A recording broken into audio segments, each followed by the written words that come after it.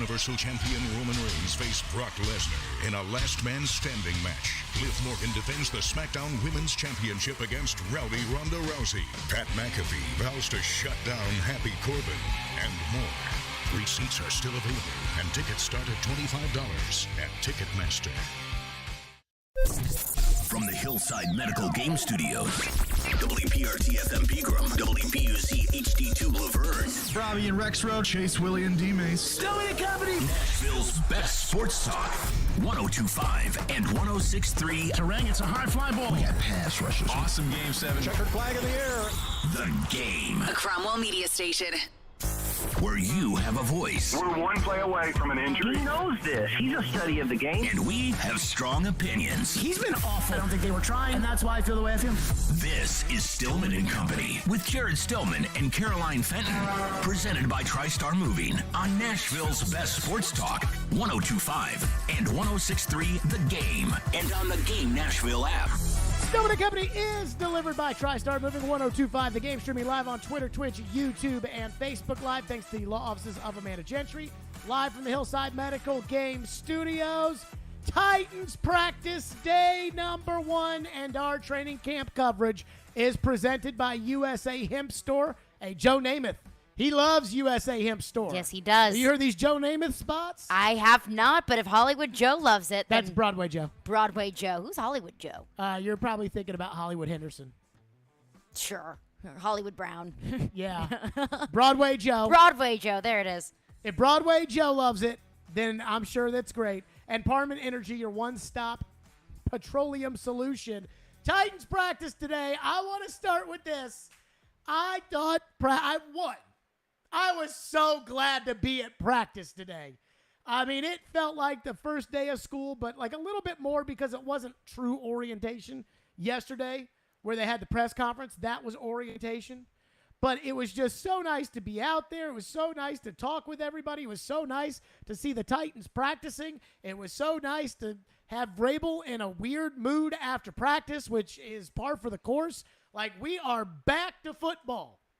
Number 2. I thought it was a pretty efficient practice. I thought the Titans took care of business. For instance, Randy Bullock made all his field goals today. And it was like, it kicked the field goals off onto the next drill. I felt like they transitioned well from drill to drill. Nobody got hurt, knock on wood. I thought that was pretty good. I just thought it was an efficient 90-minute practice, solid across the board. Then the real important thing. First of all, Ryan Tannehill did not throw an incomplete pass today in training camp, 8 for 8 today. But he did not earn practice player of the day.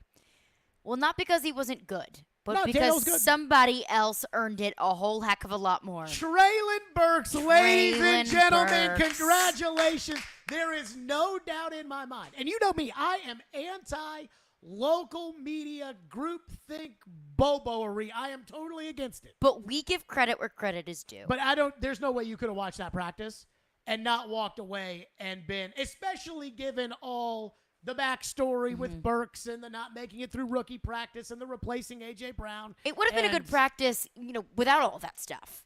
But add in all that stuff, and that makes it even more impressive. Treylon Burks was fantastic, and I'm not going to go there yet, but I will say this. When you're really good, and I'm talking about when there's an athlete who's really good that bursts onto the scene, it doesn't take long for them to do something that just absolutely wows you. And I go back to former Titans in the past. Chris Johnson was taken in the first round of the 2008 draft. The 2008 draft. I didn't go to training camp practices or anything. I was a freshman in college. I didn't go to training camp practices, but in the first preseason game against the Rams, Chris Johnson took a carry and went 65 yards up the middle, and I was like, okay, this guy is freaking awesome. A.J. Brown got hurt in training camp his first year. In A.J. Brown's first regular season game, he caught a big pass. I want to say he went for like 70 yards against Cleveland in that 2019 opener, and it really set the tone. The special players, there's something about it that when they burst onto the scene, it's almost eye-opening. Now, let me preface it with this too. Marcus early in practice, looked really, really good as a rookie. And Marcus's first game as quarterback of the Titans is the greatest performance from a rookie quarterback in their debut in the history of the NFL, and I'm not sure everybody will beat that performance Mariota had. So it doesn't mean that you're going to, all of a sudden, if you're a quarterback, be Aaron Rodgers. But it is encouraging. A lot of times, and this is not to cross sports all the time, but often I feel like there's always some kind of story that, oh, yeah, I remember when he was 19 years old at spring training, and he set everybody on fire, and he was fantastic. And I remember Doc Gooden the first time I watched him pitch, and it was – and Treylon Burks, in my opinion, had that kind of performance today.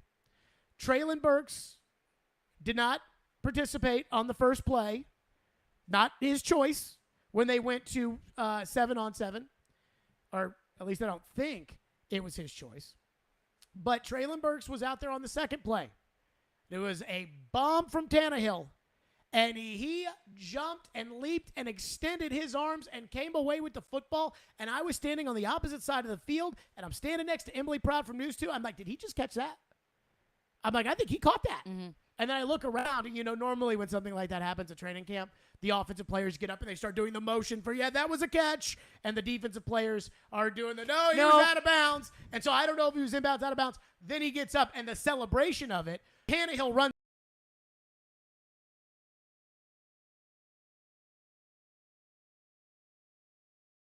Had as a wide receiver of the Titans in training camp. And then Treylon Burks, as I do my little plus minuses, Treylon Burks had a great cut on a curl, on a back shoulder throw. Tannehill hit him perfectly in stride, perfect motion. The timing was good. I like that.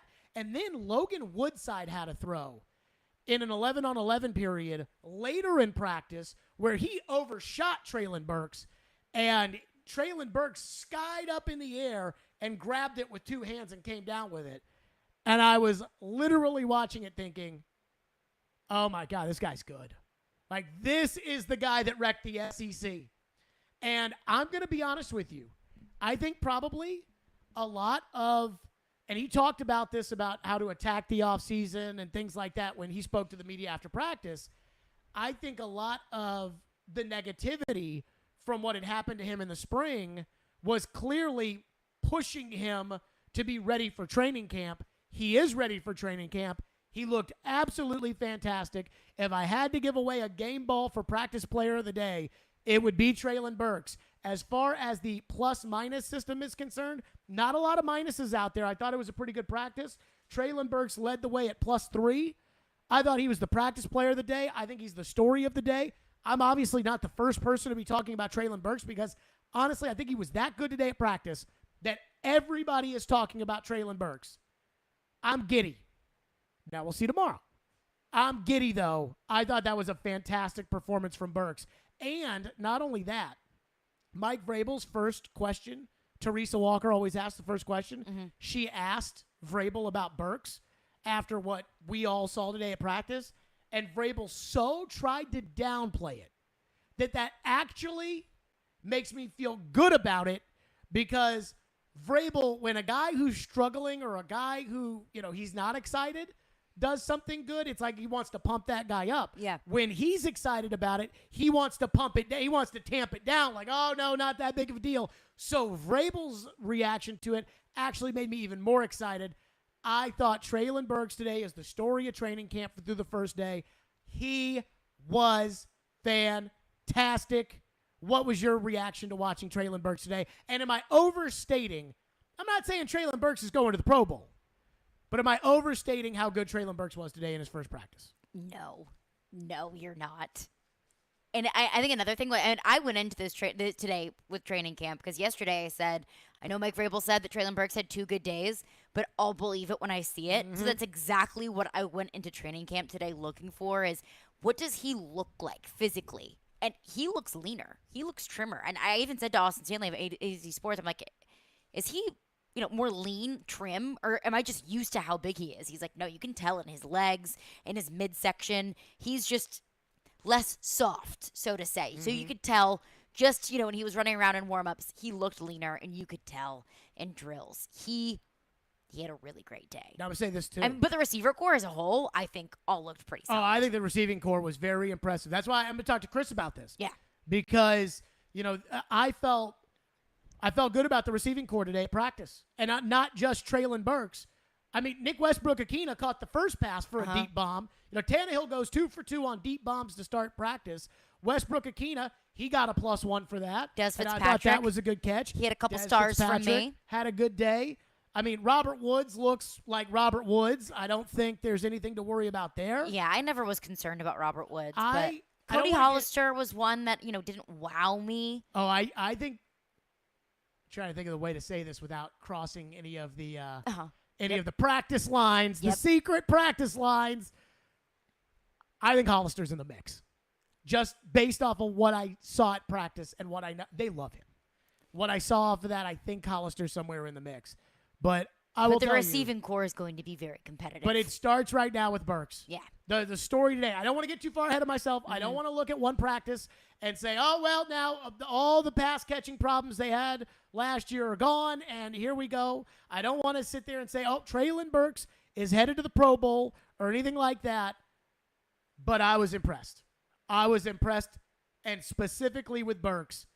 He was, in my opinion, the practice player of the day. He gets my gold star of the day. He gets a game ball for practice, which they don't give out. He gets a practice ball. I will say, Treylon Burks, everything that they told you when they drafted him, and the idea of can Treylon Burks replace AJ, and the SEC coach who texted me and said, why did the Titans draft AJ to replace AJ? It didn't look like in the spring that Treylon Burks was going to live up to that potential. We knew in our heads that he had balled out at Arkansas and that had to mean something, but how much does it mean in the NFL? Well, in his first practice, Treylon Burks looked pretty darn good. And I also want to take it day by day. Yeah, you have to. Yeah. 615-737-1025 is our phone number. Let's get your reaction in on that. And not only that, you all have heard all the things that have been said about Burks, on the record, off the record, the weight, everything else. What do we make of it? Again, it looks like he said he lost 6 pounds. I didn't really see the looking better, but everybody else tells me that he looks better, so I'll take everybody else's word on that. But as far as the playing, He's playing a whole heck of a lot better. 615-737-1025 is our phone number, 615-737-1025. 3 big takeaways. We all know Burks is number 1, but 3 big takeaways from practice today, and Tannehill on starting off practice with 2 bombs and 2 completions. We'll get to that coming up next. Stillman and Company. We are fired up. It's training camp. It's the season. 1025 the game. At some point, it's a combination of who did you play and what does your skill set look like. Get the best analysis of the big stories in the sports world with ESPN's Jason Fitz. If you reach for a quarterback in the draft because you need one, you're going to set your franchise back 5 years.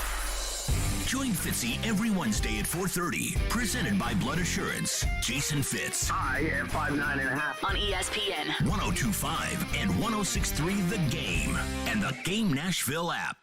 For the first time in history, the FedEx Cup playoffs will begin at TPC Southwind, August 10th through 14th.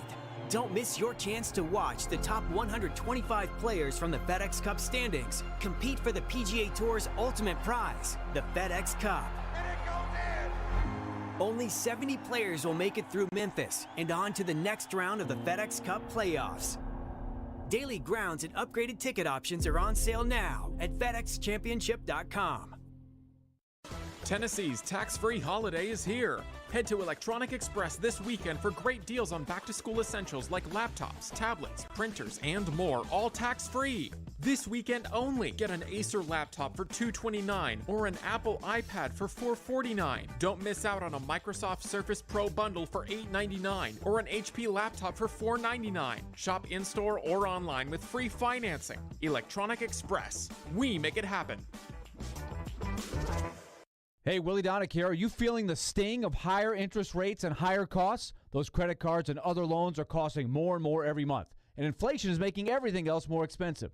Your home can save you right now. Your home value is up, and there's a ton of cash in it that you can access with Loan Pronto. Loan Pronto specializes in zero-cost cash-out home refis. You can get tens of thousands in as little as 2 weeks. Pay off those 23% rate credit cards and other loans. Consolidate everything into one super low payment. People who do this usually cut $800 or more from their monthly budget. If your home mortgage rate goes up a point or so, it's offset by your credit card rate going to zero. So call Loan Pronto now and unlock that equity and wipe out the bad debt. Do it now. You can even skip your next 2 house payments. Call 615-499-5780 or go to loanpronto.com. That's 615-499-5780. Equal housing lender, NMLS 166-1781, subject to lender approval. Hey, what's up? It's Chase McCabe here to tell you about my drink of the summertime. You know it, Screwball Peanut Butter Whiskey. Screwball is the first and most awarded peanut butter whiskey in the world, and it's an original, just like me, the suit. I take Screwball as a shot, but it's great on the rocks, in an old-fashioned, an espresso martini, and many other recipes. So next time you're out and about, ask for Screwball Peanut Butter Whiskey. Enjoy responsibly. Copyright 2022, Screwball Spirits, LLC, San Diego, California. Whiskey with natural flavors, 35% alcohol by volume. Join MTSU head football coach Rick Stockstill and the Blue Raiders as they hit the street for the Blue Raider Blitz Caravan across the mid-state. Each stop will feature free food, giveaways, and a chance to hear from Coach Stockstill on the upcoming Middle Tennessee football season. To see when the caravan is in your town, head to mtalumni.com/blitz to register to attend. That's mtalumni.com/blitz. It's on. It's happening. Remember, you can watch us on YouTube, Facebook, Twitch, and Twitter. Get out of the way, I'm watching a game. Presented by the law offices of Amanda Gentry. You're listening to Stillman and Company. Presented by TriStar Moving. 102.5 and 106.3 The Game. And on the Game Nashville app. Did you want to start camp with a bomb like that? Yeah, we know. Todd and I were talking this morning and wanted to put some down the field pressure on our defense. And I didn't know if we were going to get the look or not. Thankfully, defense, called the coverage that gave us that look, and, we were able to execute and make the play. Tannehill 2 for 2 with the bomb down the field to start training camp. The first time down the left side, Nick Westbrook-Akina. The second time down the left side, diving catch by Treylon Burks. It was funny. I asked Kevin Byard about this after practice about, because every camp across the league, the press conferences start off the same with, man, it's just so great to be out here. Great first day of practice. We're really excited to be out here, and it's good to be with the guys, and it's good to, all the kind of same Football, stuff. woo! So Byard's talking about how good practice was today, and I'm like, they gave up 2 bombs on the first 2 plays of practice. I asked Byard about it, and I wish we had the audio on this, but he really chucked Christian Fulton under the bus.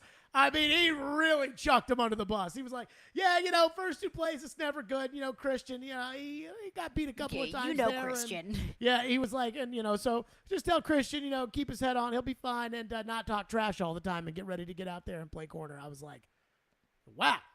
But 3 big takeaways from practice today. Number 1, Treylon Burks. He was fantastic. And the talent. This is the thing about sports. Vrabel can get up there yesterday and say that he doesn't care about talent. You cannot win in pro sports without talent. Mm-hmm. Nobody can win in pro sports without talent. Bill Belichick can't win without talent. Nobody can win without talent. Even college coaches can't win without talent. Treylon Burks has talent. We always knew Treylon Burks had talent. We were worried about the weight and the being in shape. And I'll say this.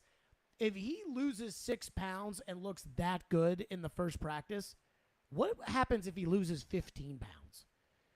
Then at that point, does Treylon Burks become even better? So that would be one thing that I'd keep an eye on. But Treylon Burks, that was my first takeaway. The second takeaway I had today from training camp was I felt like there's more depth at wide receiver. And I don't know if I'm comparing this to the end of last season or if I'm comparing this to the beginning of training camp last year where Julio had sat out half the drills and then he got hurt right away and he really didn't practice much. And AJ got hurt and he really didn't practice much. And so it was Nick Westbrook-Akina and Chester Rogers and Marcus Johnson. And those guys played well in training camp, but then Marcus Johnson got hurt in training camp. And guys will take off and be in and out as we go through this. Today, everybody was healthy. But it just felt like there were more good players at wide receiver, whereas in previous training camps that I had covered, and really talking more about last year, it felt like there was a lot of with Tannehill at quarterback, a lot of guys that I didn't feel really great about out there. It's like, man, they're already down to that guy out there. With this, I feel like the Titans feel comfortable with at least 4 wide receivers right now. Woods, Burks, Westbrook-Akina, and Fitzpatrick, who Fitzpatrick had a good day of practice, which we'll get to. So I did feel that way. I thought that was a big deal as far as, I felt more pass catchers. I felt Okonkwo out there a little bit. I felt Hooper out there, though they didn't have a bunch of catches. They had a couple of catches. I just felt everybody more out there today than I felt like last year, where I felt like last year there was 1 or 2 guys that were catching a lot of passes. The third thing, and this is just a feel thing, and this could be a total first day of camp thing, and this is something that I'm going to monitor as we continue through training camp. Because it's easy on the first day when it's 90 minutes for everybody to be excited and everybody to do what they're supposed to do and everything else. I feel like the Titans have a very mature team. If this were college football or college basketball, for instance, I would say that it feels like they have a lot of juniors and seniors on the team. Guys that have all been there, that know what they're doing, that know what the expectation is for practice, that know how to move from drill to drill, that know what the script of practice goes like.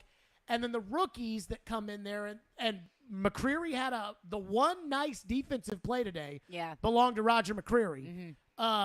So the rookies can come in and kind of just follow the lead of the veteran guys. And I was thinking about that yesterday, about how this is kind of a prove-it year, it feels like, for the Titans. I feel like it's a prove-it year for Derrick Henry. It's certainly a prove-it year for Tannehill. I think it's a prove-it year for Todd Downing as a coordinator. But there's so much continuity. And yesterday, Vrabel talked about how that's not a big deal. And I think, and as I said yesterday at the time, I think he's lying about that. I think it is a big deal. But I felt out there like there was a level of business continuing on out on the football field today. And I think that's something, again, I want to monitor this in camp because it's easy on the first day. On the 8th day of camp, just like Hanukkah, you always get a good present on the first day, though you do get great presents on the 8th day too. So on the 6th day of Hanukkah, where you usually, as a Jewish kid, I didn't get great presents on the 6th day of Hanukkah. Nah, we hate the 6th day. I honestly probably didn't even get presents on the 6th day of Hanukkah. But on the 6th day of training camp, will it be as crisp as it was from guys staying upright on the field, guys running on the field, guys running off the field, going drill to drill? It felt very organized and it felt very professional today. That was the first word that came to my mind at training camp, was professional. It felt clean, crisp, organized, professional. And you mentioned continuity, which I think is very interesting that you're using that word in a Titans offense that really doesn't have much continuity, at least in the pass catching group. I mean, you have a completely new set of, wide receiver 1 and 2, if you're going to assume Treylon Burks and Robert Woods. Des Fitzpatrick. I'm not discrediting Des Fitzpatrick, but going into training camp, did we think that Des Fitzpatrick was in consideration for wide receiver 1 or 2? I mean, I still don't think Des Fitzpatrick's in consideration for wide receiver 1 or 2, but I do think Des Fitzpatrick, I feel you're bringing in Austin Hooper into the mix. I think that they're comfortable with Des. You're bringing in Austin Hooper into the mix. You're bringing in Treylon Burks into the mix. You're bringing in Robert Woods into the mix. That's not continuity. And I wouldn't have been surprised if it took a little bit of, just knocking off the rust for those 3 guys. I understand they've had practices together before. I understand that they had voluntary minicamp. But it did feel, for there being not a ton of turnover, at least for the pass catchers, it felt like a seamless transition. Well, I think the thing about Hooper and Burks, Hooper and Woods, because I kind of talked to Hooper a little bit after practice today, is those guys may not be used to here, but they're both very professional. Yes. Well, they've been in the league a while. Especially Woods. Like, I think Woods is, he fits that, but the core group, this is I think this is Vrabel's 5th season.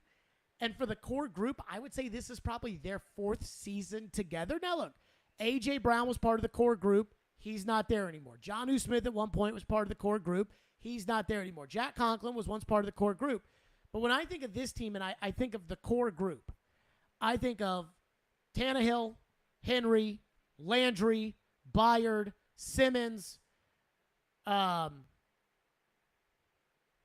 Pretty much it. You know, Lawan, Ben Jones, you know, that to me is the core group.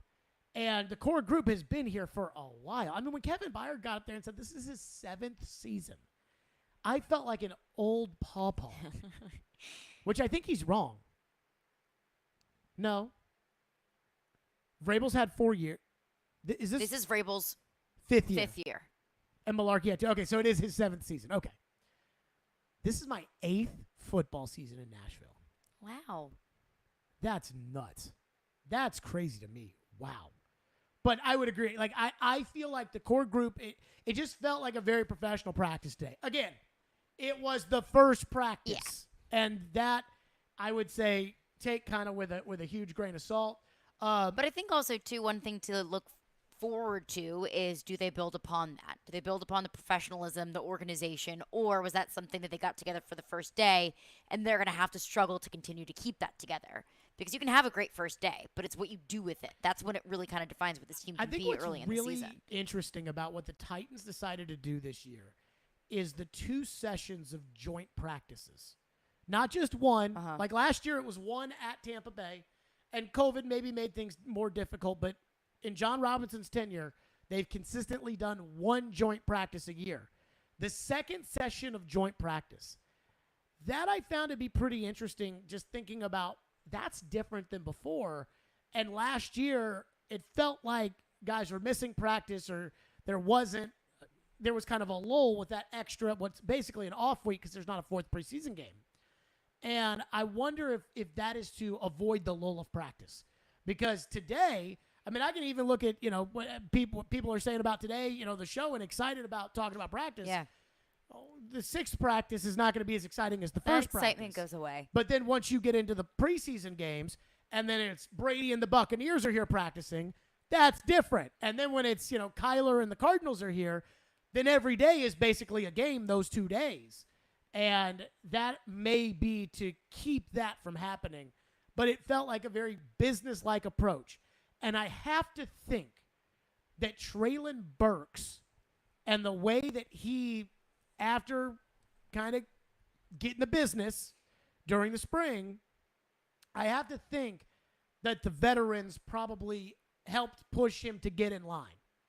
Because if Treylon Burks gets in line and gets in shape and stays in shape, he's pretty good.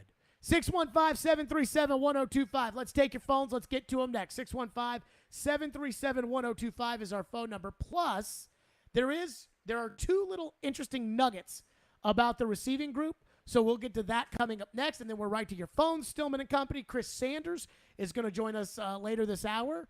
And I know this. Chris probably didn't see a second of practice today. Maybe hasn't even heard about a second of practice today. There's something I cannot wait to tell Chris Sanders about. We'll get into that as well. Stillman and Company, 102.5 The Game. Hey, Preds fans. Running across to make the save is Sarah. You can now hear Nashville's best sports talk. The backhander, he scores! And every Predators game on 106.3 FM. Oh, that was a thing of beauty. From downtown Nashville to Rutherford and Williamson counties. Duchesne with the overtime winner. Catch all the action on 102.5 and 106.3 The Game.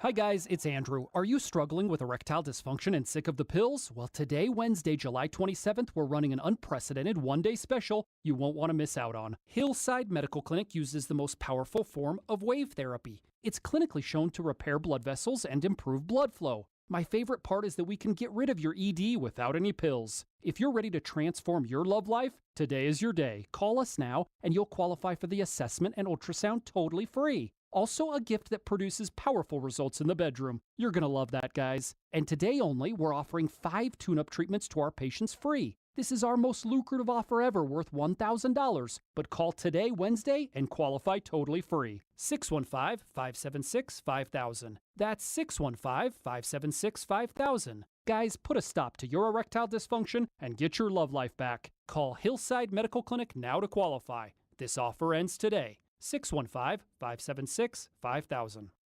Have you seen the selection of luxury pre-owned Rolex watches they now have at Genesis Diamonds? If not, prepare to be amazed. If people really know the watch world, they come in and they're in shock. They're like, I cannot believe you have this selection here. They're able to see them, touch them, feel them. Meet Genesis watch expert Charlie Rivers, who says over the past few years, Genesis buyers have scoured the world to build a collection of luxury pre-owned Rolexes, including all the hard-to-find models. Daytonas, Pandas, Sky Dwellers, a huge selection of Submariners, Hulks, Kermits, anything that you could ever possibly want. We have every luxury pre-owned Rolex that we have here. We ensure that it's in pristine condition. So come in today and find the timepiece of your dreams at Genesis. Or if you already own a Rolex and are looking to trade for a different model or even sell it, Genesis can help you get top dollar. If you have a Rolex, definitely bring it in. I would love to see it and do a complimentary evaluation on it and see what we can do for you. Genesis Diamonds, now with one of the largest selections of luxury pre-owned Rolexes in America. Green Hills and Cool Springs. Summer heat is here. How is your air conditioner holding up? Costs are rising everywhere. Grocery bills, gas bills, utility bills, you name it, up, up, up. Is your AC old, inefficient, and costing more than it should? Interest rates are rising, but not at Spring Hill Heating and Cooling. Qualified buyers have up to 72 months. No interest for a new York air conditioner and 6 months no interest for repairs. That's at Spring Hill Heating and Cooling. All new systems come with a 10-year parts and labor warranty. That's at Spring Hill Heating and Cooling. A York certified comfort expert company. Schedule now at springhillac.com. 312 Pizza Company is Nashville's authentic Chicago pizzeria, and they're now hiring. Work for a family-owned business and be a part of their incredible team. 312 Pizza Company is hiring for all positions, including host, waitstaff, bartenders, cooks, and more. 312 Pizza Company offers health insurance and paid time off to full-time employees. Contact Kimberly at 615-730-7888 or email at contact@312pizzaco.com. 312 is an equal opportunity employer. Robbie and Rex Road here on ESPN. Welcome into Chase, Willie, and D-Mace. Stillman & Company is delivered. There's a new way to hear 102.5 The Game. Nashville's best sports talk on 106.3 FM. From downtown Nashville to Spring Hill on I-65 and to Murfreesboro on I-24. You now have two choices to hear our great sports programming. Get the extra point, no problem. And the Nashville Predators. Scores! Check out 106.3 now and save it as a preset. Hey, it's ESPN NFL analyst Tim Hasselbeck on Nashville's best sports talk, ESPN 102.5 The Game. I noticed Dez and Treylon were in drills or in the team periods with Ryan at quarterback and would follow Robert and Nick. Do you see all four guys competing for individual spots, or Treylon and Nick, or Dez, and also Dez getting into that mix? Yeah, and hopefully, we'll continue to work some other guys in there. To try to answer your question, I don't think they're stacked up. I think we're just looking for rotation, see where guys fit. Yeah, we have to give a position, maybe you're the Z, you're the X, but ultimately guys like Nick and Robert, I would say off the top of my head, would be two that could probably play any position. That was something that Nick did extremely well last year, was his versatility to play all three receiver positions. I think he caught passes and was productive in all three of those. Maybe a player like Treylon or Racy would probably just play one position. That's great. Get really good at that position or try to understand all the details, because if you start asking them to do too much, maybe they don't, you're not getting as much out of them. First of all, let me apologize to everybody. That was such a bad question. I mean, there was a purpose behind the question, and because you know what the purpose was behind the question. And when I heard you ask the question, I almost wanted to send you like psychic energy, like, wait, no, say it this way, because I knew what you wanted out of that question. There was nothing about, the idea of like who's playing the X or the Y or anything that I cared about, but what I was trying to not get out of Vrabel, but what I was trying to get into the question, I could have asked better. That was a bad question. That's okay. So whenever somebody says like, oh, Jared Stillman's cracking on somebody for saying something, like I get mad at me too. That was a bad question. I apologize. Now, right there though, you heard what Vrabel said about clearly he's comfortable with Robert Woods and Nick Westbrook-Akina doing whatever. I think we can agree with that. I think they have to be comfortable with Treylon Burks after the performance that Treylon Burks had today at practice. Now, the other guy that I think they're getting pretty comfortable with is Dez Fitzpatrick. And I thought Dez Fitzpatrick, this is what I'll say about Dez. I thought he looked like a ball player today.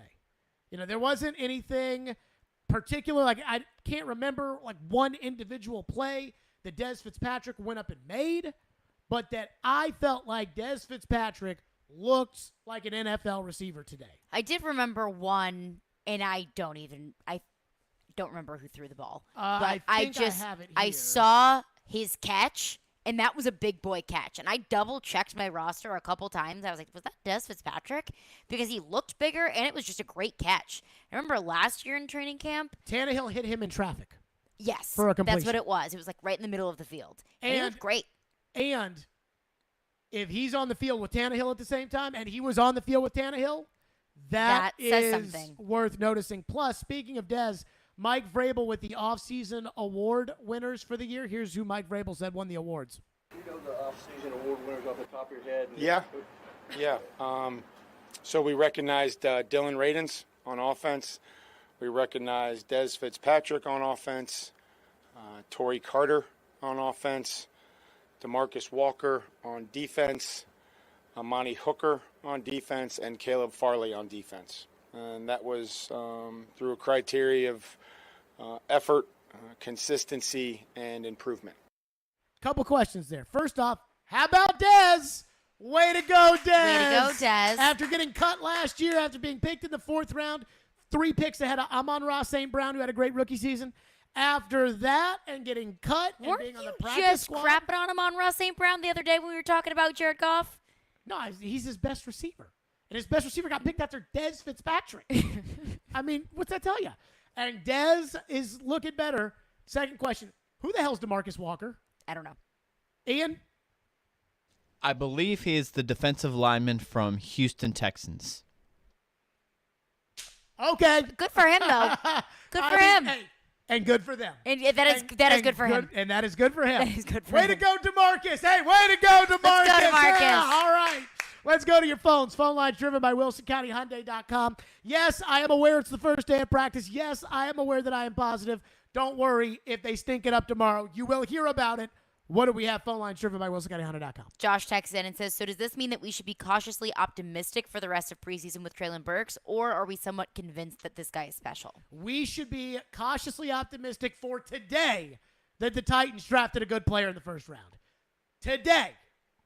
Tomorrow? I cannot stress this enough. We need to be happy about this today. Now, I'll say this. If he does the same thing tomorrow, now we're probably cooking. Now there's something to talk about. Now there's something to maybe get a little excited about. Now there's something. We haven't touched on the other side of this, which we will get to. That is, Tannehill went 8 for 8. Woodside had an incompletion where a ball got tipped by Roger McCreary. And according to my notes, I don't think Malik Willis threw an incomplete pass. So if the offense went 13 for 14 today throwing the football, and that's just a raw number. I know Tannehill was 8 for 8. I remember the one tip pass, that Woodside threw. Yeah. If the offense went 13 for 14 or 14 for 15 or whatever it was, that can't be good for the defense. I know that, we're in a happy mood, but that can't be good for the defense. So we'll keep an eye on that. But I will say, for right now, the idea, could Burks be special? After one training camp practice, he looked the part. I mean, he looked the part of a first-round pick. He looked the part of the guy who dominated the SEC, and he looked the part of a guy, and again, it's one non-padded practice. It was 90 minutes, and he basically took one rep and then got off the field, and then 30 minutes later would take another rep and then get off the field and everything else. But he looked the part of the starting wide receiver of the Titans opposite Robert Woods. And as I said earlier, right now I think they're comfortable with 4 guys. Burks, Woods, Fitzpatrick, and Westbrook-Ikhine. And I think to Vrabel's point in the clip that we played there, the versatility position-wise probably gives Westbrook-Ikhine a big edge of getting on the field a lot, as Woods will always be on the field. But I think it gives Westbrook-Ikhine a big edge on the field. But I think it's obvious the way that they're stacking it, even though Mike said that it's not specifically of, it's not like tag team wrestling where it's Robert Woods and Nick Westbrook-Ikhine and Treylon Burks and Dez Fitzpatrick. But what it is to me is it is that Treylon Burks is playing one spot. And the spot Treylon Burks plays is the spot he's going to play. And then Des Fitzpatrick is learning the spot opposite. And then the other guys are moving around. So if you have an injury, let's say you have an injury to Woods, then Westbrook-Akina can play that spot, or Westbrook-Akina can be inside and Dez can play that spot. Or if you have an injury to Treylon Burks, then Westbrook-Akina can play that spot, or Dez can play outside, or whatever it is. That I think is right now. I think there's 4 they're happy with. The slot got in there a little bit. Kinsey had a couple of completions from Tannehill. Phillips had a couple of, I believe. I saw a couple good Phillips plays. I think Phillips had a couple from Malik. I could be wrong about that. I have to go through it. But I think slot, we could see Westbrook-Akina or Robert Woods play that spot. And I think that's something that Vrabel kind of popped up there too. What's next? Anthony texts in and says, did Austin Hooper practice today? I haven't heard his name. How did he look? He was fine. out there? Fine. I think he caught one ball. I saw him catch one ball from Logan Woodside. The one thing that Hooper's doing is Hooper and Woods are getting the A.J. Brown and Julio Jones treatment, which is when all the other wide receivers and tight ends are off doing, specific stuff, either whether it's special teams or wide receiver stuff, Tannehill, Willis, and Woodside are throwing, and those are the two guys. And they're not really running routes to throw to, but it's just like, Robert, you stand here, Austin, you stand there, and then they take the snap and throw the ball, and those were the two guys that they were throwing the ball to today, which is what they did with A.J. and Julio last year. Was A.J. and Julio stay there, you guys catch the ball, everybody else go do whatever you're supposed to do. What's next? Mason texts in and says, this is the most positive first training camp practice I can remember the Titans having. Seems like injuries and poor performance dominated day one in the past. Trying to think of like the day ones in the past. And I'll be honest with the listeners, I don't know how many day ones in the past I went to. I can't remember off the top of my head. I know I didn't go in 2020 because 2020 was weird about how certain things were. I can't remember 2019. Julio didn't get hurt in day one last year. No, Julio, I think, got hurt in the first day that he actually did anything, which wasn't day one, but it was his day like one. Day 4. Yeah. And he had done a little bit the first couple, but really nothing. And that was, which we'll get into Julio. I mean, we got a lot to get into today. Did you see how much money they gave Julio Jones? Yes. $6 million? Yes. And I read a Nesson article that said the Buccaneers didn't have to break the bank. They're paying him $6 million. I thought, well, you're paying $6 million for what? A single touchdown in the regular season? Yeah. I'm so disappointed in two guys I have an immense amount of respect for, Jason Light and Tom Brady, who collaboratively probably made that decision. $6 million freaking dollars. But how much of that was them and how much of that was Julio refusing a certain number? So remember when I said yesterday that I thought Julio was going to retire because I didn't think anyone was going to want to give Julio any real money? Well, apparently that was the deal, was if I'm actually going to come show up and half-ass it in practice, you got to give me a little money. And they gave him a little money. Chris Sanders is set to join us next, former Titans receiver. How ecstatic will he be when we tell him about Treylon Burks' day? When we tell him about Des Fitzpatrick's day? When we tell him about the offense, Tannehill, 8 for 8? We'll get to Chris Sanders next, Stillman and Company, right here on 102.5 The Game. Let me tell all the fine folks out there about the fact that I'm really excited that Newton Motor Group has teamed up with us this summer to help kids in Middle Tennessee for Souls to provide shoes to children experiencing homelessness in Nashville and the surrounding area. With school coming back, we're taking donations, so go to thegamenashville.com/shoes. All donations will go directly to Souls for Souls to give shoes to the children in Middle Tennessee.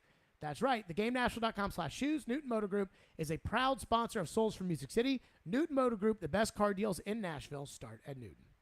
Let's put the green flag in the air and turn them loose. Nashville's home for NASCAR. He's going to try to make a big move here. It's brought to you by the Nashville Fairgrounds Speedway. We are your racing station. ESPN 102.5 and 106.3 The Game.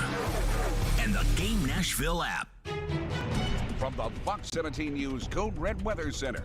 I'm Fox 17 News Code Red meteorologist Dan Guthrie. Scattered showers and thunderstorms possible this afternoon and evening. High temperature up to 94. Heat index up to 103 degrees. This weather report brought to you by Hiller Plumbing, Heating, Cooling, and Electrical. Call the Happy Face Truck today. Smokeville Smoke Shop has been serving Hendersonville and Metro Nashville since 2015 and is committed to providing high-quality, hands-on, and personable customer service. Stop in the Smokeville Smoke Shops in Hendersonville, Gallatin, Hermitage, and Goodlettsville to try any of their wide selection of locally sourced products and selection of top nationwide brands including vapes, hookah, hand-blown glass, detox systems, e-juices, kratom products, leaf wraps, a dab bar at the Hendersonville location, and much more. Visit Smokeville Smoke Shops today. At the law office of Amanda J. Gentry, we are committed to defending your rights. We have a team committed to helping you navigate the court system, whether you've been accused of a crime or you're going through a messy divorce and custody. Call our team to help you navigate this system. We are here to protect your rights, to demand your rights, to enforce your rights. 615-604-6263. 615-604-6263. AmandaJGentry.com. Finding great candidates to hire can be like, well, trying to find a needle in a haystack. Sure, you can post your job to some job board, but then all you can do is hope the right person comes along, which is why you should try ZipRecruiter for free at ZipRecruiter.com/radio. ZipRecruiter doesn't depend on candidates finding you. It finds them for you. Its powerful technology identifies people with the right experience and actively invites them to apply to your job. You get qualified candidates fast. So while other companies might deliver a lot of hay, ZipRecruiter finds you what you're looking for. The needle in the haystack. See why 4 out of 5 employers who post a job on ZipRecruiter get a quality candidate within the first day. ZipRecruiter, the smartest way to hire. And right now, you can try ZipRecruiter for free. That's right, free at ZipRecruiter.com/radio. That's ZipRecruiter.com/radio. ZipRecruiter.com/radio. This is for the men who never settle, the ones who believe only quitters end a game in a tie, the type of guys who choose the bar with the biggest TVs to overcompensate for theirs at home. This is the Lodge mentality. This is Twin Peaks. Twin Peaks is so excited to introduce a brand new wing flavor, Hot Honey. They brought the heat with this one, featuring honey, crushed red pepper, jalapenos, and cayenne pepper. It's sweet on the front end with a kick at the end. Get to Twin Peaks to find your new favorite wing sauce. Robbie Stanley. To avoid non-contact injuries and not repeat last year. Joe Rexroad. Just wait until next year's national TV schedule comes out. Robbie and Rexroad. Mornings from 6 to 10 on Nashville's best sports talk. ESPN 102.5 and 106.3 The Game. And on the Game Nashville app. You're listening to Stillman and Company. Sounds like this has been a game-changing day for all of us. Presented by TriStar Moving on 102.5 and 106.3 The Game and on the Game Nashville app. Stillman and Company, hey, 102.5, 106.3's coverage of training camp is presented by USA Hemp Store and Parman Energy, your one-stop petroleum solution. Treylon Burks gets today's Practice Player of the Day award. Is that something that we should continuously give out or no? I like that.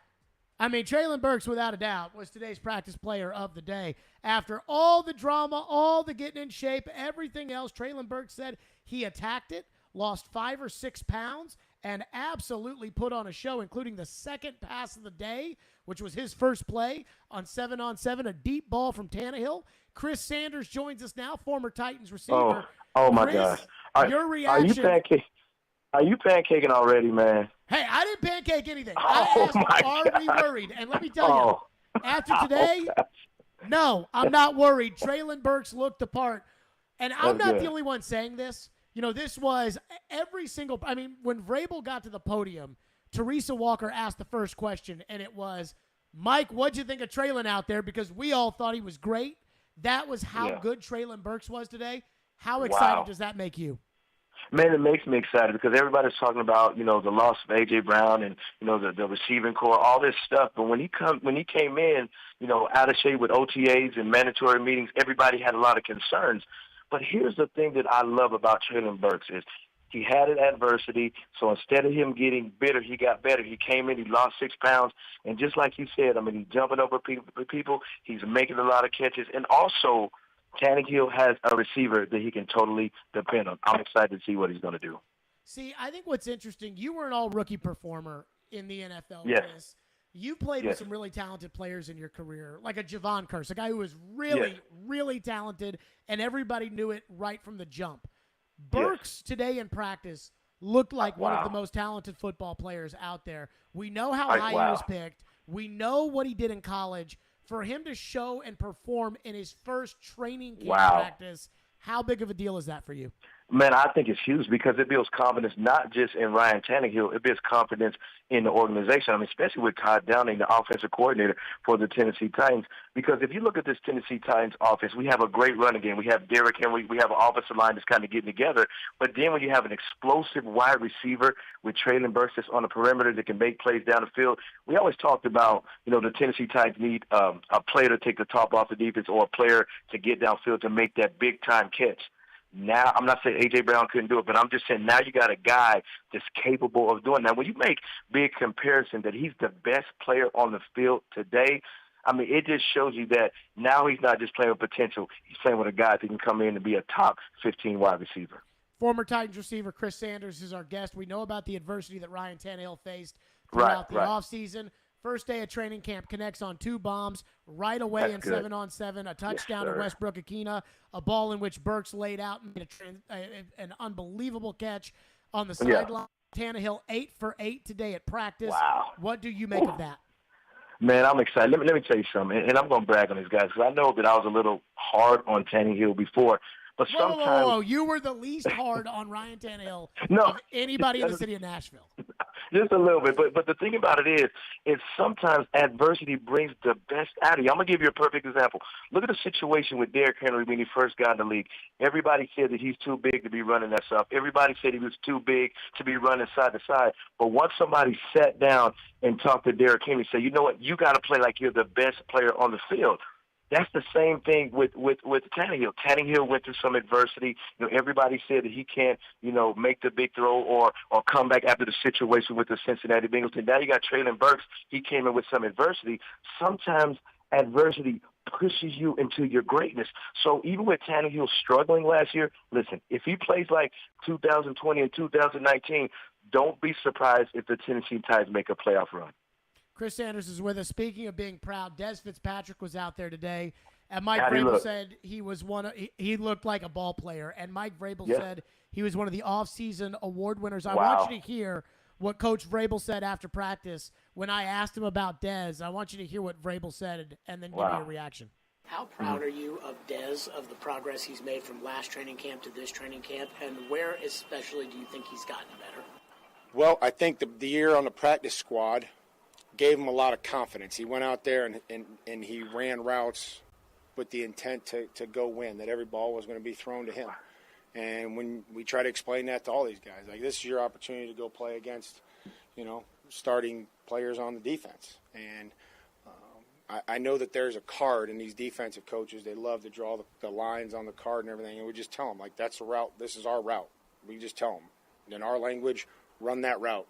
Get open. And whoever the show team quarterback was is going to get you the ball. And I think he started doing that. He started gaining confidence. So that's just the biggest thing is probably – and then him just understanding what the day in and day out of pro football is and how competitive it is. Chris, your reaction? Woo! But did you hear what Mike Vrabel said? He said now he has the intent to go win. See, when he first came in as a fourth rounder, he was like, okay, I'm on the team, and he felt comfortable. There's a quote that Eddie George says all the time, sometimes you got to feel uncomfortable to push you to where you get. So when he came in, he felt comfortable, I'm on the team, this and that, and he got cut. So now he had to reevaluate and say, you know what, I can't come in here like I did in college. I got to come in here as a professional. Now, when your head coach says that about you, he's saying, I have confidence in you that you can come in and make plays. I take my hat off to Des Fitzpatrick because he had 2 choices. He had one choice to be better or get better, and he chose to get better. And now you're seeing the fruits of his labor. I think one thing that Vrabel said that was pretty important to me in that Chris, was the idea that he probably lost all of his confidence in training camp last year, but being on the scout team was what allowed him to get that confidence back. Absolutely, because you're getting a ton of reps and you're going against one of the best defenses in the league. So if you're going out there and working hard and running routes and listening to your wide receiver coach, Vrabel, who's a great coach, and listening to him and you're gaining confidence, it just adds another weapon for Tannehill. So I really take my hat off to Des Fitzpatrick, because he could have went and sat and pouted and said, woe was me, I got cut and I came back on the practice squad, I lost all these things. I have more respect for him now than I did when he came in as a fourth rounder. Because the thing about it is, this is why I love stories like this. It's because he had a choice to sit there and say, woe is me. But what he did is he said, you know what, let me go back to the drawing board. Let me understand how to run routes. Let me listen to Mike Vrabel. Let me listen to Rob Moore. Let me listen to Todd Downing, and let me perfect everything that they're teaching me. I take my hat off to Des Fitzpatrick 100%. Former Titans receiver Chris Sanders is our guest. I hate to end this on a sad note, but we had a lot of fun last year with Mark Howard on the pregame show and draft night and everything else. And obviously Mark passed away over the weekend. Yeah. Just kind of your reaction, your friendship with Mark. You guys loved giving it to one another. I loved being a part of it. You guys loved giving it to me. Just kind of your thoughts on Mark. You know, I love Mark. I met Mark when I first moved here, and also when I had my retirement party, he was one of the keynote speakers and, said some funny things about me. But the one thing I learned about this whole situation, and I told you this off air, I said, don't forget to tell the ones that you love every day. Because we never know when they're gone. Because when you told me that he passed away, I'm sitting there at practice. I'm at camp right now. And before he passed away, I never told him I love him. So even though it hurts and even though it's disappointing, let's take this time to tell the loved ones that you love them. And I wish I had one more day with Mark just to tell him how much I love him. Yeah, it was really, really well said. Especially since, as I was going through old texts after Mark passed away, one of my favorite ones was the one that was from September last year. Mark texted me and said, if our guy Chris Sanders thinks the Texans are good, we need to drug test them. And it's funny because you and I have been doing the pregame show together for so long. And, to have been on a pregame show with you and Floyd Reese and to have been on a pregame show with you and Mark Howard was really, really special for me. Chris, thank you so much for your kind words. Hey, for Mark. love you guys so much. Thank you, man. Absolutely love you too. Get back to practice. We know that you got to take care of that. All right, my Chris friend. Sanders joining us on the program. And I didn't get invited to Chris's retirement party. Jeez. Pretty tight guest list. I mean, I didn't know him, but I still would have liked to. Invite probably got lost in the mail. There you go. 615-737-1025. It's making its return. Floyd used to do this on the 3 days a year that he would go to training camp, the 1 day really per season that he would go to training camp practice. If there were joint practices, he would go to those. And he would do a little plus and a little minus if you did something good. Plus, if you had a minus, you get a minus. Last year, I decided I was going to start doing that, even though, honestly, it's probably like 4% of the in-depth knowledge of the plus and the minuses as it used to be. We got our pluses, a whole lot of pluses, and a couple of minuses. We'll get to that next from Titans practice. Stillman and Company on 102.5 The Game. The MTSU Blue Raiders live here. Down, Middle Tennessee. 3-ball, yes, sir. And when you're in the borough, tune us in on 97.5. In the end zone, caught, touchdown. We are Nashville's best sports talk. ESPN 102.5 The Game. ElectronicExpress.com. We make it happen. Winning this award is truly like winning the Super Bowl of car dealer awards for Mercedes-Benz. Edwin Vickery, General Manager of Mercedes-Benz of Music City. Culture, eat strategy for lunch. You have to hit on all cylinders to win this award. You can strategize all you want. You got to still have the right tools, and our tools are our people. Live the dream with 3-time Mercedes-Benz Best of the Best award winner, Mercedes-Benz of Music City. Go to mbofmc.com.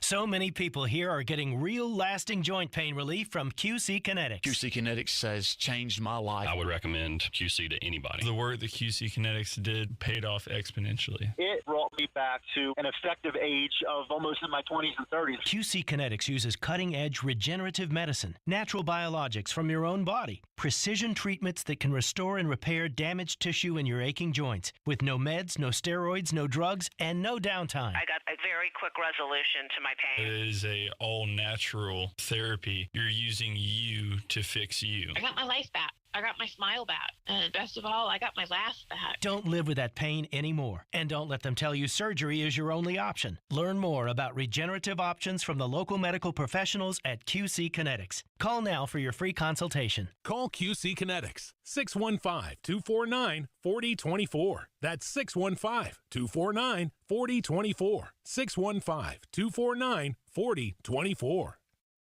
This is a big month for some of our teammates at Cromwell Media. At 102.5, 106.3 The Game, producer Kenny Adams is celebrating a 10-year anniversary. Also at The Game, morning show producer Michelle Knezovic and part-time producer Nick Keyser are both crossing the 1-year mark. At 102.9 The Buzz, Eric Steele, our rock star evening host, and Andy Herron, a part-time host, have been with us for 8 years. We are Cromwell Media and proud of our employees who commit themselves to excellence every day. Want to join our team? Contact us at together@cromwellmedia.com. You know it's going to happen, and when your car needs service or repair, remember Mitchell's Mr. Transmission on Gallatin Road, just north of Briley Parkway. Now here's Jim Mitchell. Our fleet vehicle program is a great benefit to all the fleet companies in Nashville. We are able to get their vehicle back on the road a lot quicker than the downtime of most dealers and most general repair shops, simply because we have the transmissions available. We're able to put priority on their vehicles to get them back on the road quickly. You know it's going to happen, and when your car needs service or repair, remember Mitchell's Mr. Transmission on Gallatin Road, just north of Briley Parkway. Your company's hiring. Who isn't? We would love to show you how to use 102.5 The Game to attract and retain employees. We can also help you find the exact person you're looking for with a targeted digital campaign. You can trust our team to help you build your team. Email us at together@cromwellmedia.com. From the Hillside Medical Game Studios, WPRT FM Pegram, WPUC HD2 Laverne. Chase Elliott scores the win in the Ally 400 at the Nashville Superspeedway. Nashville's exclusive home for NASCAR. 102.5 and 106.3. Terang, it's a high fly ball. We got pass rushes. Awesome game. Checkered flag in the air. The Game. A Cromwell Media Station. Where you have a voice. We're one play away from an injury. He knows this. He's a study of the game. And we have strong opinions. He's been awful. I don't think they were trying, and that's why I feel the way I feel. This is Stillman and Company with Jared Stillman and Caroline Fenton. Presented by TriStar Moving on Nashville's best sports talk, 102.5 and 106.3 The Game. And on the Game Nashville app. Stillman and Company is delivered by TriStar Moving 102.5. The Game streaming live on Twitter, Twitch, YouTube, and Facebook Live. Thanks to the law offices of Amanda Gentry, live from the Hillside Medical Game Studios. And once again, day one of training camp, and our training camp coverage is presented by USA Hemp Store and Parman Energy, your one-stop petroleum solution. And we were out there today. And so one thing I do, I as I said last segment, I took this from Floyd, was I used to always kind of beg him to go to the joint practices. When they would practice against Carolina, or when they would practice against Tampa Bay, or when they would practice against New England, I would be like, hey, can you go out there to the joint practice? Just because doing a radio show to sit there and say, the GM's takeaways from practice, I knew you all cared about what he saw at practice more than what I saw at practice. And one thing that he'd always do is he'd give guy, if a guy does the right thing, he'd get a plus. If a guy does the wrong thing, he'd give him a minus. And then he would kind of explain it a little bit. And to be honest with you, I cannot look at the technique of an offensive lineman and give him a plus because I don't know. In fact, in the running drills where they're not even wearing pads, the only ones I took notice of were the first string unit. And I would, if I thought that there was a hole for the running back, I would say offensive line over defensive line or other way around. But without pads, it's difficult. It is difficult. Without tackling, you have to take everything with a grain of salt. It is extremely difficult. But the plus-minus system returns for the second year from me. Woo-hoo! So here's who did well today at practice. Here were the plus performers. And again, it was a 90-minute practice, so it wasn't a long practice. And according to my calculations, we had 1 7-on-7, 1 11-on-11, 1 7-on-7, 7-on-7, 11-on-11. So 3, 1 7-on-7, 1 11-on-11, and then another 11-on-11. So only 3 team periods and some punt returning, but again, no tackling. Make of that. Like Brett Kern stunk kicking the ball, but I don't know how much of that was him trying to do that for the drill's sake or whatever. Also, Brett Kern is low on my list of worries. Yeah, of things to be concerned about, I would agree. Plus performers. Number 1, Treylon Burks, +3. He was the practice player of the day. Treylon Burks began with a plus on a diving bomb from Ryan Tannehill, in which he reached out, caught the ball. It was a beautiful catch. Treylon Burks also got a plus on the route that he ran coming back to the football on a back shoulder throw from Ryan Tannehill on a curl, which I thought was fantastic. And Treylon Burks also on a ball thrown by Logan Woodside skied into the air like Michael Jordan and went up and made the catch at the top. It's funny that we just had Chris on. Steve McNair led in the early Titans years, one of the biggest comeback drives against the Steelers in a game that he was the backup only for emergency use. Neil O'Donnell got knocked out of the game in the fourth quarter. McNair came back in on a 3rd and 11. Titans were going to lose this game to Pittsburgh, and Steve McNair airmailed Chris Sanders by about 10 feet. Chris Sanders went up, made an unbelievable catch, and the Pittsburgh guy's helmet, and this was back when they used to hit, the Pittsburgh guy's helmet drilled Chris right in the back, and I'm sure he paid for it, but it was a great catch. Burks made a similar catch, a ball completely overthrown by Woodside. Treylon went up and got it. He was fantastic. He was the practice player of the day. Ryan Tannehill, +2. And the 2 pluses I gave him, now he was 8 for 8 throwing the football in those 3 periods. The +2, a bomb to Westbrook-Ikhine, in stride, touchdown, and a bomb to Treylon Burks. Westbrook-Ikhine, +1, first play of practice, Tannehill on the bomb, Westbrook-Ikhine beats Christian Fulton. Touchdown, Nick Westbrook-Ikhine. Racey McMath, +1 today. I believe the throw was from Malik Willis, and it was a throw in traffic, and it was just a little bit behind McMath, which would track with what John Robinson and Mike Vrabel were saying yesterday about the idea of Malik Willis. You know, he knows what to do with the ball, but the timing of what to do with the ball is something that Willis has to work on. Just a little bit behind McMath where he kind of had to turn his body, but in traffic behind him, McMath made a great catch. And when I saw it, I was like, that's a pretty good catch. Had to give McMath a +1. So good for Racey McMath. Derrick Henry's got a +1 because, again, even though you can't really tell anything from the running drills, there was one, I don't know if you saw this, where Derrick Henry cut it back. And now maybe the offensive line should have gotten the +1, but that was a Derrick breaker. I don't think I saw that, but I did see Derrick absolutely bulldoze like the entire defensive line. Yeah, that one I didn't like so much because Ben Jones rolled up on the ground on that one, and the last thing I want to see Did not notice Ben that. Jones I just noticed the massive man. But there was one where still on his feet. Derrick cut it back, and he looked like Derrick cutting on that foot, and so Derrick +1 there for Derrick Henry. Roger McCreary got a +1. Nice little pass breakup. Logan Woodside threw a ball. I want to say it was a ball into the corner, and the safety was disappointed that the ball got tipped by McCreary because he thought he was going to intercept the pass. And I did give Woodside a minus for this, which we'll get to in a second. But McCreary skied up there and got his fingertips on it and tipped the ball. And so he gets a plus. But also it should be noted that that's a big deal for me because McCreary, the biggest knock on Roger McCreary is his small arms. You know, the thing, and John Robinson talked about this yesterday, or maybe Ryan Cowden did, but the idea of, yeah, Roger McCreary has small arms, but go look at the SEC, look at the best receivers. He covered them week in and week out at Auburn, and that even though he's got small arms, he keeps his guy from catching the football. Today, Roger McCreary, small arms are an issue, and it's more about, pressing off and jamming, a wide receiver, but to be able to get up there and tip a ball, plus to Roger McCreary. Yeah, he got some air there. He's got hops. John Jones gets a +1. Do you know who the hell John Jones is? No, I do not. He's a linebacker who punched out a fumble today and went right for the football and punched it right out. John Jones, +1. Hey, we love turnovers around here. Sounds like a fake name, but I'll take your word for it. The Madden create-a player, right? That was in there, the computer-generated guy. It's like, what name are you going to use on your fake ID? I don't know, John Jones, I guess? John Jones forced a fumble. And then I want to add this into the pluses for today. Randy Bullock, good from 29, 33, 37, 42, 43, 44, 48, and 50. Randy Bullock was good. One of the kicks, I think it was 48. Now, I was standing behind the goalpost when Bullock kicks it because I mean, somebody's got to know if it's good or bad, so I'll run behind it, and then I'll just, good, bad, whatever. Hands up, we all know what the referee does. So Bullock made them all, and for the most part, they were all pretty square down the middle. I want to say the 37 was a little tight inside to the right upright, but everything else was right down the middle. From 37.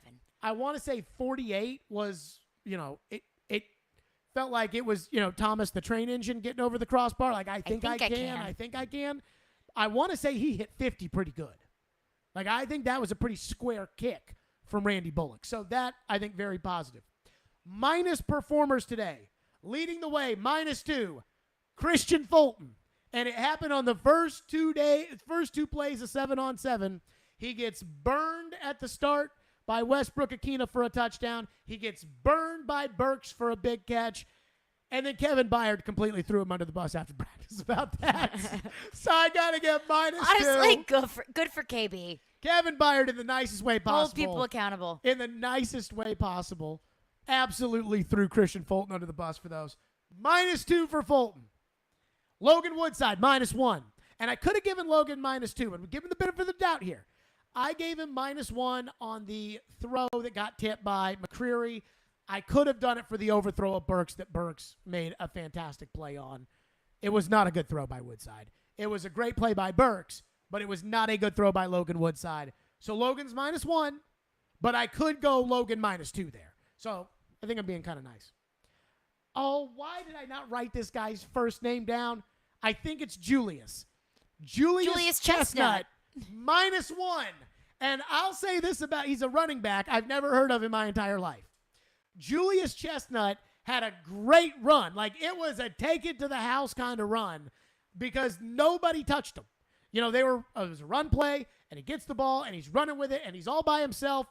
And I think there was one DB to beat. And so Julius Chestnut's going to pick up 30 yards on the ground. It looked like Deontay Foreman in the playoff game against Cincinnati. And then he fumbled the ball. Can't do that now. And remember what Coach Boone said about fumbling the ball. If you fumble the football, we'll break my foot off in your John Brown hind parts, and then you will run a mile. -1, Julius Chestnut. David Long Jr. got a -1 from me because on one of the 7-on-7 plays, he was guarding Mason Kinsey. And Tannehill ended up not throwing the ball on this play. Tannehill ended up taking off and running, which is in 7-on-7 is normally a win for the defense. Mm-hmm. But David Long Jr. was just bear hugging Mason Kinsey. I'm sitting there. It was like I would be, if I were watching the game on my television in my living room, going, holding. It was ridiculous. And it was one of those ones where I saw it, and when I'm watching football, every now and then you'll see like an edge rusher come off the side, and you'll see the tackle grab the shoulder pad, and you'll see it and go, oh my God. And then all of a sudden you see the yellow marker just come up. Like, that was how I felt. That was how egregious David Long's holding of Mason Kinsey was, that I had to give him a -. So all in all, again, I think that's fair. Not a long practice. You got to play clean football. But Treylon Burks +3, Tannehill +2, Westbrook Akina +1, Racey McMath +1, Derrick Henry +1, Roger McCreary +1, John Jones.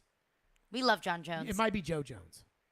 I feel like Joe Jones sounds about right. I don't have my roster in front of me. I left it at the field. Mine's right over there. Oh, That's I'll go grab it later. Far distance. Yeah. Jones +1, Fulton -2, Woodside -1, Chestnut -1, David Long Jr. -1. 615-737-1025. We have been way too optimistic about the first day of practice through the first hour and 13 minutes of this show. There is one other side of the equation that I want to get to next. Not to take anything away from Tannehill, but I want to get to it next, and we will. Stillman and Company right here, 615-737-1025 is our phone number. If you want to get a thought in on training camp or ask a question about practice, it's hard for me to expect you all to have thoughts on practice when you all didn't watch practice, but whatever. 615-737-1025 is our phone number if you want to get in. We're your racing station, 102.5 and 106.3 The Game, your home for NASCAR. Tune in this Sunday at 12:30 for the Verizon 200. Also join Chase McCabe every Sunday morning at 8 for Chasing Checkers as he talks to the drivers and gets you set for race weekend. NASCAR on 102.5 and 106.3 The Game is presented by the Nashville Fairgrounds Speedway. checker flag. Join Chase McCabe for Chasing Checkers every Sunday morning at 8 for all the news in the world of motorsports. Joey Logano gets the very first victory in the next-gen car while hearing from the big names. Two-time champion Kyle Busch. Being able to bring NASCAR, the Cup Series, back to Nashville is cool. It's Chasing Checkers, presented by Apple Collision Centers and the Nashville Fairgrounds Speedway on ESPN 102.5 and 106.3 The Game and the Game Nashville app. Take Audible along this summer and listen to best-selling audiobooks, exclusive originals, and podcasts. Start with a free 30-day trial at audible.com. I'm Joe Namath, here to tell you about another number 12. USA Hemp Store's original number 12. USA Hemp Store cream is hypoallergenic and uses an easy-to-apply blend of ingredients designed to go on gently. And with no odor, no one knows you've got it on, except you, of course. The original number 12 CBD creams, grown in the USA, THC-free, lab-tested. And a portion of every sale supports Homes for Veterans Incorporated. USA Hemp Store's original number 12 works like it does for me. With this special Joe Namath offer, get the original number 12 just $34.95. Free shipping on every order. Distributorships available. Call to learn more. 844-305-1212. 844-305-1212. Or visit usahempstore.com. usahempstore.com. THC free is below the level of detection using validated scientific methods. Alexa Labs June 2022 certification analysis. USA Hemp Store is not making any guarantees about the results of taking any action, whether recommended in this advertisement or not. USA Hemp Store is not making any guarantees nor any endorsements concerning any of its products. Paid endorsement. Hi guys, it's Andrew. Are you struggling with erectile dysfunction and sick of the pills? Well, today, Wednesday, July 27th, we're running an unprecedented one-day special you won't want to miss out on. Hillside Medical Clinic uses the most powerful form of wave therapy. It's clinically shown to repair blood vessels and improve blood flow. My favorite part is that we can get rid of your ED without any pills. If you're ready to transform your love life, today is your day. Call us now and you'll qualify for the assessment and ultrasound totally free. Also a gift that produces powerful results in the bedroom. You're going to love that, guys. And today only, we're offering 5 tune-up treatments to our patients free. This is our most lucrative offer ever, worth $1,000. But call today, Wednesday, and qualify totally free. 615-576-5000. That's 615-576-5000. Guys, put a stop to your erectile dysfunction and get your love life back. Call Hillside Medical Clinic now to qualify. This offer ends today. 615-576-5000. What up, world? This is your boy Kevin Hart, a.k.a. the comedic rock star. And guess what? I'm coming to a city near you with my new tour, Reality Check. And we are adding shows, doing it big. Brand new hour material, big laughs, big energy. Make sure you're in the building. Don't miss your chance to get your tickets. Don't miss Kevin Hart Reality Check Tour at Bridgestone Arena. Due to popular demand, a second show was just added on August 3rd. Get tickets now. Go to KevinHartNation.com now. You think you know the leading cause of disability in the U.S.? Think again. Arthritis is the leading cause of disability. 1 in 5 adults will be diagnosed with some form of arthritis, and many more will go undiagnosed. But thanks to Dr. Ali, a board-certified rheumatologist, patients with arthritis now have a new lease on life. If you take over-the-counter pain pills and still feel pain in your joints, it's time to see Dr. Ali. Schedule your appointment today, 615-822-5660. Comprehensive Arthritis Care. Excellence in care. We want to hear from you. Thanks for taking the call. Join the conversation. Call or text at 615-737-1025. Driven by WilsonCountyHyundai.com. You're listening to Stillman and Company. Presented by TriStar Moving. 102.5 and 106.3 The Game. And on the Game Nashville app. Last year we asked you a lot at training camp about training camp interceptions. And if it was good offense or bad defense, you start the 7-on-7 with 2 long passes, one to Nick and one to Treylon. Is that good offense or bad defense? I mean, I don't know, man. I try to go out and take advantage of the reps we get. You know, we had an opportunity. Nick did a great job of winning on the corner there. I had a low safety and we were able to hit him deep on the first one. And then Treylon had a one-on-one on the backside on the second one. So, you know, when we get those opportunities, we want to take advantage of them and to start off the camp, this year, being able to have guys go make plays from me down the field. It's a good start, and hopefully we can build on it. There you go, Ryan Tannehill today talking about the bomb to start practice to Westbrook Akita, the bomb to start practice. to Treylon Burks. By the way, Joe Rexroad was incredibly critical of that question.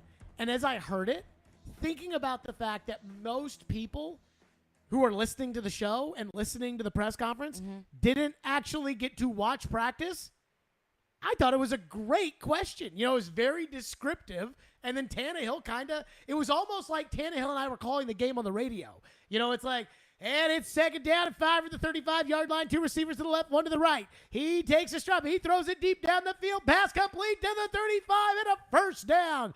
Yeah, right there, got the look we were looking for. You know, Treylon one-on-one on his man, and he was able to beat him down the sideline and put the ball right there. Is Tannehill your Tony Romo? No, exactly. Okay. Ian, can we get that clip one more time? I don't know if I'm going to go that far. Think about this. Again, the fans were not at practice today. No, they it's were not not. like practice is live streamed or anything like that. Oh, my God. Vrabel would have a freaking heart attack if practice was live streamed. So it's not like the fans can see this.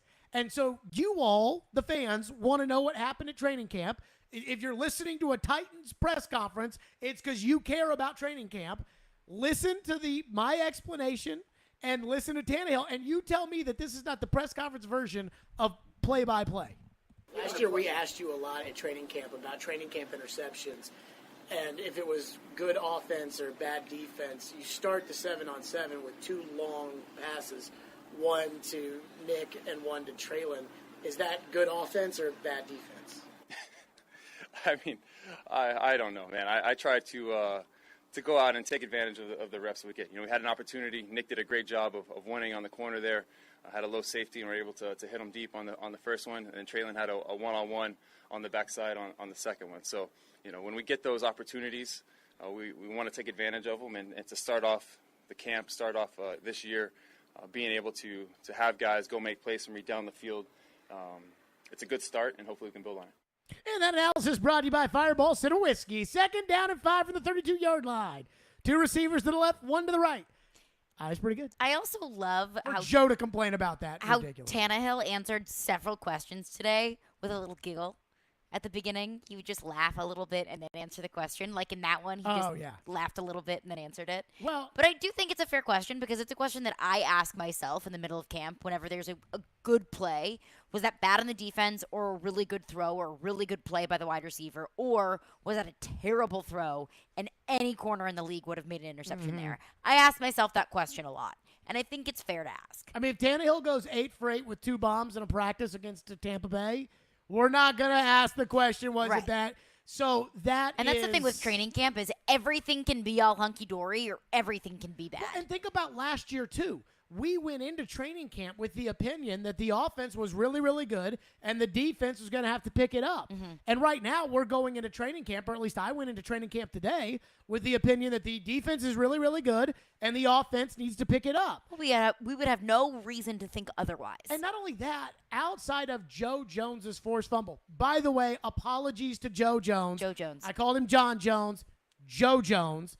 Other than Joe Jones' forced fumble and Roger McCreary's tip pass, what did the defense do today? Nothing. I mean, they didn't do anything. But also, how much of that is defense wasn't wearing pads and they're not going 100% because they don't want to get hurt? Christian Farley had 2 Caleb Farley. Caleb Farley had 2 interceptions. My apologies to everybody who plays defense for the Titans. Caleb Farley supposedly had 2 interceptions in the secret practice the other day. And so, I don't know. They picked off Tannehill without pads a bunch last year at training camp. So it's true. But was that because that was easy because Tannehill wasn't very good? I am just playing devil's advocate here that I am so giddy about what I saw out of Treylon Burks today at practice, what I saw out of the offense today at practice. Tannehill, 8 for 8, throwing the football, 1 incompletion today by my count, that I'm so excited about that I'm circling around and wondering, was it bad defense? And Byard, when Kevin Byard got to the podium today, he was talking about how great the first day of practice was, and I'm thinking to myself, they just threw 2 bombs over your head. And so I asked him about it, and, he, again, as we said in the last segment, chucked Christian Fulton under the bus. But Byard did not seem too concerned by it, in all fairness. To be fair, it is day 1 of training camp. Yes, and I have a theory. And it's Christian Fulton's 3rd year in the league. I have a theory about the Tannehill bombs, but I'll hold off on that theory for a second. It's not it's going to sound like a conspiracy theory. Oh, boy. But it's not a conspiracy theory. Oh, boy. I promise you that. I'll just give it to you now. Ian, do you have the Tannehill on the bombs that I the follow-up to that where I asked him about that? So I asked Tannehill about the bombs, and I think Joe thought this was a bad question too. Because, again, Tannehill comes out, bomb to Westbrook-Akina, bomb to Treylon Burks. Now, if this were a game and the Titans are playing the Steelers and they start the game off with a bomb for a touchdown, we're going to sit there and say, that was scripted, that was what they wanted to do, that was what they, this. Mm-hmm.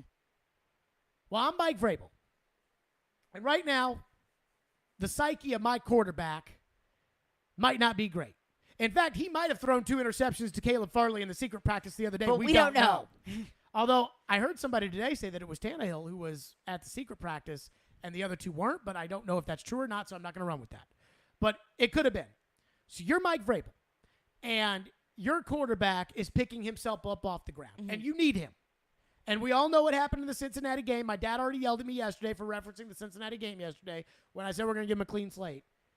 Is this not one where Vrabel knows what play Shane Bowen's going to call for the first play of 7-on-7, and Vrabel knows what play that Todd Downing is going to call for the first play of 7-on-7? Is this not one where Vrabel, if you want to get the excitement and the energy, you go to Downing and you say, hey, this is what we want to do on this play? Because I asked Tannehill if he was planning to chuck the ball down the field. Here's what Tannehill said. Did you want to start camp with a bomb like that? Yeah, we know. Todd and I were talking this morning and wanted to put some down the field pressure on our defense, and I didn't know if we were going to get the look or not. Thankfully, defense, called the coverage that gave us that look, and we were able to execute and make the play. So was it really about the defense? Well, think about this. Todd and I talked about it this morning. If we got this look, this is what we were going to do. We got the look. Well, if Vrabel told Bowen, give him this look, and then Vrabel told Downing, throw the bomb, I mean, I'm just saying, I'm not, as I said, it's going to sound like a conspiracy theory. It's not a conspiracy theory. I'm just wondering aloud. And I think it's fair to ask that because I do find it very interesting that one bomb goes to Nick Westbrook-Akina, whatever. The second bomb goes to Treylon Burks. So that's a statement. So I did hear on Pat McAfee today, A.J. Hawk said that the way to cheat in practice if you're on the second team defense or whatever is that the offense runs the same play again. So if you see the play that's run in practice, then you know what the next play is. Right. When they bring on the second team. Now, again, Tannehill was the one who threw the ball, and I don't know if I'm allowed to say that Tannehill's on the first team, but I think I am. Yeah, you can probably assume that. I think that's probably fair to say. So Tannehill threw them both, but I thought about that when I heard A.J. Hawk an hour ago on Pat McAfee say that that's kind of like a way to kind of cheat in training camp practice is that you know that when they run it the first time, they're going to run it again. And so maybe that was, I know what the defense is going to run. They run the offensive play they're looking for. They get the same look again because Vrabel told Bowen, hey, run it again. And I'm just throwing that out there as if that's a possibility. And is that the worst thing in the world? No, I would do it. If that's the case, yeah. I would so cheat on practice if I was the coach, if I thought a guy needed like some positivity or it's as Floyd said about. For both Treylon Burks and Ryan Tannehill. One time I asked Floyd about naming captains, and his response was, the players voted, and I counted the votes. Ha, ha, ha, ha. That's how I feel about practice. If I think it's going to help my team, like if my field goal kicker's missing kicks and his confidence is down, and we can extend the goalposts a little bit, and then maybe that gets him. Now, that's kind of stupid, but yeah, I was about to say, at what point is it just you are just hyping up everyone's confidence in practice and you get in a game and they're like, wait, what the heck is this? This is the NFL, not the third grade. Right. Yes, I understand. I just throwing that out there as an idea. And the idea of, look at the defense right now. But say, in day one of training camp, when you have a long month and a half to go, maybe confidence isn't the worst thing, especially when media's out there. To your phones on this, 615-737-1025. And one thing about the offensive line that was obvious to anybody that was there We'll get to that coming up next. 615-737-1025 is our phone number. Sounds baseball tonight at 7:05 on 94.9 The Fan. The Sounds will host the Charlotte Knights, the AAA affiliate of the Chicago White Sox, at First Horizon Park. Sounds baseball on 94.9 The Fan is presented by 312 Pizza and Farm Bureau Health Plans. Hey, this is Roman Yossi, and this is Nashville. Going to the front of the net, he scores. What a gorgeous move. Roman Yossi. You're listening to the flagship of the Nashville Predators radio network, ESPN 102.5 The Game. Attention furniture buyers. Social Furniture is having a huge summer blowout sale in all departments. Don't wait, buy now. Your new furniture can be delivered the same day. At Social Furniture, our professional staff is ready to serve you with your furniture purchase. Summer is the best time to buy new furniture at Social Furniture. The savings are spectacular. For a limited time, Social Furniture is offering special financing for up to 60 months. That's right, up to 60 months. Don't wait. Visit Social Furniture today to save.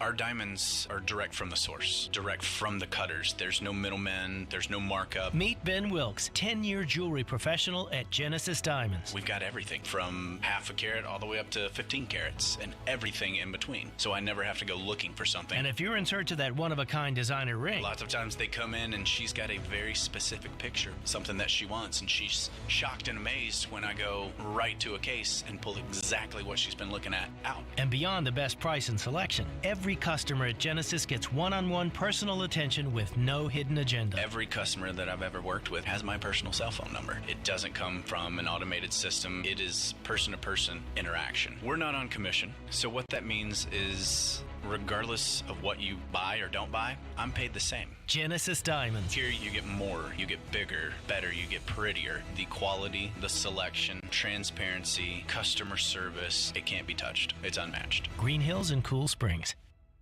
In St. Pete, Clearwater, Florida, every day is a beach day. And with 35 miles of pristine, sugary white sand, it's easy to see why. So let's grab the beach bag, the beach ball, and the boogie board. Let's pack the suits, the sunscreen, and the sunglasses. Take a dip in the emerald green waters of the Gulf. And then take in a breathtaking sunset at the end of the day. So let's make a beeline to the beach. And let's shine. Plan your next getaway at visitstpeteclearwater.com. With your home value up again, you are sitting on a pile of money. So don't let it sit there. Use it. Willie Donick here for my friends once again at Loan Pronto. Introducing Loan Pronto's Equity Line of Credit program. You don't have to refinance, but you can access up to 97% of your home's value. Get cash now to pay off all your credit cards or do that home improvement project. Get your down payment for a new home or stash away for a safety net. You can get $50,000, even $100,000 or more out of your home.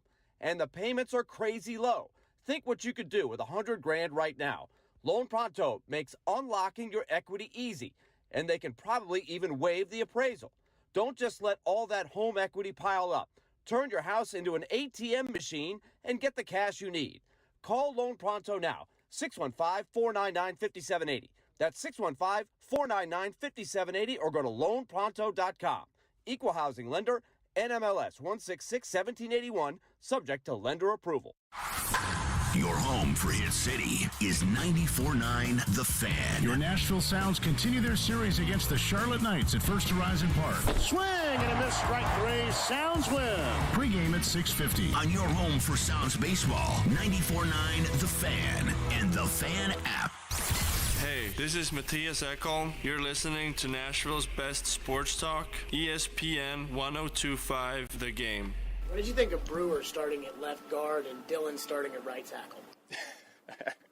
I don't really watch those guys. You know, it's more of a feel for me as you know, when you're in the pocket, you feel, you know, people as opposed to, you know, being able to watch them. So, yeah, I'll let the coaching staff do the evaluations, but, you know, I feel confident having those guys in the huddle. They have really good energy, both of them, and excited to have them in there with me.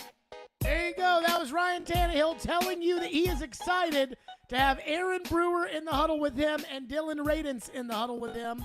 I'm not telling you that they're in the huddle with him. He's telling you that they're in the huddle with him. Which is good for them. That he's excited that they're in the huddle with him. Not me. I'm not telling you who's starting. I didn't do any of that. So let me say this. I just wanted to make sure everybody's okay with the rules. Yep. I'm not telling Got you it. who's starting where. Ryan said it, not me. Ryan said that he is comfortable with them in the huddle with him. You know what's funny is that Tannehill laugh. Like, he probably thought to himself, what the hell is Jared Stillman asking me this question for? He chuckles before every answer. Well, especially, I think, when they come from me. Probably so. I mean, I like Ryan. I think he likes me. I don't know if even it though was I'm very that hard on clip, him. but he goes, I don't know, man. Like, Well, I don't know. But the thing is like, this isn't about you, Ryan. The reality is I forgot to ask Vrabel about it, and so I had to ask somebody, so he's the guy. Like, and it's easier to have him say the words rather than us say the words. well, and we're get not in allowed trouble. to, we're not And allowed to get in say the trouble. words. Yeah.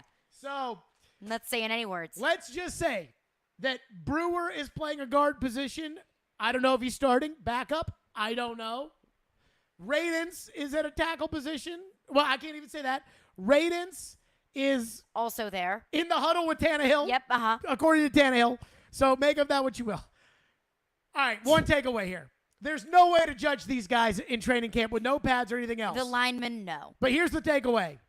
Aaron Brewer is too freaking small. He's so skinny. He's playing guard. And I looked up. I got the roster in front of me. Aaron Brewer is, according to this, 6'1", 55. 6'1" and 295 pounds. I need to see him step on the scale. That's pretty thick. And I need to see 295 before I believe it. He's got to be more like 275. I mean, first of all, let me say this. I personally, on a team that runs the ball, this is not Chip Kelly's Oregon offense. I like my linemen fat, especially my interior offensive linemen. A couple years ago, Jack Conklin leaned up, and everybody in the media was like, look at Jack Conklin's leaned up.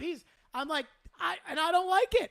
I want my linemen fat. Now, left tackle, right tackle, you're going against those You're pass a little rushers. bit more physical. Taylor's got to be a little bit more lean. But as far as my interior offensive line, just I be a want wall. them fat. Be I a want wall. you fat. Now, Quentin Spain is probably the fattest player in the NFL, and he's also one of the worst starting guards in the NFL. So maybe it doesn't make that much of a difference, but the Bengals don't run the ball like the Titans run the ball, and when Spain was here, they ran the ball, and Spain was okay at that. Spain just sucks. Brewer, I was talking to somebody today, I forget who, that was telling me that his technique is really, really good, and that he's a solid player, and he's been a solid fill-in player when Roger Saffold's gotten hurt. But I'm just looking at him out there, and I'm like, you got to hit the ice cream in the weight room, babe. Like, he's too little. He's too skinny. 290. First of all, if he's actually 295, that's too little to be a guard in the NFL. 295? Well, let's go over the other offensive linemen. Again, according to this list, who knows what's real or what's not. Nate Davis has like a good size for a guard.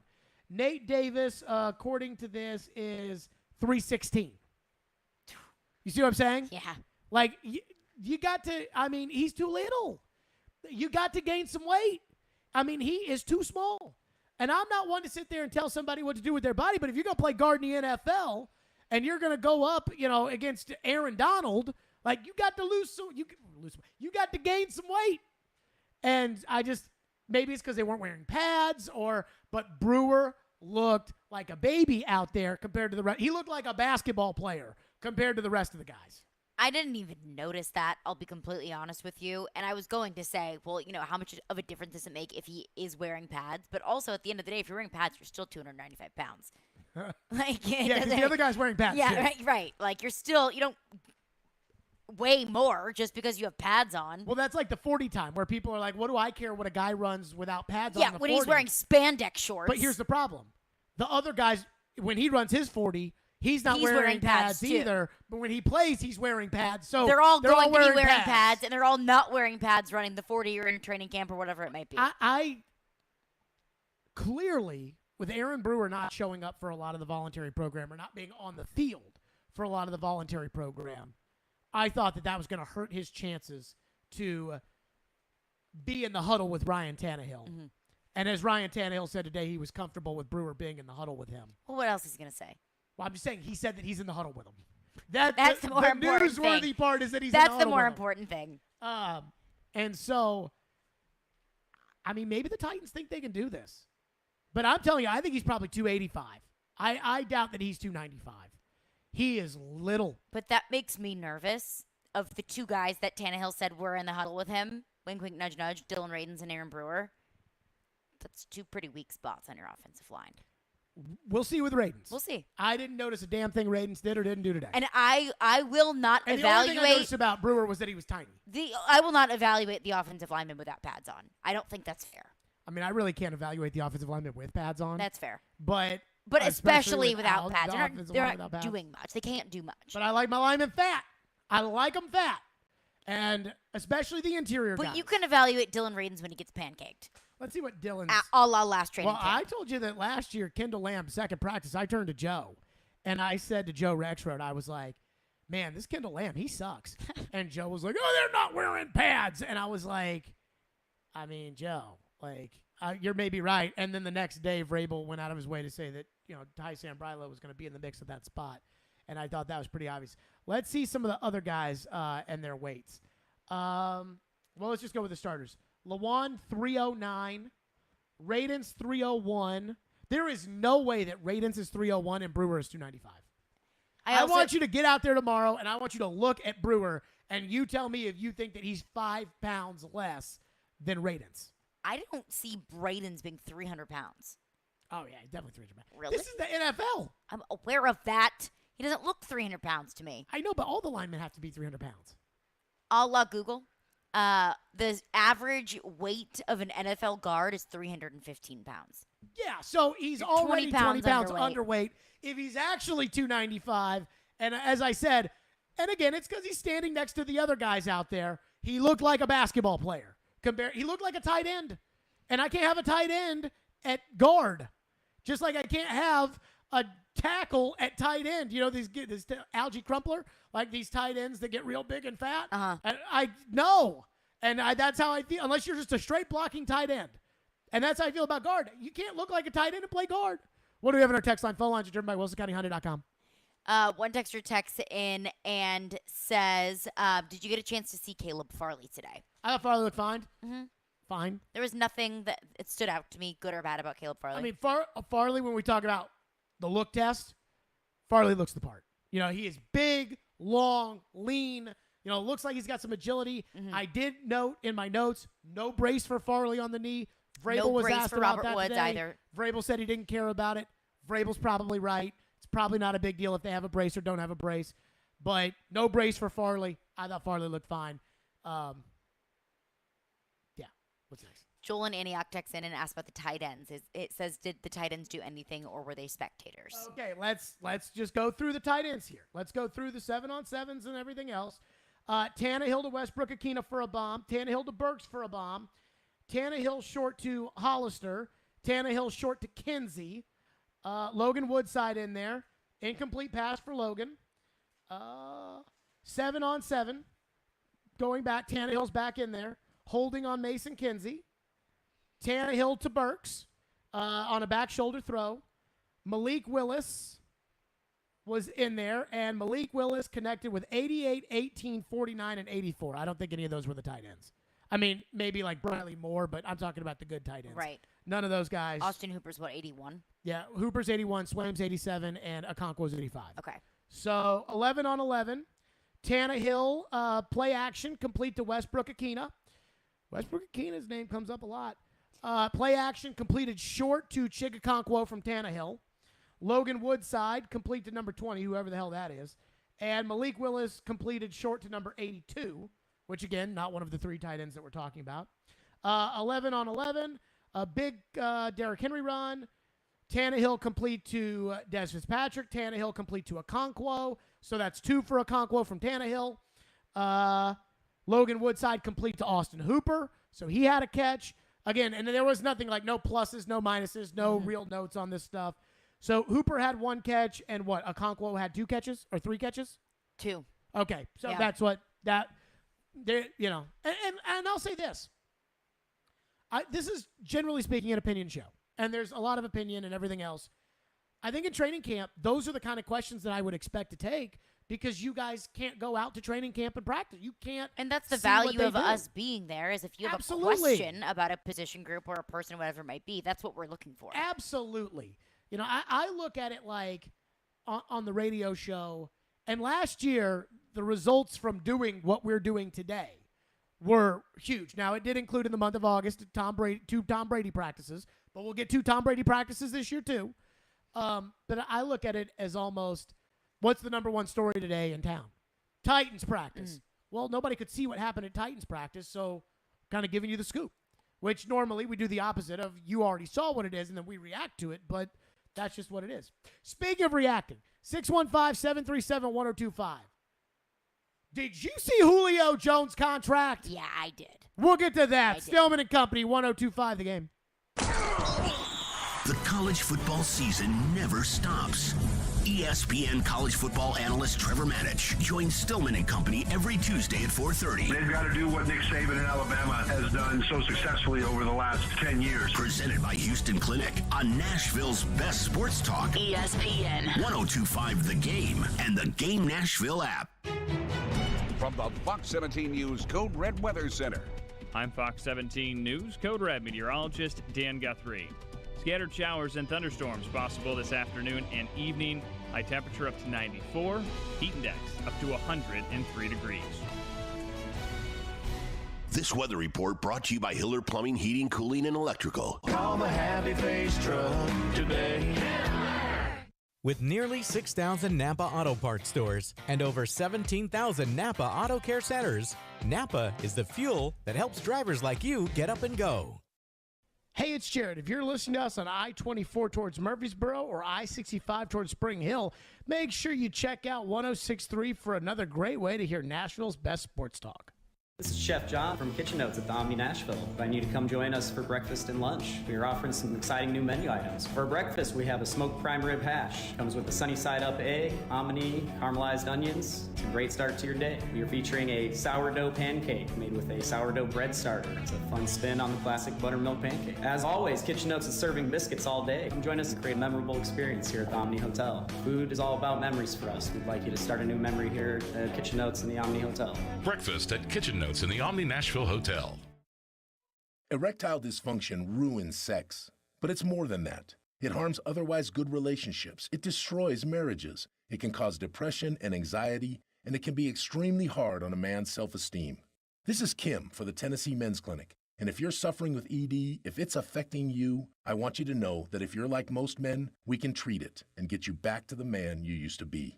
At the Tennessee Men's Clinic, we're ED experts. Our protocols have success rates as high as 90%. We've successfully treated thousands of men in the Music City, and we have a variety of treatment options and treatment combinations that could have you performing like you haven't in years. You could even last up to an hour and experience great sex again that is satisfying for both you and your partner.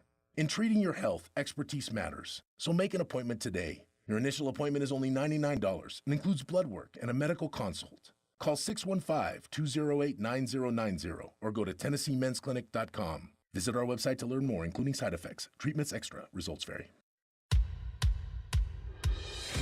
Hey, I'm Matt Saggio. I moved to Nashville in 2008 and seen this city grow each and every day. The entertainment industry is thriving, and it's exciting to work in.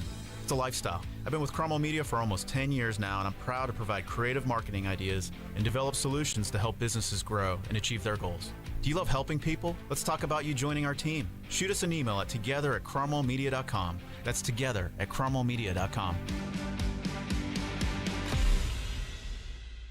Informative. They played a lot of power play time together back in the day. Insightful. It's a great addition to this team. And just 3 guys being dudes. On the sideline in shorts and a t-shirt. Hanging out, watching the game. Chase, Willie, and D-Mace. Weekdays from 10 to 2. No such thing as bad press. Presented by Spring Hill Heating and Cooling. On Nashville's best sports talk, 1025 and 1063 The Game and the Game Nashville app. You're listening to Stillman and Company. Sounds like this has been a game-changing day for all of us. Presented by TriStar Moving on 1025 and 1063 The Game and on the Game Nashville app. With all those battles that you went through against this team, did you ever think in a million years that you would be a Buccaneer? I didn't think that, but that's the past. I'm here now. I'm looking forward, right? I'm not looking backwards. It's a great opportunity for me to be a part of something special in the Buccaneer family. Just looking forward to getting to work. Julio Jones, the newest member of the Tampa Bay Buccaneers. And Ian, you remember when the Titans signed Jadeveon Clowney. And you remember how Floyd said he would only sign Clowney for minimum salary. Yep. And then the Titans gave him $12 million. And in the most scathing criticism that he ever had of John Robinson over a 5-year period, the GM said, I understand why they did it. I wouldn't have done it. Which is by when he said that is like, a vote of no confidence. And we always talk about Vrabelese. I feel like you had to learn Floydese as well. Yeah, but he was never willing to go there until he went there, and I couldn't believe he went there. And he did. And obviously he was right and John was wrong. And then last year they gave Julio the money, and I didn't talk about this because I didn't want to put words in somebody's mouth and say that Floyd would have never done that ever, but I'll be honest with you, with the injury history of Julio Jones, Floyd would have never, ever, ever done that. And I'm not saying, I think we all know that John was wrong now, including John. So yesterday, I was driving to the Vrabel press conference, and I saw a story or heard a story on the radio about how Chris Ballard said that they were not interested in reuniting Matt Ryan with Julio Jones. And I thought, Julio Jones is probably done because nobody's going to offer Julio real money, and Julio, who's been making real money for a decade, is not going to turn around and all of a sudden play for free to save his career. Mm-hmm. And then he signed with the Bucs on a 1-year deal, and I'm like, oh, my God. Like, maybe he's ring chasing with Brady, or maybe Brady talked him into it, or Ian Rappaport reports $6 million for Julio Jones with incentives to get up to $8 million. Now, this goes back to how the NFL works contracts. I don't know if the $6 million is guaranteed. I don't know that. I'm going to assume that it probably is. Well, if you're going to say incentives up to 8, I would assume 6 is the guaranteed. And 8 is the agent number. But is 6, with a veteran player like Julio Jones, well, let's just use a veteran player like Derrick Henry. If Derrick Henry gets cut tomorrow, the Titans do not owe Derrick Henry $12.5 million. Correct. If Derrick Henry is on the roster week 1, the Titans owe Derrick Henry as a veteran player, as a vested veteran. They owe him $12.5 million. So that would technically be incentives up to $12.5 million. No, it's just the way that the contracts work, where the money is not guaranteed unless it's guaranteed.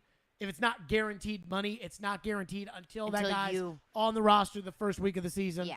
And so a lot of teams will cut a veteran guy and then sign him back later because they don't want to pay the guaranteed money for the whole season. The Titans have done this with kickers over the last couple of years, where they've waited until week 2 or something to sign somebody because they don't want to owe him the whole money, whatever. If Tampa Bay, and I got to believe they guaranteed Julio $6 million. If they guaranteed Julio $6 million, I am incredibly disappointed in 2 people that I have a large amount of respect for.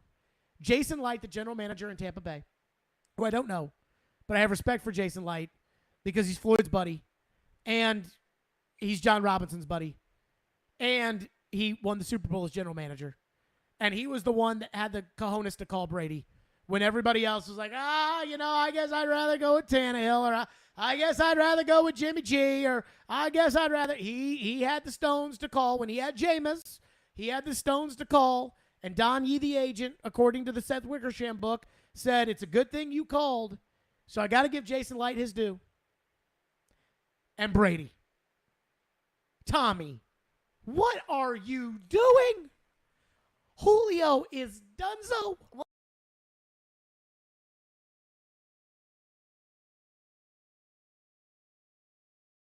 Bay Packers for getting Julio Jones. I saw that. What the crap? 2 of the best quarterbacks in the league are just salivating over the thought of getting Julio Jones. So Green Bay, I have a little different of an opinion on. Green Bay, they signed Sammy Watkins, and I wonder if it's like, hey, we really want to play with these receivers, but let's sign a couple for Aaron just so Aaron will leave us alone. Brady, you could argue it's the same way, which is he loses Gronk and he loses Antonio Brown, so let's get Brady some veteran guys that Brady will feel comfortable with, even though Brady's never played with Kyle Rudolph, Brady's never played with Julio Jones before. Mm-hmm. Brady will probably feel comfortable knowing that that's Julio Jones. And that's Kyle Rudolph. But I don't know enough about Rudolph. I think Rudolph's probably just as done as Julio. But I know Julio's done. And I can't believe Tom Brady wanted Julio Jones that badly. I cannot believe it. But I know Jason Light's not stupid. So I cannot $6 million bucks? Again, we don't know if it's technically guaranteed if he makes the team or if it's guaranteed, period. But off the top of my head, Mike Evans is a better wide receiver at this point than Julio Jones. Russell Gage is a better wide receiver at this point than Julio Jones. I think Scotty Miller might actually be a better wide receiver at this point than Julio Jones. And Godwin, I think, is still hurt, so I don't know when Godwin's going to be back in there. But $6 million for a Julio? And like, to put that in perspective, Jarvis Landry is making a half as much. He's making $3 million a year. Oh, I'd much rather have Jarvis Landry. Well, Jarvis Landry last year had 570 yards and 2 touchdowns. Not overwhelming, but Julio Jones had 434 and 1 touchdown. So Jarvis Landry's stats were better, albeit still not great, and Jarvis Landry is making half as much as Julio Jones. How can you take a guy who doesn't know the offense, and this is essentially Brady's Patriot offense. Julio's never played in that before. No. So how can you take a guy who doesn't know the offense and doesn't practice and hasn't been there for minicamp and is going to get hurt probably in practice and give him $6 million unless it's not guaranteed? And then if it's not guaranteed, then who cares? But I'm floored. I didn't expect a dime over 3. I thought this was league minimum. I thought this was, we'll but I give you a didn't think chance. Julio was going to play for league minimum. I didn't think Julio was going to play for league minimum either, but something had to give, and apparently it was Brady. Brady. Oh, Brady. Unless they see something in Julio that they just think, Did you see something in Julio? No. Ian, did you see something in Julio? No. We barely even saw Julio, much less see something in him. $6 million. Brady. What are you doing? What are you doing, Tom? And I love Tom Brady. I love Tom Brady. But, Tommy, you remember what it was like when you brought in Ocho Cinco and Demaryius Thomas at the end of their careers? And Julio may be further down the road than Ocho Cinco was. I don't see Julio all of a sudden becoming Julio of the past. I think Julio of the past isn't the past. I mean, the Titans didn't see Julio becoming Julio of the past. What was the money the Titans owed Julio? Was it 16 against the cap, I or thought? Somewhere in that neighborhood? Mid-teens. Too much. I saw something yesterday. Greg Allman, who's a beat writer for the Buccaneers, who I don't know the guy, but I don't like him very much because I had him on Sirius one time, and I thought he was just a horrible interview. And this was he completely ruled out the possibility of Brady returning to the Buccaneers because they didn't have the cap space. You know how I feel about that. Oh boy. Well, he tweeted out yesterday something along the lines of how Atlanta is paying $15 million against the cap on Julio this year. The Titans are paying $6 million on the cap against Julio, or $8 million on the cap against Julio, and the Buccaneers are going to be paying less than those two teams combined or whatever for Julio. And to that, it makes me feel so good to not care about salary cap because it's all fake. It's all fake. 615-737-1025. Wanted to get in that Julio thought. I cannot believe that Tom Brady signed Julio Jones for $6 million. Tommy, you know better than that, babe. I cannot believe he did that. 615-737-1025 is our phone number. A theme that keeps coming up with the media and not ignored by the Titans. The Cincinnati game. What the Titans are saying versus what I actually believe. We'll get to that coming up next here on Stillman and Company. Hiller Plumbing, Heating, Cooling, and Electrical. I love those guys. They have been taking great care of my home for years. And I promise you that they can do the exact same for you. They are celebrating the home of the free all July long with special deals for Hiller customers. This month only, take advantage of free whole home surge protection and interest-free financing for 12 months with the purchase of a new whole home generator. They've also got a free programmable thermostat and interest-free financing for up to 48 months. on select new HVAC units. They've got free water sensor leak detector, and interest-free financing for 12 months when you buy a new tankless water heater. And all of these purchases come with a free membership to the Happy Hiller Club, which I am a proud member of. Their work is backed by the Happy You'll Be Your Services Free guarantee. And these deals are only happening in July, so call as soon as possible. That's Hiller Plumbing, Heating, Cooling, and Electrical, proud supporters of the Nashville Predators, the Tennessee Volunteers, and the Vanderbilt Commodores. Hiller, call the Happy Face Truck today. You watch the game. And he's going. Nobody's going to catch him. Derrick Henry, touchdown. We talk the game. I don't think it was a bad play, but he took out their goalie. We are the game. Nashville's best sports talk. ESPN 102.5 and 106.3 The Game and the Game Nashville app. ElectronicExpress.com. We make it happen.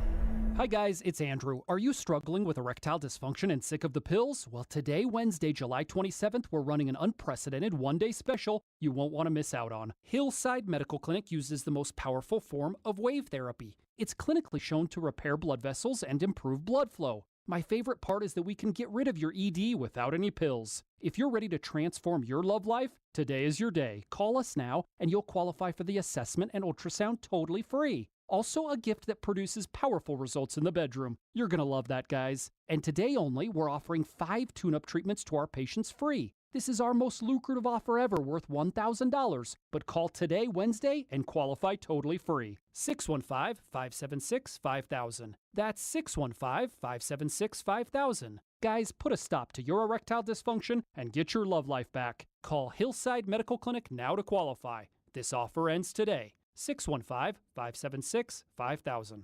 Hey Nashville, what's the best part of hockey? That's rhetorical. We all know the answer. It's the 3-on-3 overtime, the speed, the skill, the tic-tac-toe passing. It is electric. Well, now there is a new, totally 3-on-3 ice hockey league called 3 Ice, coming to the Music City on August 6th. They're playing at Bridgestone Arena, and tickets are available now at 3ice.com. 6 teams touring across 9 cities, playing a bracket-style tournament at each stop. It's overtime all the time. Hair on fire hockey. Log on to 3ice.com for tickets now. Here at the Almond Joy Factory, where tropical vibes abound, we use soft, fresh-tasting coconut. The crunchiest almonds and delicious chocolate candy. Ah, but do you know what our most important ingredient is? Sometimes you feel like a nut. Sometimes you don't. Almond Joy's got nuts and something even way better than that. Yes, Almond Joy is made with almonds and joy. Cutting the price of your wireless bill feels good, really good. Actually, it feels great. You should try it out. So cut your bill by switching to Straight Talk Wireless, now offering our $45 Silver Unlimited plan with 5 gigabytes of hotspot and nationwide 5G on America's largest, most dependable networks. The $45 Silver Unlimited plan from Straight Talk. Straight Talk Wireless. No contract, no compromise. A month equals 30 days. See terms and conditions at straighttalk.com. 5G capable device required. Actual availability, coverage, and speed may vary. From the Hillside Medical Game Studios, WPRT-FM Pegram, WPUC HD2 Laverne, Nashville's exclusive home for the Nashville Predators. 102.5 and 106.3. Terang, it's a high fly ball. We got pass rushers. Awesome game set. Checkered flag in the air. The Game. A Cromwell media station. Where you have a voice. We're one play away from an injury. He knows this. He's a study of the game. And we have strong opinions. He's been awful. I don't think they were trying, and that's why I feel the way I feel. This is Stillman and Company with Jared Stillman and Caroline Fenton. Presented by TriStar Moving on Nashville's best sports talk, 102.5 and 106.3 The Game. And on the Game Nashville app. Stillman & Company is delivered by TriStar Moving 102.5. The Game streaming live on Twitter, Twitch, YouTube, and Facebook Live. Thanks to the law offices of Amanda Gentry. Live from the Hillside Medical Game Studios. Titans practice for the first time today. And it started off with a Tannehill bomb to Nick Westbrook-Ikhine, followed by a Tannehill bomb to Treylon Burks, in which he laid out and made a beautiful catch. And congratulations to Treylon Burks for the first day Practice Player of the Day award. Way to go, Treylon Burks. Now, I'll say this. I thought today's practice was good. I thought the energy was great. I thought the efficiency was good. I thought the attitude, the motivation, everything else. And there's something about the Titans, and maybe every team in the league has this, the little pep in the step on the first day of training camp. I think everybody probably has that. But it just felt a little different even for me with the Titans. Felt clean. It felt like they had a purpose. Everything they did with a purpose. And all of a sudden, it hit me listening to them over the last couple of days. John Robinson was asked about the Cincinnati game. And we all know how when John Robinson was asked about the Cincinnati game at the Combine, he teared up and talked about how the stadium was rocking, and we saw how emotional he got. He was asked about whether or not he talked to Tannehill, because Tannehill's talked about how emotional that Cincinnati game was. This was John Robinson yesterday. Did you and him have any discussions face-to-face or over the phone with each other just about reconciling all that? With Ryan? Yeah, I mean, it was tough for both of us, and we talked, and at some point you got to move on. It's we're on to this season, and it's a new team. He's excited, I'm excited. Another opportunity to play in this league. Greatest sport in the world, in my opinion, and you can't just let it continue to fester. At some point, you've got to turn the page and go on. Ryan Tannehill today was asked about the Cincinnati game. Here's what Ryan Tannehill said. You were very candid about the way the end of last season affected you.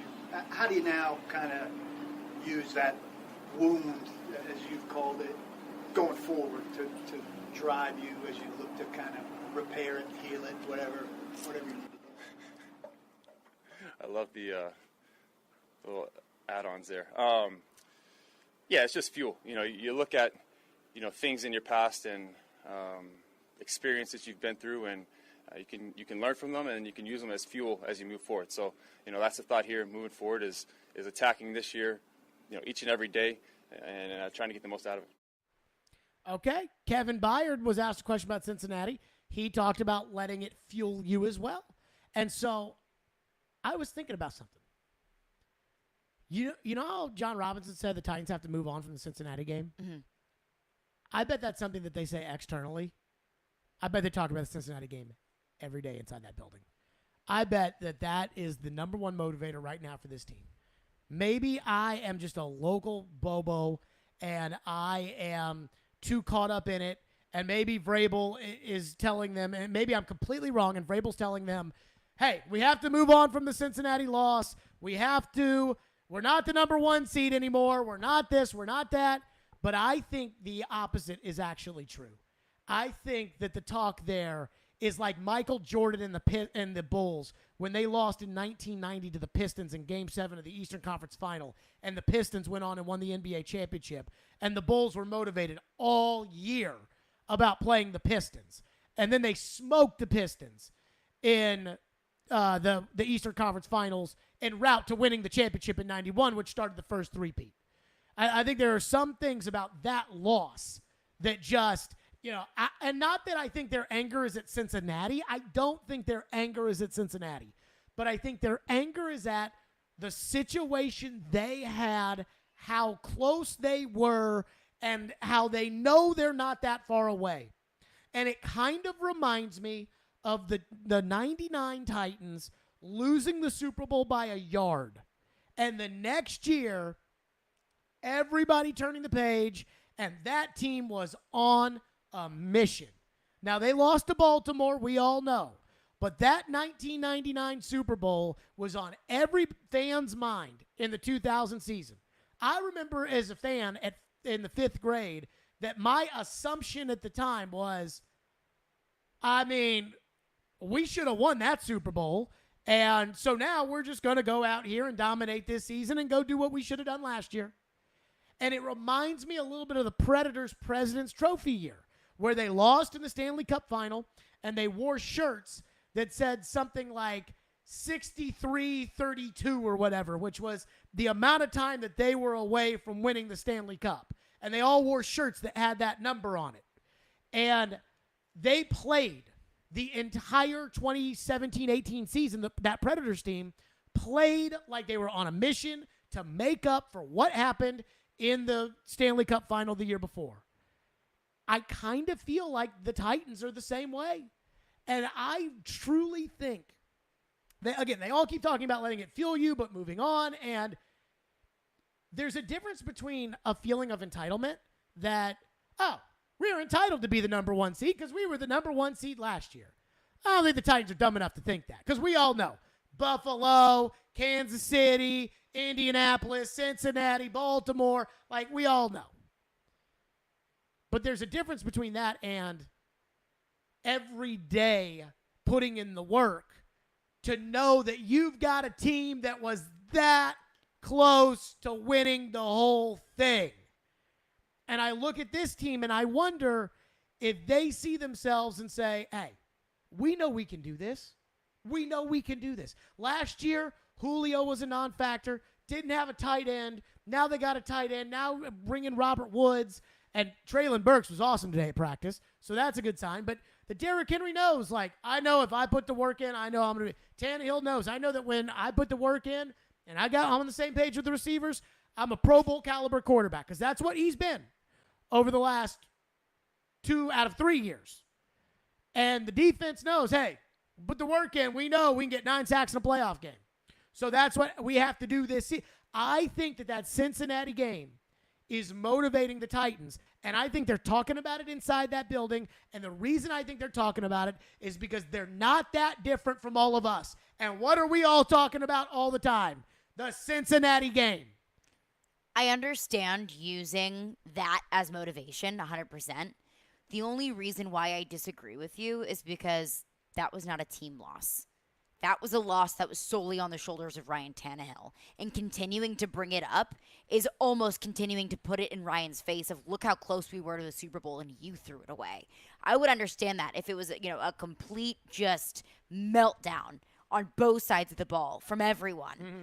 But it wasn't. So I will go back to how the fans feel and telling you that I think the team feels the same way, but almost like injected on steroids. Remember after the Cincinnati game, how just freaking loaded the phone lines were and how the text line was get him out. He's got to go. Get rid of Tannehill. Get him out of here. And then how over time the fans became more accepting of Tannehill being the quarterback this year.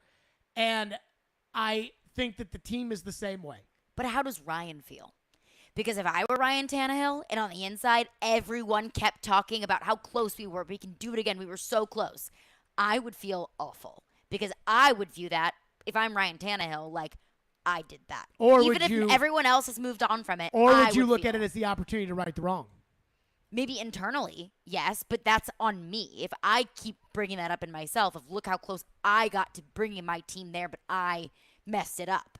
I got in the way of that. I'll say this. If everyone around me kept bringing it up, I would feel like, dang, I let everyone down. I watched the pro Michael Jordan documentary. I read the anti-Michael Jordan book. And I read Scottie Pippen's book. So I feel like I've heard everybody's opinion on that 1991 Chicago Bulls team. Pippen was the one who missed Game 7 against the Pistons with a migraine. And I believe they lost a game in 91. They lost a game in the regular season in 91 to the Pistons. And Scottie didn't play well. And when they got on the bus to the airport, when Scottie got on the bus, Jordan said, "What happened, Scottie? Another migraine?" And so, like... But Michael Jordan is so mean. It wasn't like Pippen spent the whole season in the corner thinking, I've got to right the wrongs this year because I had to miss that game or I didn't play well in that game with a migraine. Ryan is the quarterback. I know, but I'm telling you, I think he's looking forward to the opportunity to right the wrongs. I'm sure he is. Now, if things go bad. But I don't want to be reminded. If things go bad, then I think that, then I could see the exact opposite of all this happening.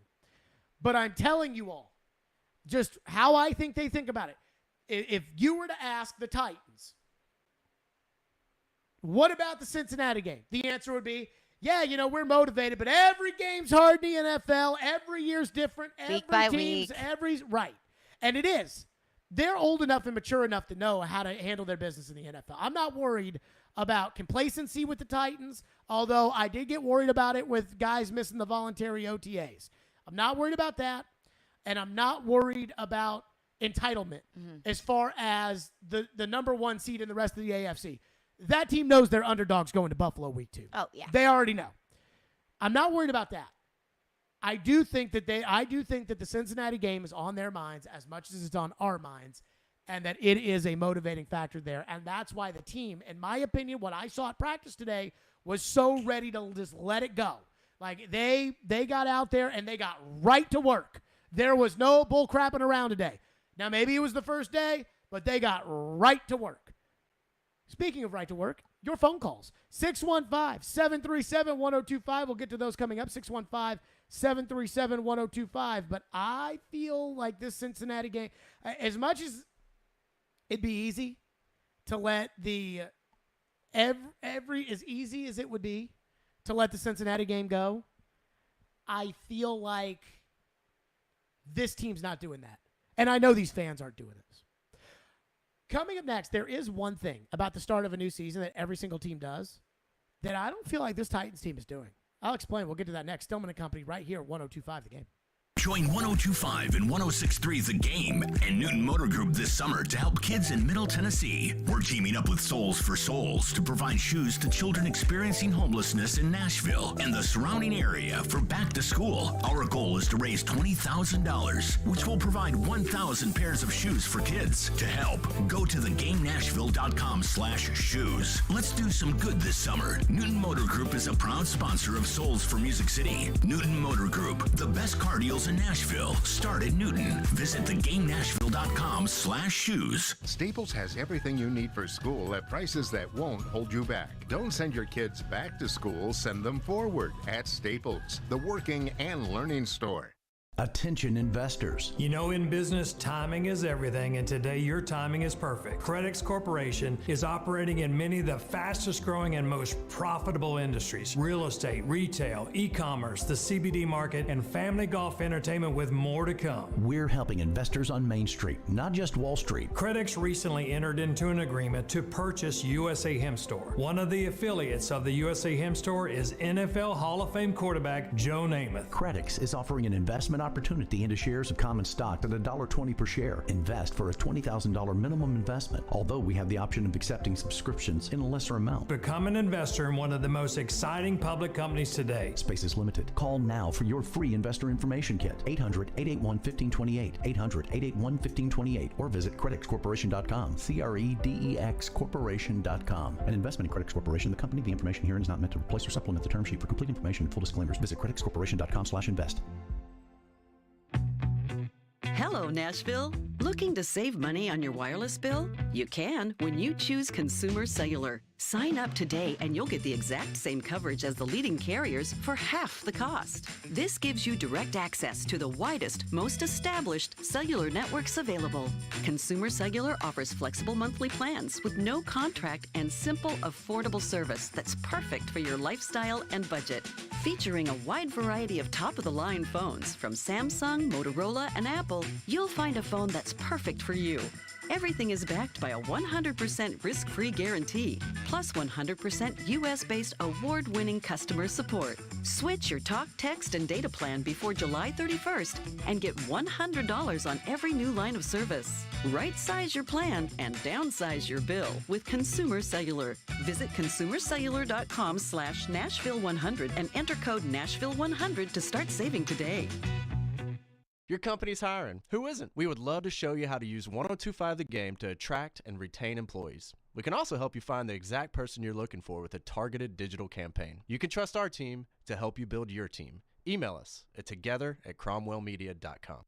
Summer heat is here. How is your air conditioner holding up? Costs are rising everywhere. Grocery bills, gas bills, utility bills, you name it, up, up, up. Is your AC old, inefficient, costing more than it should? Interest rates are rising, but not at Spring Hill Heating and Cooling. Qualified buyers have up to 72 months. No interest for a new York air conditioner and 6 months no interest for repairs. That's at Spring Hill Heating and Cooling. All new systems come with a 10-year parts and labor warranty. That's at Spring Hill Heating and Cooling. A York certified comfort expert company. Schedule now at springhillac.com. Never miss a moment of the show. What is this? Check it out. Subscribe to the Stillman and Company podcast on iTunes, Spotify, and wherever you get your podcasts. You're listening to Stillman and Company. Presented by TriStar Moving. 102.5 and 106.3 The Game. And on the Game Nashville app. A lot about the scar and the wound from Cincinnati for him personally. I'm wondering, out of your worst moments, how that helped you grow and what you envision maybe that does for a guy. Yeah, I mean, I feel like just in life, period, you know, there are always going to be ups and downs. And I think that, you know, regardless of what happens, I think just as far as our work ethic and everything that happens, you know, just use it as fuel. You know, everything should be used as fuel. When you have a good year, use it as fuel to have a better year the next year. If you have a down year, just use it as fuel. And I don't think that you should really get down on yourself, nothing like that, because in life, there are going to be ups and downs. It's all about how you handle it and how you just, you know, respond, really. So, like I said, I know Tannehill, he has a high standard for himself. And I know at the end of the day, regardless of what happened last year, whatever, I don't think he's really getting any energy to it at this point. Because like I said, it's a new year, new expectations, new team. And I expect Tannehill to have a great year. And I think he does too. There you go. That was Kevin Byard. I always laugh, and Byard's not the only one who does this. Literally every single athlete does this, where they talk in the second person. It's like, yeah, you know, I think whenever you face adversity, you need to use it as fuel, and I believe it is like a hypothetical thought that they're talking about themselves. Right. Like, should it not be, when I go through a tough time, I think it's very powerful when you start using that I as opposed to talking about the you. It hits harder. I think there is a big difference there. I think the Titans are thinking about the Cincinnati game. I don't think they're thinking about it. I think they're thinking about the motivation to get back where they were and do better, and it starts with Tannehill, and I'm thinking about the Cincinnati game still. Do you think it's in the locker room, there's photos of the Bengals game, No. and it's brought up in team discussion, or is it intrinsic motivation from each player? Because I think it's more so the latter. A combination of both. I do think that those guys probably will talk amongst each other about, you know, oh, man, if we had Treylon Burks in the Cincinnati game, or, oh, man, if we had, I think you would they would think things like that. But I don't totally know. I just know this. If we're talking about it this much, if the Titan fans care about it this much, the Titan players care about it that much. That is an assumption I'm willing to make. Let's go to your phones. It felt, correct me if I'm wrong, today's practice felt very businesslike. It felt there was no bull crapping around today. It was very, from one to the next, one to the next, one to the next, It one felt to the next. professional. Phone lines are driven by WilsonCountyHonda.com. Adam is up next. Thank you for calling. Go ahead, Adam. Yeah, so at the end of last season, I was on your show the very next day, right with you. I was like, I'm done with Tannehill. I don't want to do this. I didn't completely forget that I had those feelings about him, but they chose to keep him. They chose to make him QB1. So I'm not putting in a bunch of money for the Titans just to go in and hate my quarterback every day. So I support him. With that said, man, I feel like 2 years ago when we make that big run, we had a pretty lousy defense, and I'm sitting here going, I'm shocked that the offense was able to carry us this far. And last year it was the exact opposite. I was like, our defense is great. So you're talking about 2020. You're talking about the 2020 lousy defense, not a 2019 lousy defense. Correct. Okay. And then I go, oh, my God, I can't believe it. Well, it was really 2 years in a row where our defense was really bad. Mm-hmm. And then this past year, I'm going, okay, well, our defense is really good. Now if our offense could just give us anything. That's why I'm not – all these people that are beat up – there's a bunch of thoughts, Jared, I'm sorry. But all these people that are beat up about A.J. or Roger Saffold or whatever, our offense was bad last year. And it just managed to squeak by because our defense is so good. So just embrace this new team, and maybe it'll all come together. Okay, that's a very optimistic take. Thank you for your call, Adam. I will say this about the offense, defense, and I was just thinking about my feelings after each game and playoff loss and everything else. After 2019, the Titans' defense was not very good in 2019. Mm-hmm. Dean Pease was just a diabolical genius. And Brady had no offensive weapons, and that's why he left New England, because it was a train wreck. And plus, Edelman dropped a ball in that game that probably had a big, it maybe doesn't completely change the outcome, but it had a big, swing on the outcome. And then Lamar Jackson has Lamar Jackson's limitations, and Dean Pease schemed against it. Then they lost to Kansas City. I thought they lost to Kansas City because I didn't think their defense was good enough. They come back in 2020, and they didn't get their defense any better. Beasley, Clowney, and you all know the drill. Casey and Logan Ryan leave, and Beasley and Clowney come in. This is a mess. After the Ravens lost in the playoffs last year, I didn't have this feeling with the Titans that, oh, they were so close. You know, they lost a close game to Baltimore, and the next week, Baltimore went to Buffalo and got housed. And the Titans would have gotten housed, in my opinion, at Buffalo the next week no matter what. I had actually said that the whole time, which I was a huge Buffalo believer in 2020, and I thought that the Titans would have no prayer going into Buffalo and winning a playoff game. I think you're a Buffalo believer for good reason. I mean, Buffalo's good. The Ravens got killed in Buffalo. I think the Titans would have, especially with that crap defense and Tannehill in that weather, they would have gotten the crap kicked out of them. In fact, to this point, and I'm not playing revisionist history here, but when the Titans got smoked on Sunday Night Football around Christmas at Green Bay, after Baker Mayfield and the Browns had come in here and smoked them, I was like, pretenders. I mean, they're total pretenders because that defense was so freaking bad. I was like, pretenders. When they lost last year, I really, both as a fan and as a radio host, I felt like they were this close. And maybe, unlike the Kansas City game, where there's a lot of things I could point to as to why they lost that Kansas City AFC title game, Tannehill couldn't throw him back into it. The defense went to crap at the end of the first half. Patrick Mahomes had that run. Derrick Henry got shut down. With the Bengals game, it's very easy to point at where the mistake was. Quarterback. Yeah. And then after you point at the quarterback, I believe that a lot of the discussion becomes, well, all season he didn't have rhythm with those guys, and so he's got a tight end now, and he's got other things that will make him feel better to alleviate the pressure off of him. I mean, even if we're going off of pass catchers today, Westbrook-Akina is probably, in my head, the fourth guy behind Burks, Woods, and Hooper. And Westbrook-Akina was who he was throwing the ball to at the end of that Bengals game. I think it's easier to pinpoint where the Titans fell apart last year, and that it's fair to say that unlike the optimism of imagine what this offense could be with with Jones and Brown and Henry, I can say, look at what this defense is with Dupree and Autry and Simmons and Landry and Byard and Fulton and Hooker. And that front four unit with a full year under their belts. All those guys, I know those guys can do it. I'm not thinking those guys can do it. I know those guys can do it. We've seen those guys They can do sacked it. Joe Burrow 9 times in a playoff. Yeah. I think that makes me feel better about where they were. I didn't have the same feeling after the Ravens playoff loss that I have now. Now, that makes it even tougher because when you think, oh, God, you were right there. I want everyone to remember this, that with the Predators over the last couple of years, other than the 2000 loss to the Ravens, I have never felt this way about the Titans, where they lost a playoff game, and I looked at it and thought, oh, my God, they had it.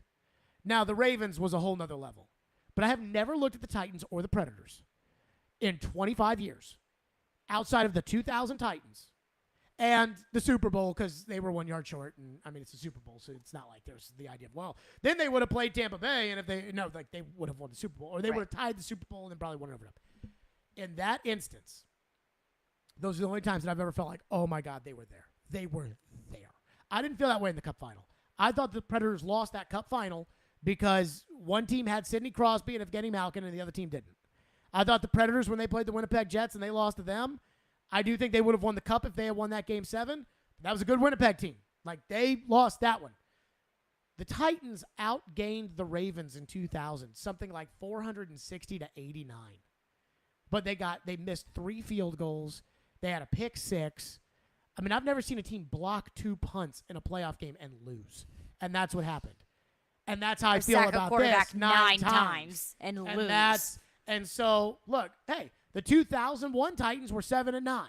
So there is no, I hope that it doesn't end up being the same way. But like what Adam was talking about, the different years, last year was a year where I felt like I knew more about the team. And because I don't think their attitude is entitlement, I don't think the Titans feel entitled to the playoffs. I think the Titans recognize that the rest of the country looks at the Indianapolis Colts and holds them with some sort of regard. I do think that this could be motivating and that this could be something that they talk about as much as we talk about it. 615-737-1025 is our phone number, 615-737-1025. Maybe I'm just in a good mood today because there is one reason on the first day of practice, if there was ever anything that could have gone right for the Titans, it freaking happened. And we'll get to that next. Stillman and Company, 102.5 The Game. If you're on the road between downtown Nashville, They're still in good shape to make the playoffs. and I-840, Players make it clear they don't want to be somewhere anymore. there's a new way to hear all your favorite shows and sports programming on 102.5 The Game. I go back to that play and I shake my head. What I was worried about is that they were still just going to keep the goal. It's 106.3 FM. Think about all the good Titans teams. This is very much so a run-first offense. Now you have two choices to hear Nashville's best sports talk. Check out 106.3 now and add it as a favorite. Hey, Ray Jeter here with Harness. Are you looking to take ownership in a position that will support your growth and development? We are an excavation and site utilities contractor. Several things set us apart from our competition, but we take the most pride in the professional development of our people. We have multiple openings for operators, pipe layers, and laborers. Our pay and benefits are second to none, including our 401k program. Apply today at selectharness.com. Harness LLC. Build people, move dirt. We're Saia LTL Freight. For nearly a century, our team has been committed to driving business forward. From Lady Liberty to the Golden Gate, Superstore to Corner Store. We go that extra mile, expanding our team to better serve you. So trust that when you partner with Saia, we take every delivery personally. Visit Saia.com for all your shipping needs. That's SAIA.com. For the first time, saddle up in Smashville. 6:30 this Saturday at Nissan Stadium for WWE SummerSlam. See undisputed WWE Universal Champion Roman Reigns face Brock Lesnar in a last man standing match. Liv Morgan defends the SmackDown Women's Championship against Rowdy Ronda Rousey. Pat McAfee vows to shut down Happy Corbin and more. Free seats are still available, and tickets start at $25 at Ticketmaster.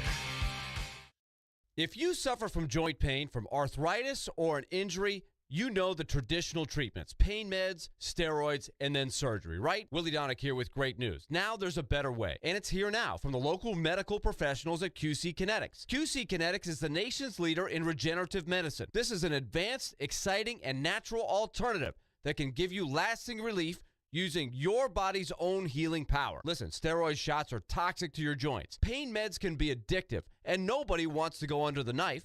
It's 2022, and those old ways are out. The new way is in. Regenerative medicine, restoring and repairing damaged joint tissue using natural biologics. No drugs, no downtime, no surgery. QC Kinetics and their protocols can address any pain in any joint and give you the quality of life you deserve. So call the local medical professionals at QC Kinetics now. 615-249-4024. 615-249-4024. That's 615-249-4024 for QC Kinetics. Welcome to Allstate, where saving on your auto insurance is kind of like a joyride. You, your car, and an open Tennessee road. Maybe your best friend, too. The music is chill, and so is the traffic. You and your friend both look over at each other, and then he puts his head back out the window. Allstate. Here, better protection costs a whole lot less. You're in good hands with Allstate. Click, call, or visit allstate.com to save today. Allstate and affiliates offer products and services subject to availability, terms, and conditions. Robbie and Rex Road here on ESPN. Welcome into Chase, Willie, and D-Mace. Stillman Company is delivered. There's a new way to hear 102.5 The Game. Nashville's best sports talk on 106.3 FM. From downtown Nashville to Spring Hill on I-65 and to Murfreesboro on I-24. You now have two choices to hear our great sports programming. Get the extra point, no problem. And the Nashville Predators. Scores! Check out 106.3 now and save it as a preset. Hey, this is Ryan Johansson. You're listening to Nashville's best sports talk, ESPN 102.5 The Game. Efficient, yeah, we're good. 90 minutes, Teresa. Acclamation. How you said yesterday Treylon strung together a couple good ones. It appeared from our vision that he had another one. How nice is it to see him starting to put these together now on a daily basis? That's the goal for every player and every single coach. Just come to work, try to get better, try to improve each and every day. Whatever happened yesterday doesn't mean anything about today. Whatever happened in the period before doesn't mean anything about the next period. It's, these practices, we try to do our best to structure them like a game, whether the defense gives up a play early in the series or early in practice. You have to come back and keep playing and competing. So we try to point all those things out, and I thought it was a good start. Treylon Burks was the star of practice today, and Mike Vrabel's cattiness in discussing it told me all I needed to know about what the coach thought. Because he wanted to downplay it. Down. Yep, yeah. He wanted to downplay it. So if Treylon Burks, let's say Treylon Burks had an average practice, and I were to say, you were to say, we all were to say to Vrabel, what did you were you expecting a little bit more out of Treylon? No, Treylon did it. Treylon's working hard, and he's this, and he's that, and, this is this. Treylon Burks, ladies and gentlemen, put on a show today. That he did. And I was wowed from the very beginning, as was everybody else. In fact, during the warm-ups, I was looking at Treylon Burks, and TD comes up to me and goes, Burks looks good. And I was like, I'm trying to kind of compare him to some of the other guys, and, he doesn't look like a fatty, But compared to what he looked like a month and a half ago. For some reason, I can't remember that. I just remember looking at him and thinking, he looks puffy. Like you could kind of just put your finger like the into Pillsbury Doughboy. Yeah, you'd poke him and he'd giggle. And so Burks got out there. First play of the 7 period. Tannehill goes deep to Westbrook-Akina, which is good. Second play, Tannehill goes deep to Burks. Burks stretches his arms out and makes a diving catch, and it was a beauty. Everything about that catch was a beauty. Burks also had a great route. It was very crisp, where he came back to and I thought that was fantastic. And then, on top of it, he had a great catch in which Logan Woodside threw a bad ball. He went up and got it. He said after practice that he had lost 5 or 6 pounds, which I think is good. And that clearly, he passed his conditioning test and everything else. I got to tell you, I thought Treylon Burks today was the star of training camp.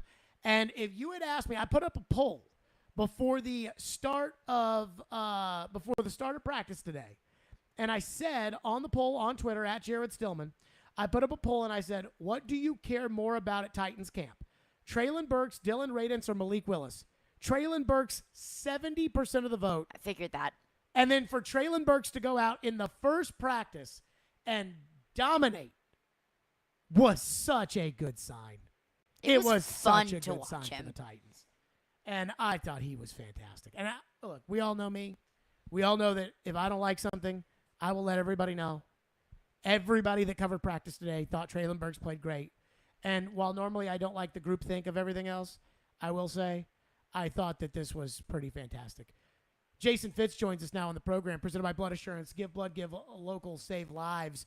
Fitzy here on the program. Fitz, I went to the first day of practice. I know it was the first day of practice, but we had all these concerns about Treylon Burks coming into the season, and Treylon Burks went out there and balled out. How excited should Titan fans be? Well, on a scale of 0 to 100, I think 100 is a fair, reasonable number. Look, I think you got to look at it at some point and say, and we talked about this at the time, I'm not a fan necessarily of hopping all over some of the conversations about rookies that come in less than perfect when they start this whole process, because let's be real, they're rookies. Like, you got to learn what's expected from you. You got to learn what this new training staff's going to do. I had the chance, before the draft to hang out with Max Crosby. And if you look at a picture of Max Crosby from his rookie year to now, it's almost unrecognizable. So the question becomes, what do you do when you actually get into the league? So to me, when you see him show up, and obviously, videos have been everywhere all over social media. He looks like he's in shape. He looks like he's ready to go. Like, that tells you, A, message was heard, B, he's doing the work, and C, that he understands that he's got to come in and get himself right. And that's okay if he wasn't there day one. It matters if he's there when the season starts. Fitz, how much do you value the continuity in the core of the Titans? Simmons, Byard, Tannehill, Henry. For the most part, those guys are veteran guys, but they're not old guys. They've all had success at one level or another. This team has been successful. Vrabel has been with them for a while. Today on the practice field, and I don't want to sound like a local homer, but it felt very professional and very businesslike. Robert Woods, very much a business guy. Austin Hooper felt very business-like. How important is that? Here's the crazy thing. Hugely important to answer your question. And I always think back to the first time I ever had the chance to talk to Adam Schefter when I was just a podcast and a musician trying to make it. And I asked Adam, what the difference was in his experience between bad franchises and good franchises at their very core.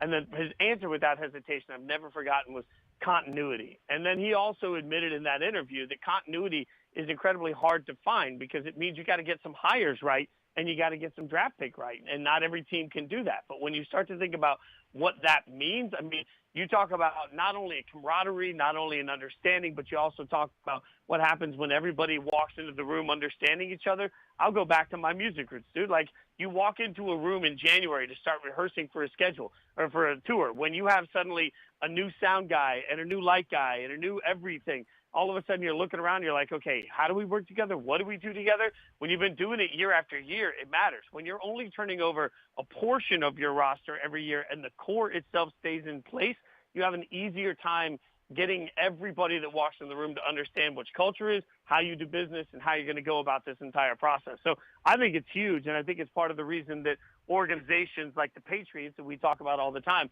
are able to have some sort of a Patriot way because there's enough of an understanding in the building of what it means to be a Patriot. Fitz, I'm very, very disappointed in Tom Brady and Jason Light because I can't believe that they gave Julio Jones real money, $6 million with incentives up to $8 million. I don't know if that $6 million is guaranteed so that when you have to make the team, but if he makes the team, then he gets $6 million. I think Julio's done. Your reaction to that signing? Yeah, I don't understand why we're making a big deal about it. Like, the last two signings for the Tampa Bay Buccaneers are two players that failed their last teams. Julio Jones was not good enough for the Titans. And I was with you. Last year I said I thought it was a great deal for the Titans because, hey, that hamstring can be healthy. He can play. And then it turns out for the most of the season, you were right. I was wrong. He absolutely couldn't. So I'm looking across the board saying, hey, the guy couldn't be relied on here.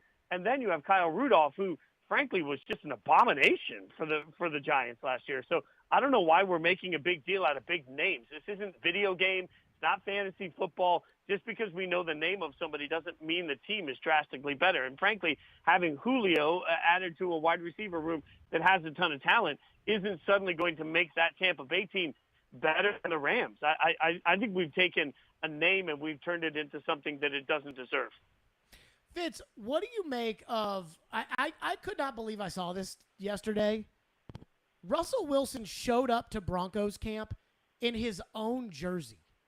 And I think some people laughed at it, or I find that to be embarrassing. And I feel like this is a big bounce-back year for Russell Wilson. What did you make of that? I thought it was an embarrassment, and I thought it was the wrong tone from day one because you have to look at it at some point, and you have to really think about what the knock on Russ was from a lot of people on the record and off the record around the Seahawks was that the locker room just didn't get around the guy. There was something about him that didn't connect. So when he comes out and does something that seems that far left, like at least if you're Aaron Rodgers and you come in and like, all right, your introduction to camp, that's not my thing, but hey, that's you. That's Aaron Rodgers being consistent, and people have learned to love that. This is Russell Wilson being consistent to a person that's more of a caricature than an actual human being, according to the people that have played with him in some instances.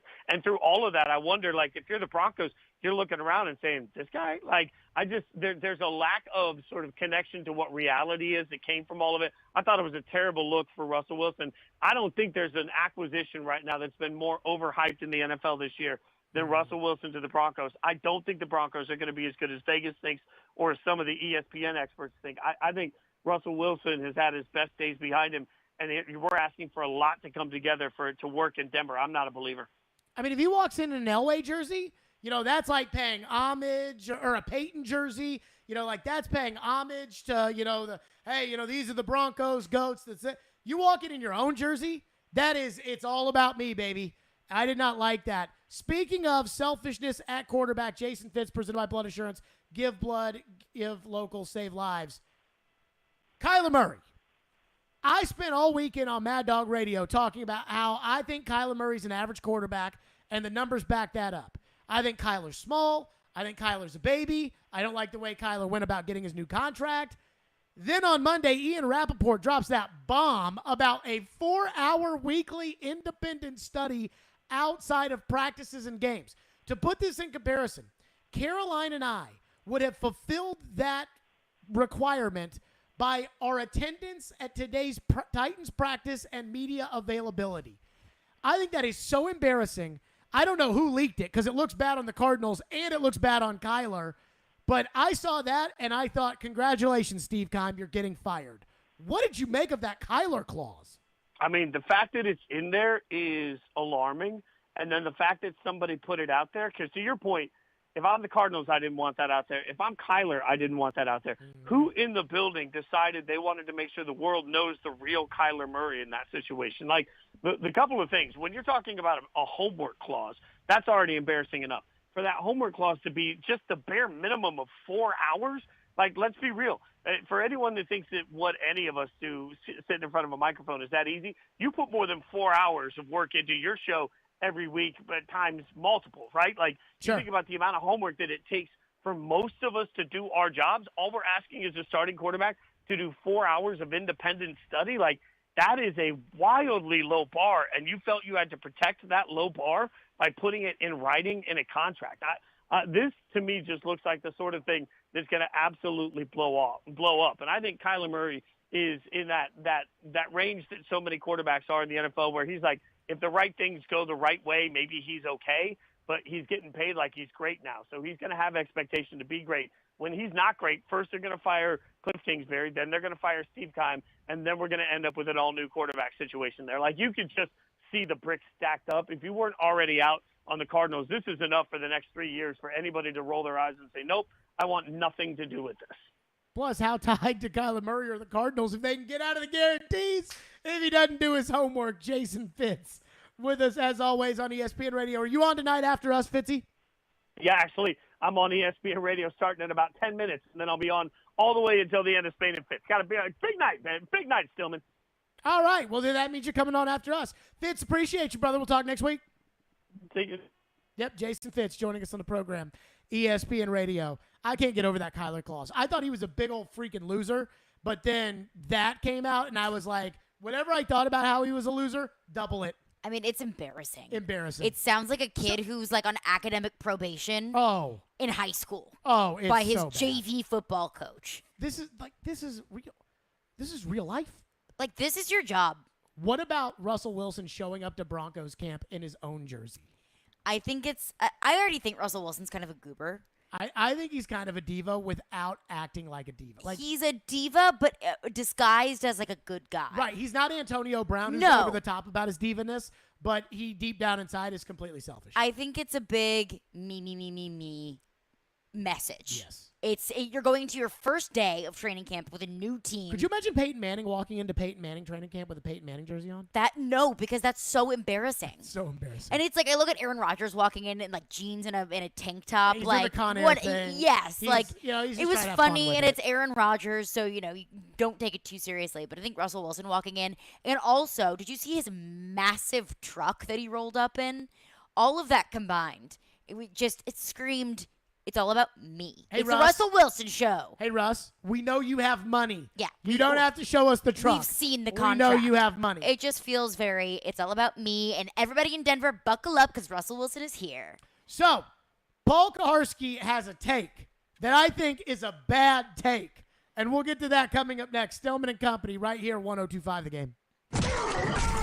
It's training time for the Two-Tone Blue, and we have you covered. Talking Titans? Join us live from training camp for interviews and reports, giving you the latest on the Titans. There's a lot of guys that are making an impact on me, both good and bad. I like some of the depth. I think that's the key right now. Training camp coverage is fueled by Parman Energy. Visit ParmanEnergy.com, your one-stop petroleum solution, and 106.3 The Game and the Game Nashville app. From the Fox 17 News Code Red Weather Center. I'm Fox 17 Code Red meteorologist Greg Bobus. More of the same taking us into Thursday and Friday. Showers and storms ending tonight, but popping back up right in the middle of the day for your Thursday and your Friday once again. High temperatures both days, upper 80s to low 90s with increased humidity. This weather report brought to you by Hiller Plumbing, Heating, Cooling, and Electrical. Call the Happy Face Truck today. Don't miss exclusive summer deals at Mattress Firm. Save up to $600 on select mattresses, with Queen starting at $149.99. Hiller's Home of the Free is back with more free giveaways than ever. This month, get a free programmable thermostat with select new HVAC systems. Get a free home surge protector with a whole home generator. Or enjoy a free water sensor leak detector with any tankless water heater. Better yet, we'll include interest-free financing and a free Happy Hiller Club membership with these purchases. Celebrate the Home of the Free with us at happyhiller.com. Call the Happy Face Truck today.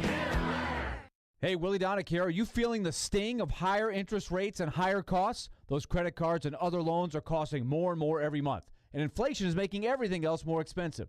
Your home can save you right now. Your home value is up, and there's a ton of cash in it that you can access with Loan Pronto. Loan Pronto specializes in zero-cost cash-out home refis. You can get tens of thousands in as little as 2 weeks.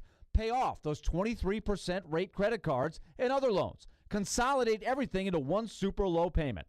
People who do this usually cut $800 or more from their monthly budget. If your home mortgage rate goes up a point or so, it's offset by your credit card rate going to zero. So call Loan Pronto now and unlock that equity and wipe out the bad debt. Do it now. You can even skip your next 2 house payments. Call 615-499-5780 or go to loanpronto.com. That's 615-499-5780.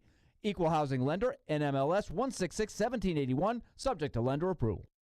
Hey, it's Jared. If you're listening to us on I-24 towards Murfreesboro or I-65 towards Spring Hill, make sure you check out 106.3 for another great way to hear Nashville's best sports talk.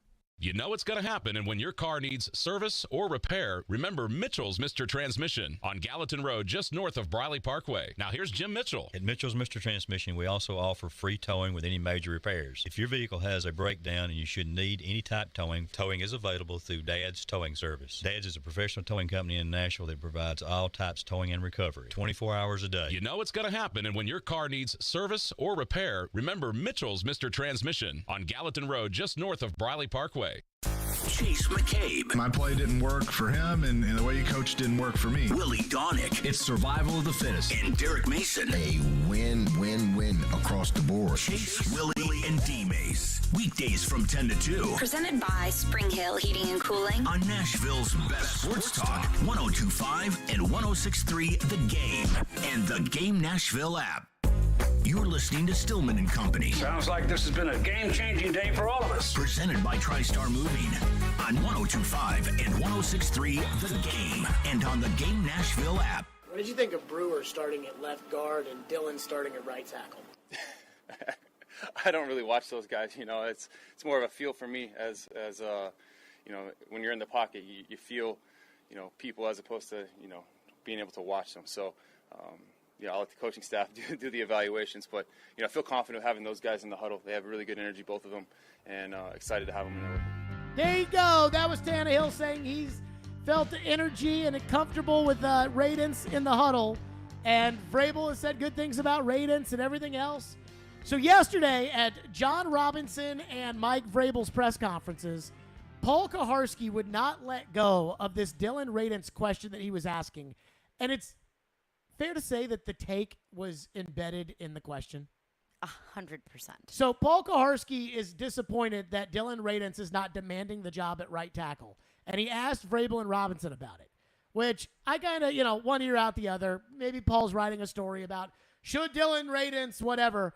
So then this morning he's on Robbie and Rex Road, and he still won't let the Dylan Radence take go.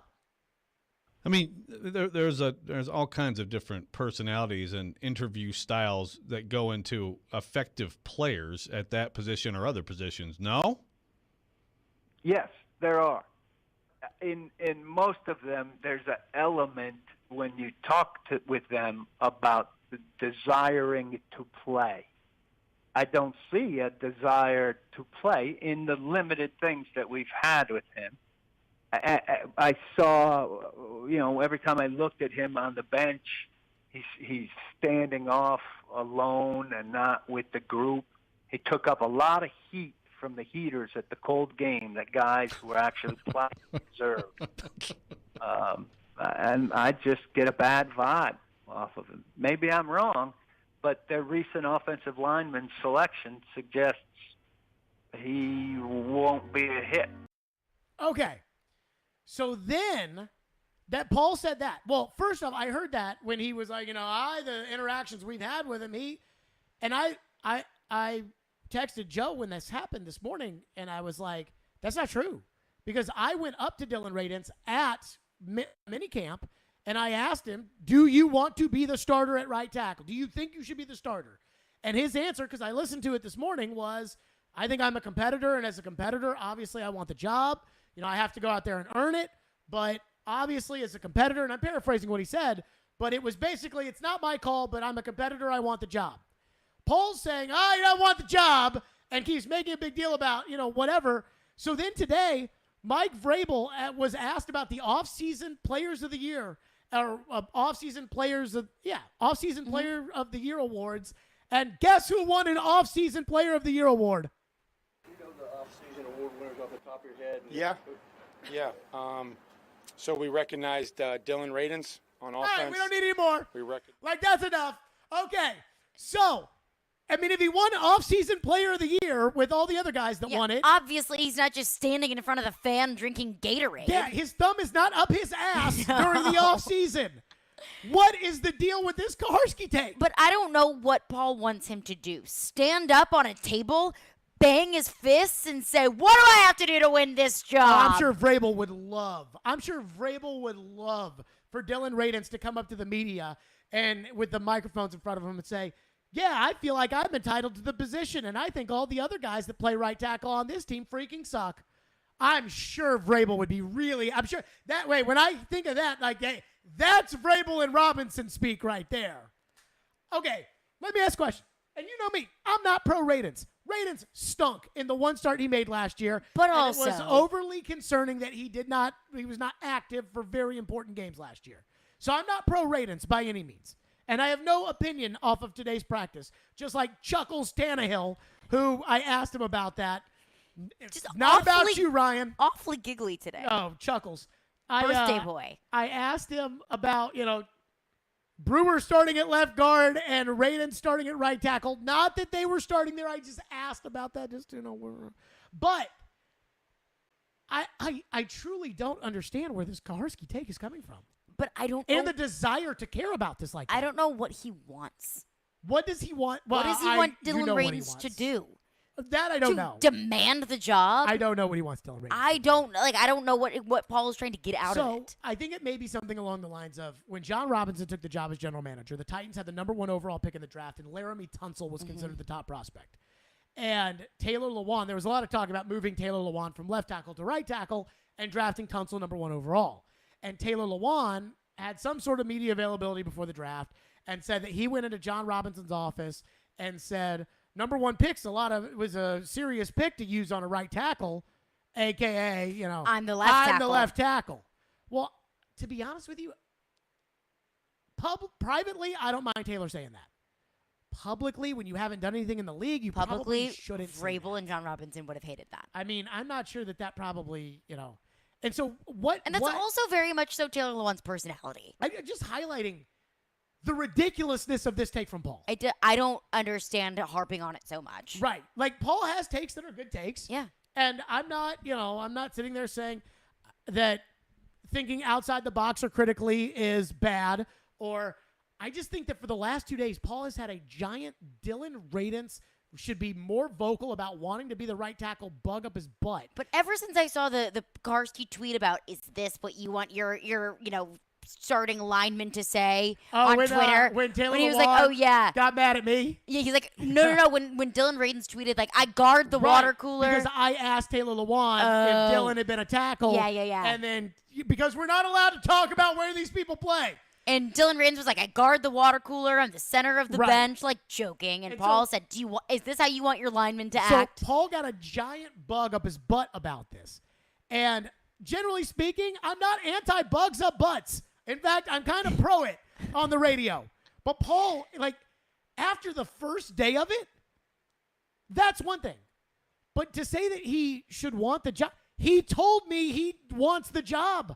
I asked him, do you think you should be the right tackle? And he said yes. So he said publicly he wants the job.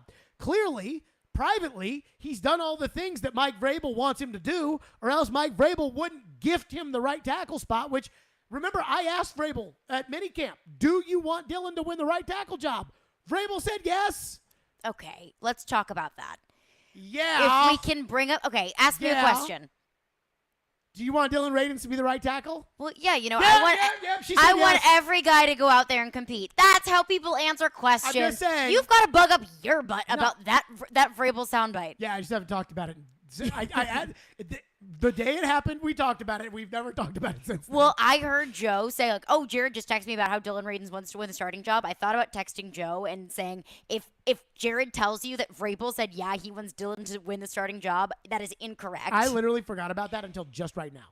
But again, he won the Offseason Player of the Year award. Yeah, that shows What do you want him to do, Paul? What do you want him to do? That's what I want to know. Do you want Dillon to go steal a microphone during a Vrabel press conference and say, give me the job? These other guys suck at right tackle. Give me the job. Petit Ferrer's a bum. Is that what you want him to? I don't know. I like Nicholas Petit Frere. Joe Rexroad joins us next. Jared v.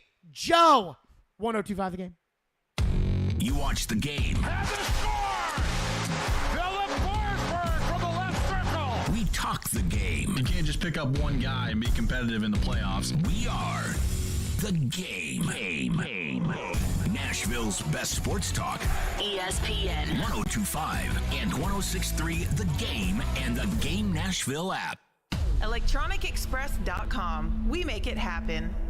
At the law office of Amanda J. Gentry, we are committed to defending your rights. Being arrested doesn't have to be the worst day of your life. Being served with custody paperwork doesn't have to be the worst day of your life. It may feel that way, but if you have Amanda J. Gentry representing you, you can feel confident that you're going to have the best quality representation in all of Middle Tennessee. Amanda J. Gentry goes wherever justice demands. 615-604-6263. AmandaJGentry.com.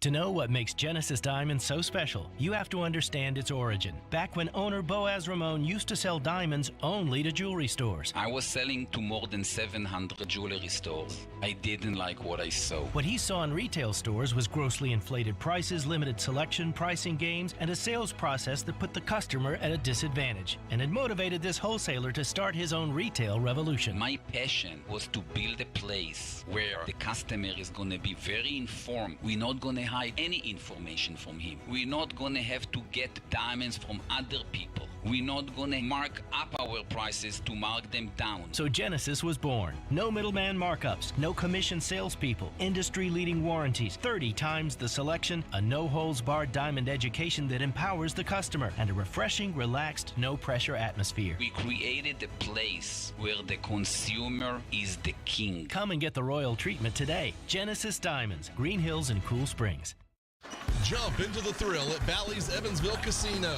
Play to win with lots of slots and live and electronic cable games. Visit the High Limit Room for an elevated experience. Take a break with a cold tap house brew or a snack at the deli. For more elegant dining, check out the flavors, river views, and music at Kavanaugh's. Enjoy a relaxing stay at the Bally's Hotel or the luxurious Legends Tower. Plan your casino getaway at Bally'sEvansville.com. Gambling problem? Call 1-800-9-WITH-IT. Get in on the conversation at 615-737-1025. The Game text line is driven by Wilson County Hyundai. Online at wilsoncountyhyundai.com. Tennessee's tax-free holiday is here. Head to Electronic Express this weekend for great deals on back-to-school essentials like laptops, tablets, printers, and more, all tax-free. This weekend only, get an Acer laptop for $229 or an Apple iPad for $449. Don't miss out on a Microsoft Surface Pro bundle for $899 or an HP laptop for $499. Shop in-store or online with free financing. Electronic Express. We make it happen. From the Hillside Medical Game Studios, WPRT-FM Pegram, WPUC HD2 Laverne, broadcasting on Alexa. I appreciate that. And other smart speakers. 102.5 and 106.3. Terang, it's a high fly ball. We got pass rushers. Awesome game. Checkered flag in the air. The Game. A Cromwell Media Station. where you have a voice. We're one play away from an injury. He knows this. He's a study of the game. And we have strong opinions. He's been awful. I don't think they were trying, and that's why I feel the way I feel. This is Stillman and Company with Jared Stillman and Caroline Fenton. Presented by TriStar Moving on Nashville's best sports talk, 102.5 and 106.3 The Game. And on the Game Nashville app. Stillman and Company is delivered by TriStar Moving, 102.5 The Game, streaming live on Twitter, Twitch, YouTube, and Facebook Live. Thanks to the law offices of Amanda Gentry, live from the Hillside Medical Game Studios. Training camp today, the opening of training camp. We were all there. Caroline was there. I was there. And Joe Rexrode, who joins us now on the program for a little Jared versus Joe. Joe was at Titans training camp, and our training camp coverage is presented by USA Hemp Store and Parman Energy, your one-stop petroleum solution. Joe, how are you?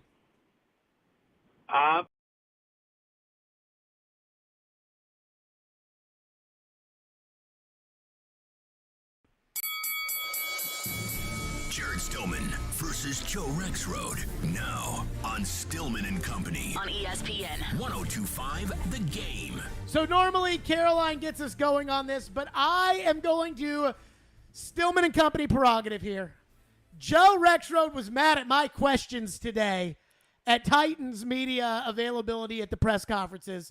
So, Joe, what problem did you have with my questions today? Oh, okay. Well, you're making me remember a couple hours back. Well, no, wait a minute. I was mad at your questions. I thought it was hilarious. Like I'll be chuckles along with Tannehill that you asked the question. Ryan, what do you think about Brewer at left guard and Braden's at right tackle? Because obviously you were just trying to put it out there so that we could talk about it because it's supposed to be against the rules. And then, of course, you were actually told afterwards that that's not okay. So, actually, I'll give you a ton of credit for going forward with that anyway. But that didn't make me mad. What am I missing? What did I forget that you actually made me mad with? So they obviously weren't that bad, because if they were as bad as Paul Kaharski's take on your show this morning, you would remember what it was. So you can't be saying it's that bad, Joe, if you can't remember what it was. I mean, I was just giving you crap. I think, did you ask something like, do you like to throw deep passes on first down, Ryan? Do you like to throw touchdowns? Okay. Like all right. Let's play the question, the one about throwing the bomb. Yeah, Johnny Titan fan. Let's play this audio. Let's ask the question of Tannehill. Go ahead, Ian, if you have it. Let's play it, and let's let everybody be the judge if this was a bad question. Did you want to start camp with a bomb like that?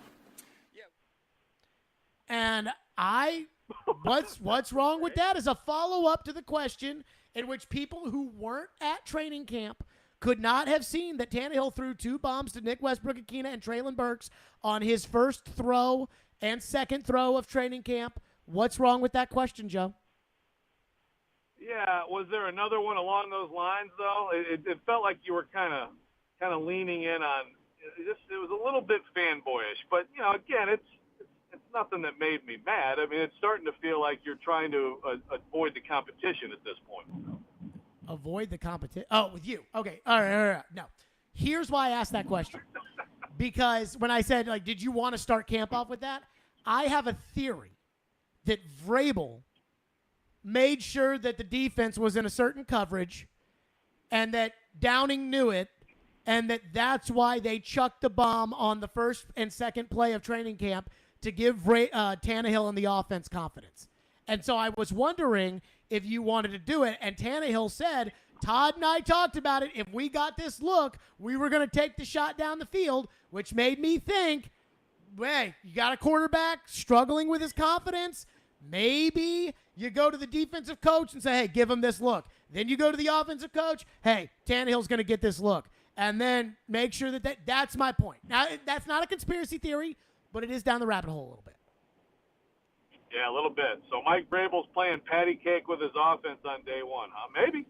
Mike Vrabel's trying to get a little bit of confidence in his quarterback, who we all know needs a little bit of it. Caroline, go ahead. Take it away. First question, Joe, for you. What should be the number one focus of training camp? the number one focus for the Titans of training camp? And you're saying what the Titans' focus should be, not our focus. Our focus. Oh, what our focus should be. Biggest storyline of training camp. Okay. Well, I think, I think Treylon Burks is probably number one. It's so important to have him be a major weapon for this team, the way they're built. I mean, look, I've heard you guys some today, and I agree that Des Fitzpatrick looked good out there. And there's some encouragement with the receiving corps, but they've got to have Treylon Burks, be a key player. I will say that Farley is close for me, and I thought, and frankly, I'll go against the group think. I came away today. I understand it was a great diving catch by Burks, and overall, it's very encouraging that he would be out there all day. He looked good, but I think Farley was as impressive as anything today. A guy who, weren't sure exactly how much he was going to do. And we'll see when contact comes and pads come on. But I watched him a lot today, and I liked what I saw a lot. And I feel like I wasn't sure. Is McCreary and it may yet be a competition, but they get McCreary in the second round. Is he possibly going to get that outside spot opposite Bolton? After today, I come away thinking, Caleb Farley's going to start the first game, and he might be a pretty good player for them this year. And if that's the case, the defense gets pretty scary. I do not think Caleb Farley is on the list of maybe even the top 5 things that I'm caring about the most right now. I do preface the question, my answer of your question with this. I think the story of training camp until we get to the joint practices with Tampa Bay and Arizona, because those stories will write themselves. So to Joe's point, if Farley goes out there and locks down Mike Evans at Buccaneers practice, that's a big deal. Mm-hmm. So that will come of itself. For me, the story of day one is Burks. The story right now for me is Tannehill. He was 8 for 8, and you were talking during the break, Carolina, about all the texts that we've gotten today and calls we've gotten about the tight ends. Yeah. And people wondering about Hooper and Okonkwo. And what I noticed just going through my notes of who Tannehill was throwing the ball to, because I can't tell you who Tannehill was playing with, but I can tell you who he threw the ball to.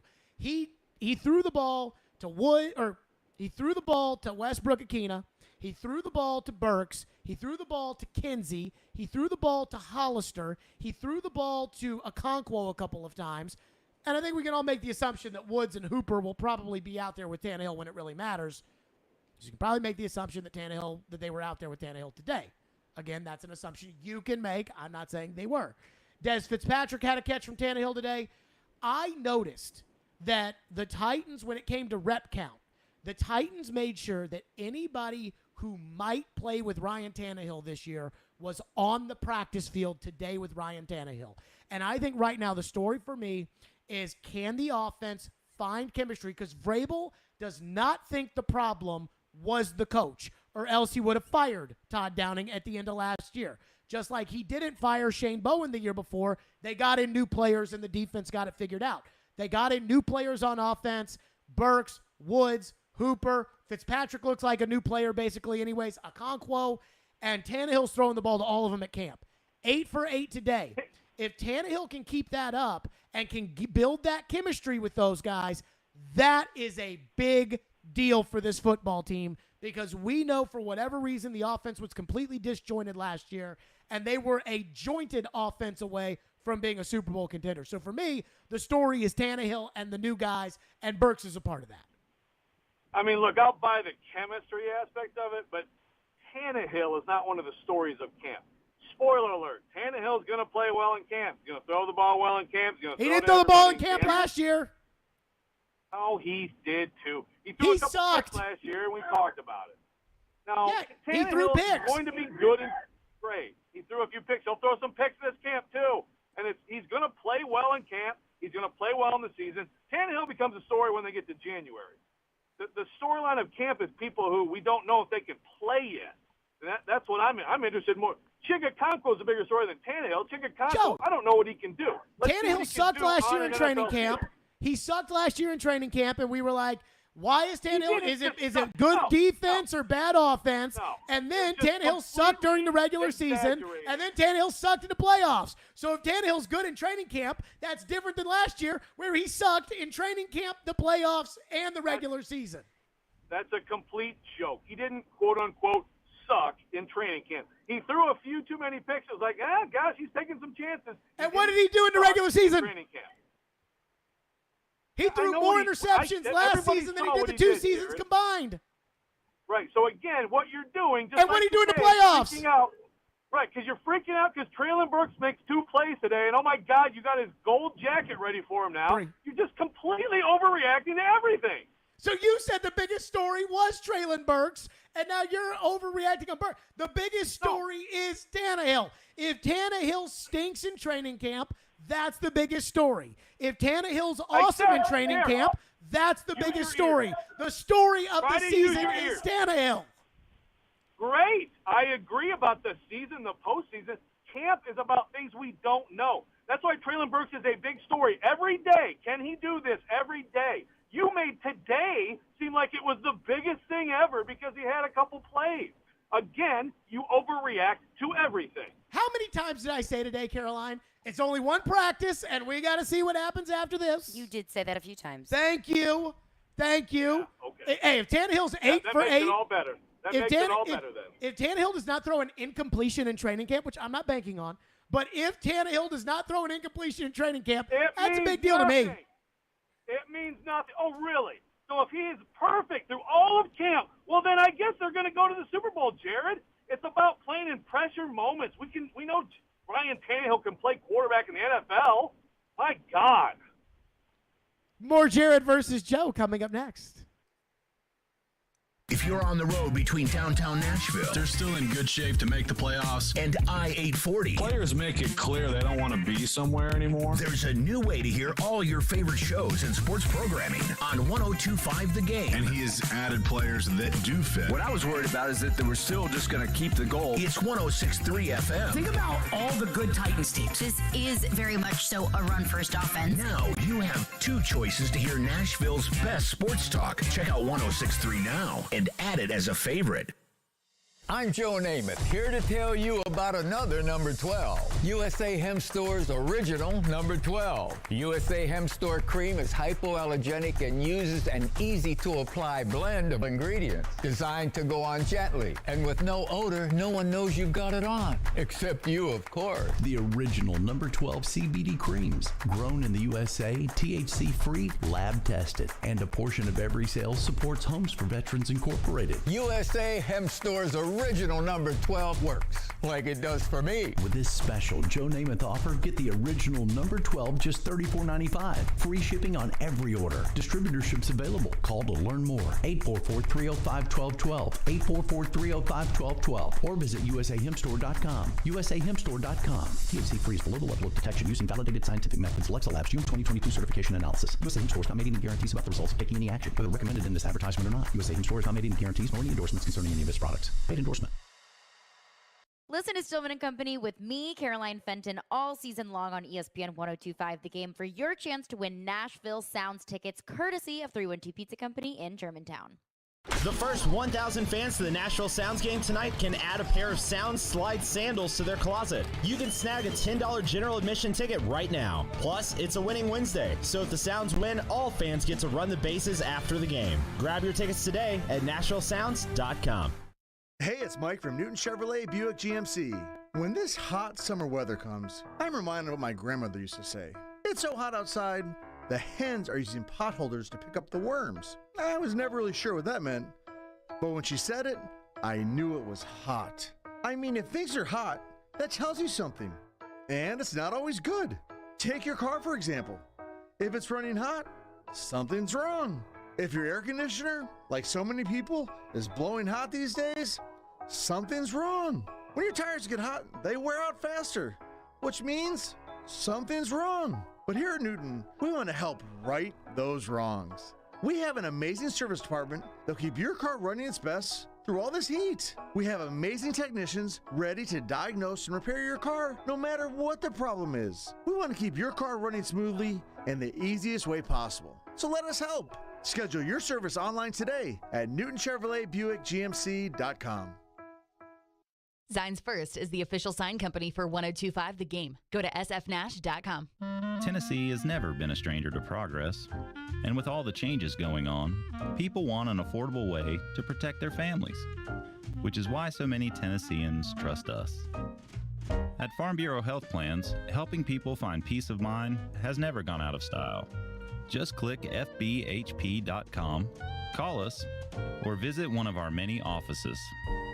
Farm Bureau Health Plans, protecting Tennesseans since 1947. It's on. It's happening. Remember, you can watch us on YouTube, Facebook, Twitch, and Twitter. Get out of the way. I'm watching the game. Presented by the law offices of Amanda Gentry. You're listening to Stillman and Company. Presented by TriStar Moving. 102.5 and 106.3 The Game. And on the Game Nashville app. Did you want to start camp with a bomb like that? Yeah, we know. Todd and I were talking this morning and wanted to put some down the field pressure on our defense, and I didn't know if we were going to get the look or not. Thankfully, defense, called the coverage that gave us that look, and we were able to execute and make the play. Jared Stillman versus Joe Rexrode. Now on Stillman and Company. On ESPN. 102.5 The Game. Joe doesn't like that question, and Joe doesn't think Tannehill is a big story in camp. But I'll let Oh, by the way, Joe's with us, and Jared versus Joe brought to you by Parman Tractor and Equipment. Chad Withrow texted me and said that the Jared versus Joe segment is not spicy enough, and it needed to be spiced up a little bit. I don't know. We got Joe screaming pretty good there in the last segment. Was that sarcasm from Chad Withrow? Had to be. Go ahead with the next question, Caroline. Okay, Joe, you go first. Real quick. Okay, go ahead. Go ahead. Go, Joe. Well, I find it fascinating that the first-round pick from last year, who's had multiple back surgeries, who's coming off an ACL repair, who is trying to be a starting cornerback, in which case this defense would really have everything accounted for, would not be among your top 5 stories of camp. But the quarterback we already know can play in a regular season is there. That's fascinating. Anyway, go ahead. The quarterback who the entire city wanted to run out of town after he threw 3 interceptions in a playoff game, and who stunk last year in training camp, and who the Titans need in order to get over the hump, who everybody around the country doesn't think can get them over the hump. That's always a storyline. Not telling us anything, and training camp won't tell us one thing about him. But thank you. It'll tell us if he's going to throw interceptions like he did last training camp, which foreshadowed the interceptions last year, which foreshadowed the playoff game. Completely, because you're right. Because training camp picks totally carry over to actual football. You're so right, Jared. This is a fascinating case study. I don't know if we're going to get to another question. This is so stupid. I mean, it did foreshadow it last year, Joe. Sure. No, it directly led to it. On to the next. Okay. Joe, you go first. What will Julio Jones do for the Bucs this year? Why does Joe get to go first? Because I want to see what he says. Oh, sorry, that was there's the other. My Caroline just had to laugh at that one. We're on our way to Hamilton, where I need to be a much more civilized human being in a few minutes. Hey, Caroline. Hi. He will get about 400 to 500 yards receiving. He'll play in a few games. He'll be hurt. I just have to assume he's going to continue to struggle to extend himself after 2 straight years of hamstring issues.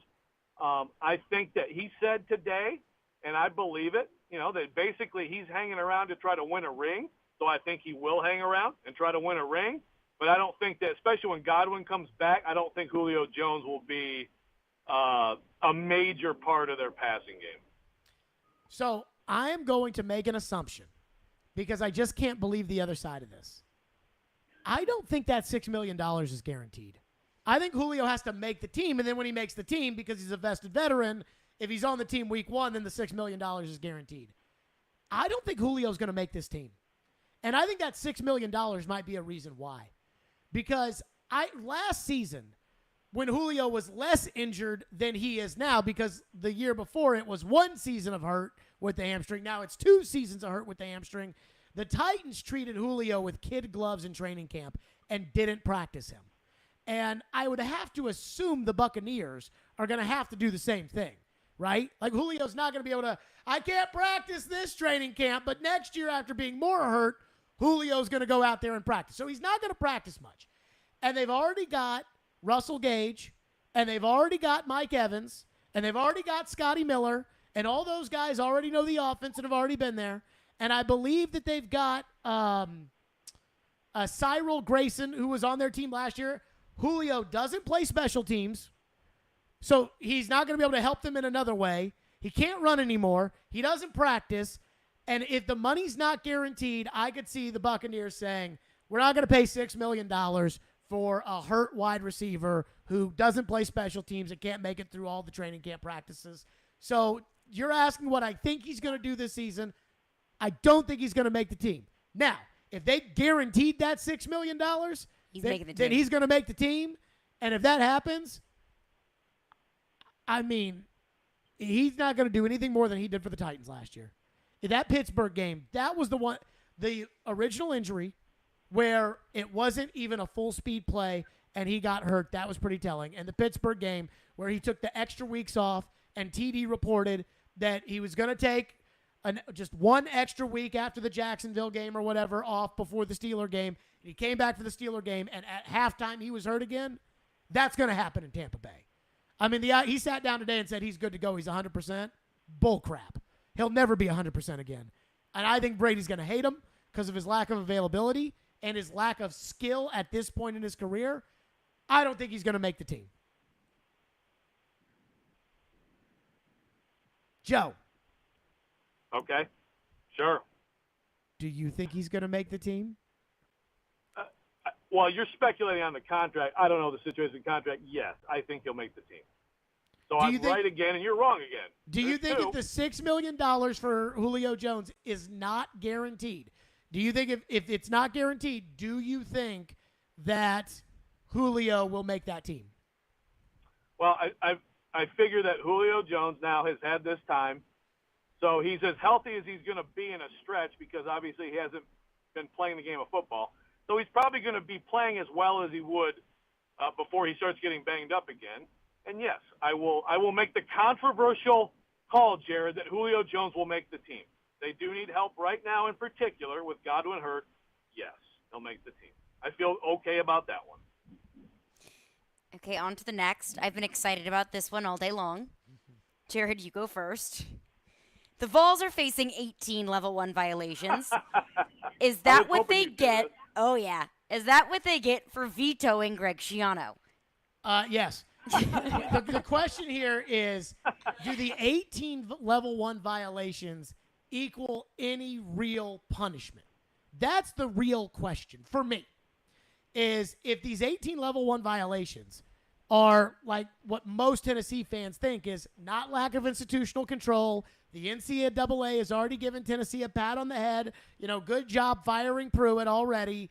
If the Vols fans get their way, Pruitt will get a 5-year show cause or something like that. All those assistants will get show causes, and Tennessee will lose some scholarships or some recruiting visits or something like that.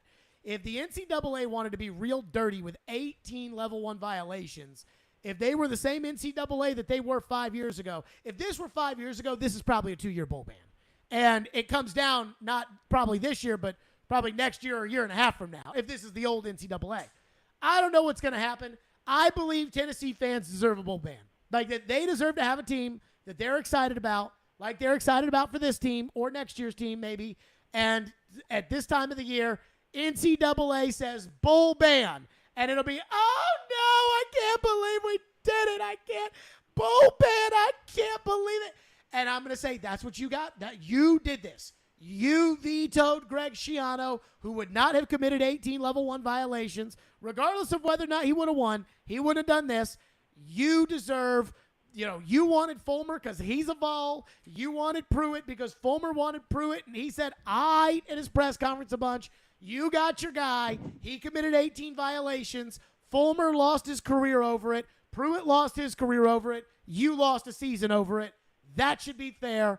That's what should happen. And by the way, Greg Schiano at Big Ten Media Days today declined to spill the tea but wants everybody to know that there is tea because he said he's not going to talk about it yet. Of course but there's that tea. He will eventually talk about it, which I need to know what the tea is, Greg. But yes, I think Tennessee fans deserve a bowl ban because of their culpability in this situation. Like, I can't even honestly get mad at you about this. It's so stupid. I feel bad for you. Like, seriously. I maybe I just yelled myself out earlier. Like, it's truly an astounding take. 5 years ago, a few idiots went way too far in protesting what was a bad decision by Tennessee. They were marching in Knoxville about this. It wasn't a few idiots. Yeah. How many people? How many people, Jared? I don't know. Right. Volanon. One idiot put a terrible. Oh God. One idiot put a terrible message, on a rock and all that stuff. And so I would agree that those fans deserved, the things working out poorly. That's fine. They already have. Things already bottomed out when Jeremy Pruitt got fired, and yet another coach that Tennessee fans are all excited about quickly flamed out. And by the way, he wasn't their choice. Their choice was no Schiano. Bill Fulmer, yes. Okay, and they got their wish, Joe. Fine. You think that right now, NCAA violations are still going back to Schiano 5 years ago? I mean, it's just, come on. I'm at a loss for words mostly because I can't even believe anyone would come up with this as a take. I'm not the only one. Pat Forty has basically the same take. Pat Forty has a good thing man with Tennessee fans. I love Pat Forty. He has a thing with Tennessee fans, and I think he just copy and pasted that column from the day Pruitt was fired. It's enough already. Tennessee fans have paid enough. They don't deserve anything. And the idea, worse than your take on fans, you actually think that Josh Heupel and the current players who had zero to do with this stuff should pay for what Pruitt and his wife and these staffers and I do not think Josh Heupel should pay. That's incredible. I do not think Josh Heupel should pay. I never said Josh Heupel should pay. You hope they get a punishment. I believe it is in Josh Heupel's contract that if they get a bowl ban, then he gets an extra year added onto his contract. So Josh Heupel is an innocent bystander in this and has nothing to do with it. The players can all transfer portal their way to wherever the hell they want to go if a bowl ban comes down. The people who really suffer if there is a bowl ban with this are the fans. And the fans deserve to suffer because the fans are culpable for this because they're a part of the equation, which led to Jeremy Pruitt being hired in the most shameful way possible. And that's what happened. And the fans deserve to be punished too. That's all I'm saying. It's truly, if we do a Mount Rushmore of I shouldn't say. I was going to say, if we do a Mount Rushmore of your takes, this could be on it. Yeah, I'll hold off on that hyperbole. There's some doozies. I said on the Titans spot. Monday. But let me tell you something, man. Whew. Go ahead, tell it to me. Huh? I said, go ahead and tell it to me. Let me tell you something. I'm at a loss for words. It's so ridiculous. The fans, because a few idiots 5 years ago were overzealous in protesting a bad hire. Greg Schiano, terrible hire, terrible fit. Good for Tennessee. He wasn't the coach. Not good for Tennessee that Pruitt was the coach. Not good for Tennessee that Mike Leach, as you and I have talked about, could have been hired, but instead the whole thing with Fulmer and all that happened. But even at that point, you can take it out of the fans' hands, Jared, and you're still trying to keep it in their hands now. I got nothing, man. I got nothing else. Everybody else who was a part of this has been fired, and everybody else, so that means they've all been punished. Time to punish the fans. So the fans should be fired? No, the fans should be punished. Yeah, Can't fire Tennessee fans. Tennessee football fans haven't suffered much in the last couple of decades. You got a good point. I mean, really. There's a difference. It's been a gravy train for them. There's a difference between sucking because you're not good and facing a bowl ban where you go into the season as a fan knowing that nothing's possible. And I think Tennessee fans need a year of knowing that nothing's possible and that it's their fault. They're culpable in this. Their program. I'll tell you this, and I'm not They're here. not This is remotely absolutely culpable. not apples They're to not apples. remotely culpable. This is not apples to apples. Well, I'll just hold off on it. Caroline, who won? So, Joe, your training camp take is questionable. I would agree that Treylon Burks is one of the bigger training camp storylines. Treylon camp. Put that on a t-shirt. But Caleb Farley is such a non-starter for me. Caleb Farley didn't play last year, and the defense looked completely fine. I would say that the offensive line is a bigger story. I would say that Chika Okonkwo is a bigger story. I would say that Austin Hooper is a bigger story. Treylon Burks, Robert Woods. I have a long list of players that I'm looking at in training camp and the chemistry that they have with Tannehill over Caleb Farley. But Julio not making the Buccaneers is a little bit too rich for me because I think that was a Brady-motivated move. And what Brady wants, Brady gets. Yeah, but what if Brady, if he doesn't practice and Brady's going to hate him, just like we hated him once he stopped practicing? I think he'll make the team. Now, 500 yards, I don't think that's going to necessarily be the case. I think 400 yards last year was even a stretch. I don't expect Julio to do anything, but I do expect Julio to make the team. Punishing the fans? Yeah. Are you crazy? Think about this. That is insane. Why? That is absolutely insane. For a group of, let's say, 300 Tennessee fans who brought up their picket fences because they didn't want Greg Schiano, you're going to punish the fan base because of what the other coach that they hired did and paid players? Yes. That is absurd. Why? Fans get punished all the time. You are going to... The Penn State fans did not do anything wrong, and they got punished. Jerry Sandusky went to jail. Joe Paterno was dead. And the fans at Penn State, that program got nuked. And those fans there was no way those fans had any idea what was going on whatsoever inside of Penn State. And so now Jared, you're going to tell me. That is not the same. No, what I'm saying, though, is the fans got punished. No one ever said during that time that the fans deserved anything. That was right, like that's the point. Like, this is not about the fans. I mean... So then when should the school get punished and when should the school not get punished? What is the line of demarcation that decides whether or not it is about the school school getting punished? Or and not? if fans get punished as a result of that, then so be it. But seeking out punishing the fans because you think that they deserve that is insane. Oh, I absolutely think giving a bowl ban just to say, "Hey, fans, you deserve this." How many fans does Tennessee have? I don't know. Like millions, okay. probably. So how many fans threw crap on the field in the Ole Miss game?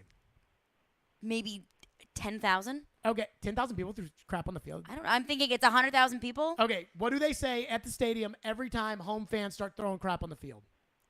In any sport. I don't know. Stop doing that. Joe, what do they say?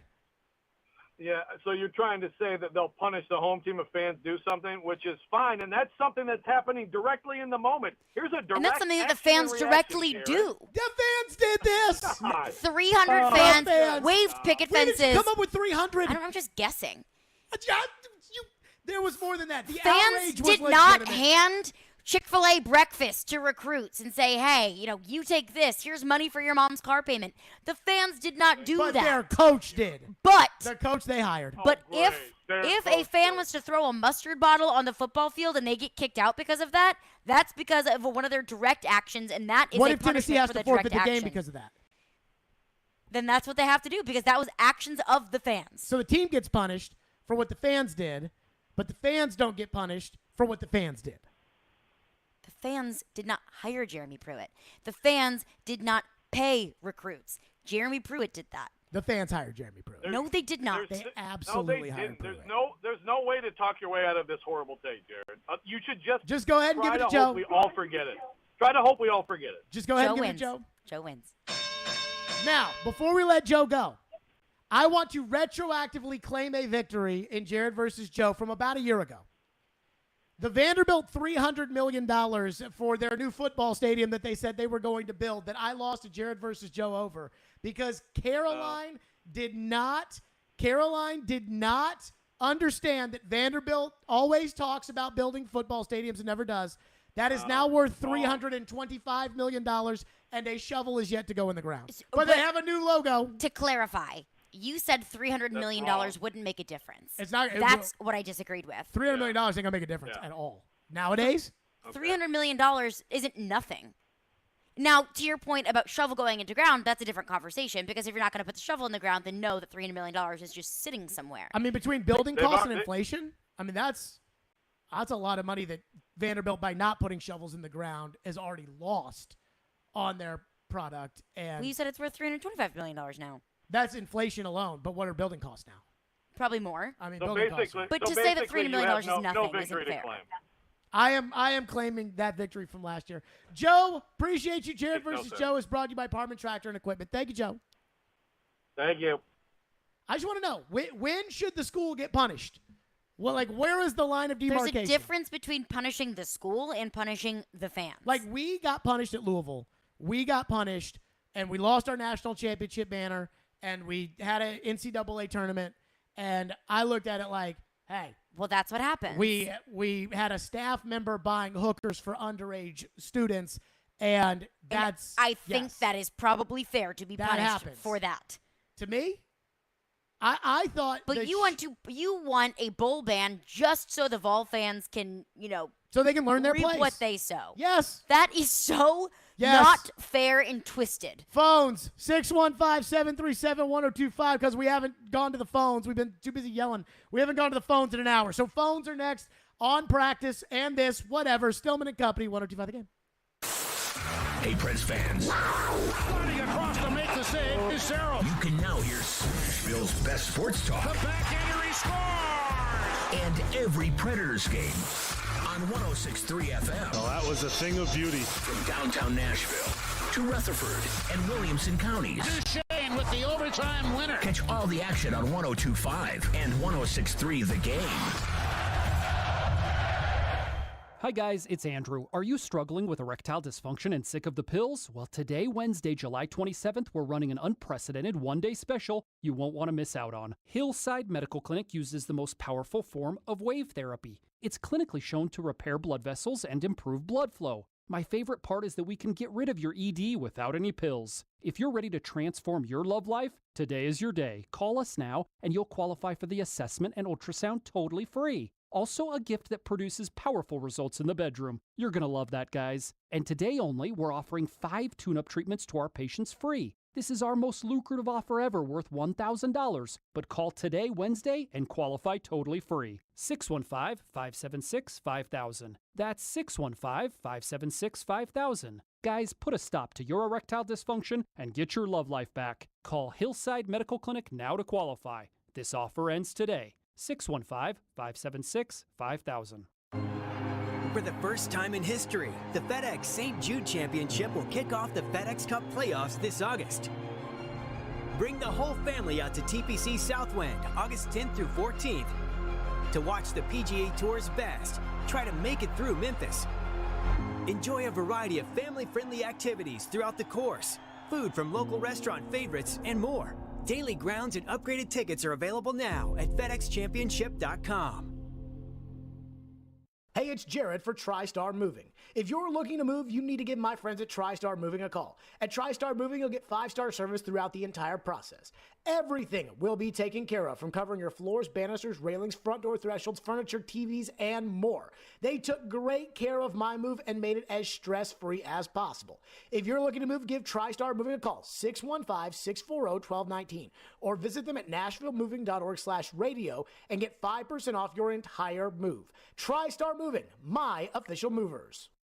Ever tried to shop for a diamond online? They all look great on the computer screen, but the fact is, most reputable jewelers like Genesis Diamonds wouldn't touch them with a 10-foot pole. These are the diamonds that nobody wants to buy. We call them the B-quality diamonds. That's Genesis owner Boaz Ramon, who says that even diamonds with the same grade and specs on paper can be very different when you see them up close in person, especially the ones from online dealers. Those diamonds gonna look always cloudy or dirty. It's like you're wearing your glasses and there is fingerprints all over the glass. You just don't understand, or nobody told you that the material that this diamond was cut from was not the best material. Why risk it? At Genesis Diamonds, they screen thousands of diamonds and only choose the best of the best for maximum brilliance, sparkle, and luster. Genesis Diamonds, Green Hills and Cool Springs. I'm Boaz Ramon, and my accent is always on value. Your home for Hit City is 94.9 The Fan. Your Nashville Sounds continue their series against the Charlotte Knights at First Horizon Park. Swing and a miss, strike three. Sounds win. Pre-game at 6:50. On your home for Sounds baseball, 94.9 The Fan and The Fan app. Hey, Nashville, this is Sean Henry. You're listening to Nashville's best sports talk, ESPN 102.5 The Game. I have to discuss something now before this gets too taken out of hand. So Chad Withrow tweeted out, did Jared Stillman just compare fallout from child rape to fallout from angry tweets and message board posts on 102.5 The Game? A very memorable Jared versus Joe segment just took place. I've heard it all now. No. I asked the question, when does a school get punished? What is the line? When does the school get punished? When should the fans get punished? That's all I asked. But that tweet, because of the context that it doesn't have, is now probably going to spark a lot of outrage. And if it does, I'm sorry about that. Trevor brought it up yesterday. And look, I'm not trying to sit there and tell you that what happened at Penn State would be acceptable or that they shouldn't have had a bowl ban or that they shouldn't have almost had the death penalty to their program. That's not what I said. But I do ask the question as far as the NCAA is concerned of when do they get involved and how do they get involved in it. That's all I was saying. And if it offends anybody, I'm truly sorry. I'm really disappointed in Chad's tweet because it felt like it was taking it out of context. And now I feel like I have to defend something that, quite frankly, I didn't think people heard it like that. And if you did hear it like that, I apologize. So I just want everybody out there to know that. You have a thought on that? To the phones. Phones. What do we have?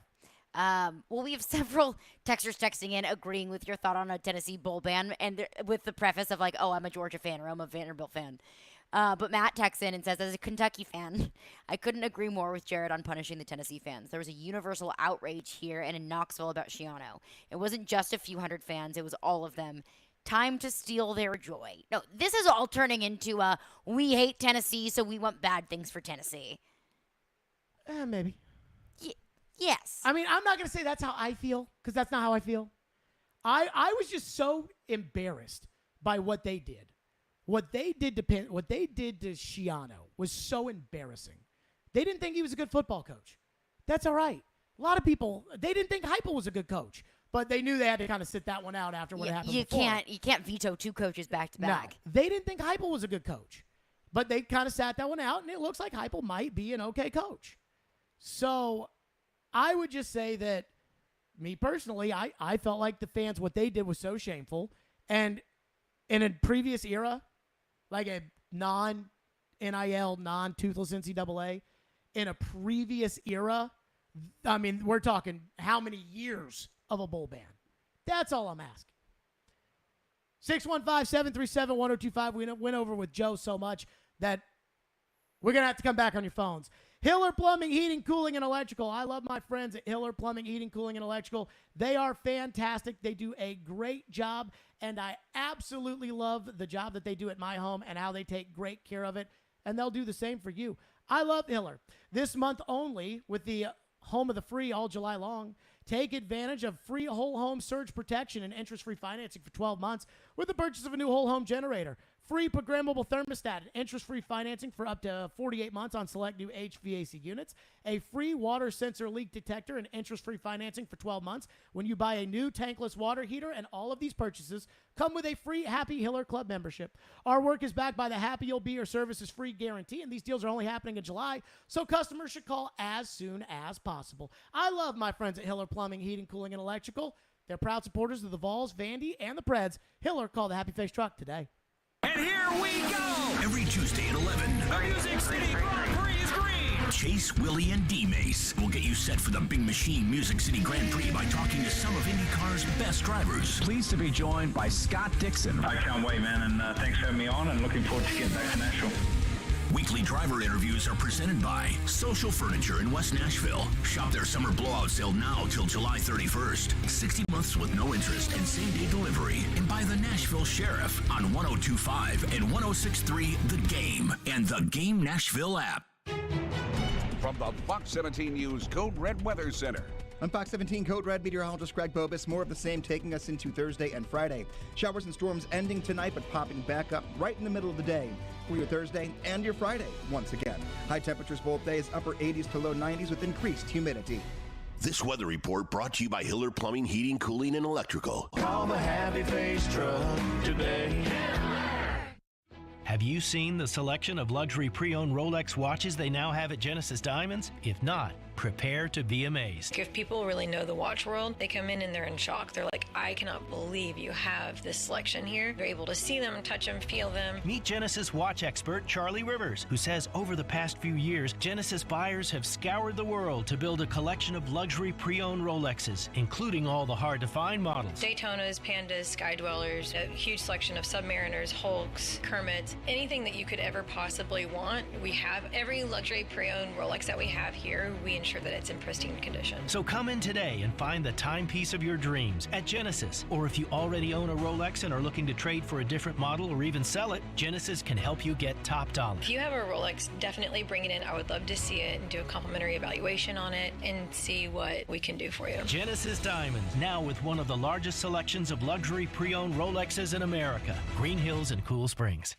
Hey, Willie Donick here. Are you feeling the sting of higher interest rates and higher costs? Those credit cards and other loans are costing more and more every month, and inflation is making everything else more expensive. Your home can save you right now. Your home's value is up, and there's a ton of cash in it, and you can access it with Loan Pronto. They specialize in zero-cost cash-out home refis. Get tens of thousands in as little as 2 weeks. And yes, VA loans are eligible. With a VA loan, you can access up to 100% of your home's value. So pay off high-rate credit cards and other loans. Consolidate everything into one super low payment. People who do this usually cut about $800 or more from their monthly budget. So if your home mortgage rate goes up a point or so, it's offset by your credit card rate going to zero. So call Loan Pronto and unlock that equity and wipe out the bad debt. 615-499-5780. That's 615-499-5780 or go to loanpronto.com. Equal housing lender, NMLS 166-1781, subject to lender approval.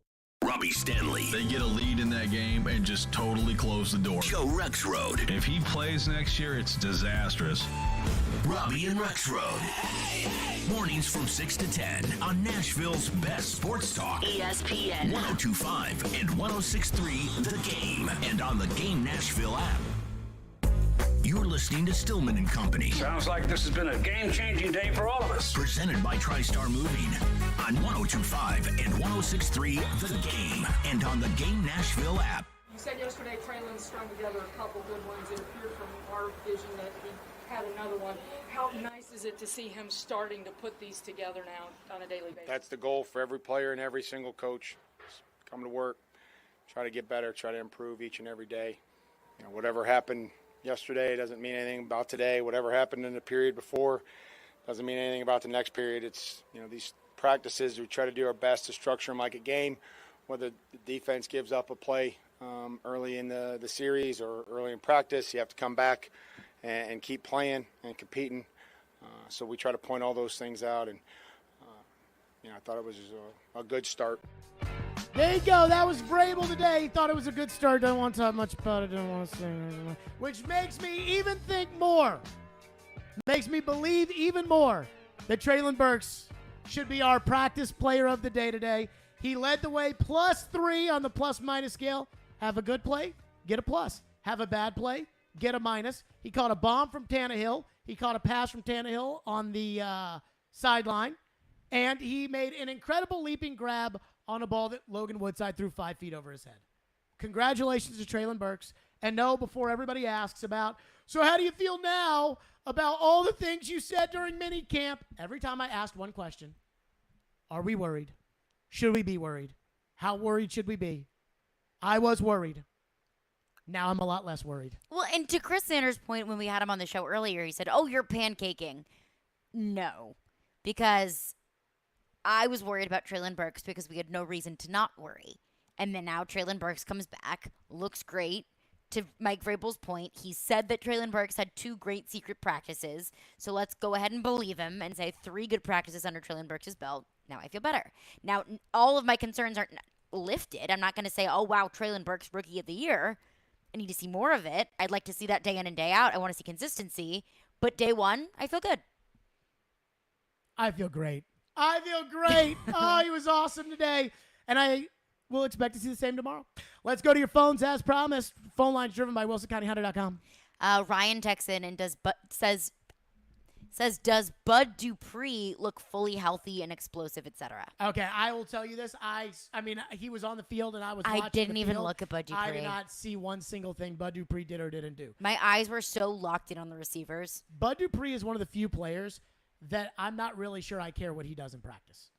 Everybody else, I kind of care, but the guys who have been there and done that, now when they have pads on and they're taking on the Buccaneers or Arizona and it's like legitimate starters like Tristan Wirfs and he's going up against him, like that I care about. But this right now, I mean, I don't even think Bud goes 100% because there are certain things that Bud does, the individual stuff, he probably does 100%. But he's not going 100%. He's not supposed to probably on like a run play or a pass play or something like that. What's next? Another texter texts in and says, how about the O-line? What did you think about them today? So here's what I did when it came to offensive line. They would run like random plays, and they're not wearing pads, and neither is the defensive line. So it's kind of hard to say, okay, who did what. So here you go. This is 11 on 11. Tannehill, the first run right, I said defense better than offense. So that's one for the defense. Run left with Hilliard, I said offense better than the defense. So that's 1-1. Let's see. Back to 11 on 11. Derek, big cutback for Derrick Henry. Good run. Offense better than the defense. Run right, Derrick Henry. Offense better than the defense. So there you go. 3-1 offense over the defense. If you want to know how the offensive or defensive line did, make of that what you will. Without pads. I'm not Les Steckel. Like, I can't look at these guys at practice and see the technique that they use. I have no idea what good technique from an offensive lineman is. One time, Floyd told me that a guy had bad technique. I asked him how he knew that when he hadn't been at practice. He said he watched a clip on the news, and on the news, the clip of the wide receiver showed a horrible technique from the defensive back. Made enough sense to me. Fine, I'll believe him. I can't do that. I cannot do that. What's next? Austin texts in about Treylon Burks and says, losing about 5 to 6 pounds is pretty significant considering he probably lost about 8 to 10 pounds of fat and gained 2 to 4 pounds of muscle. He looked like a totally different athlete. Say that again? About Treylon Burks. I don't think you can gain muscle and lose fat at the same time. I don't know. It's not physically possible to do that unless you're like Barry Bonds on steroids. Yeah, it's impossible to gain muscle. Either you're gaining or you're losing. My guess is he lost weight, and that's what they needed him to do was lose weight, period. Because sometimes, and AJ's an example of this, the muscle can weigh you down. Mm-hmm. So I think he just lost 6 pounds and made it through practice and played great today. And he also didn't specify, I lost 10 pounds of fat and then gained 4 pounds of muscle. I'm not going to make that assumption. That's going to do it for us. We are out of here today. Jason Fitz says he's going to be on all night tonight. I don't know exactly what that means. T's and P's, Fitz. But Fitzy's up next right here on 102.5. We'll see you all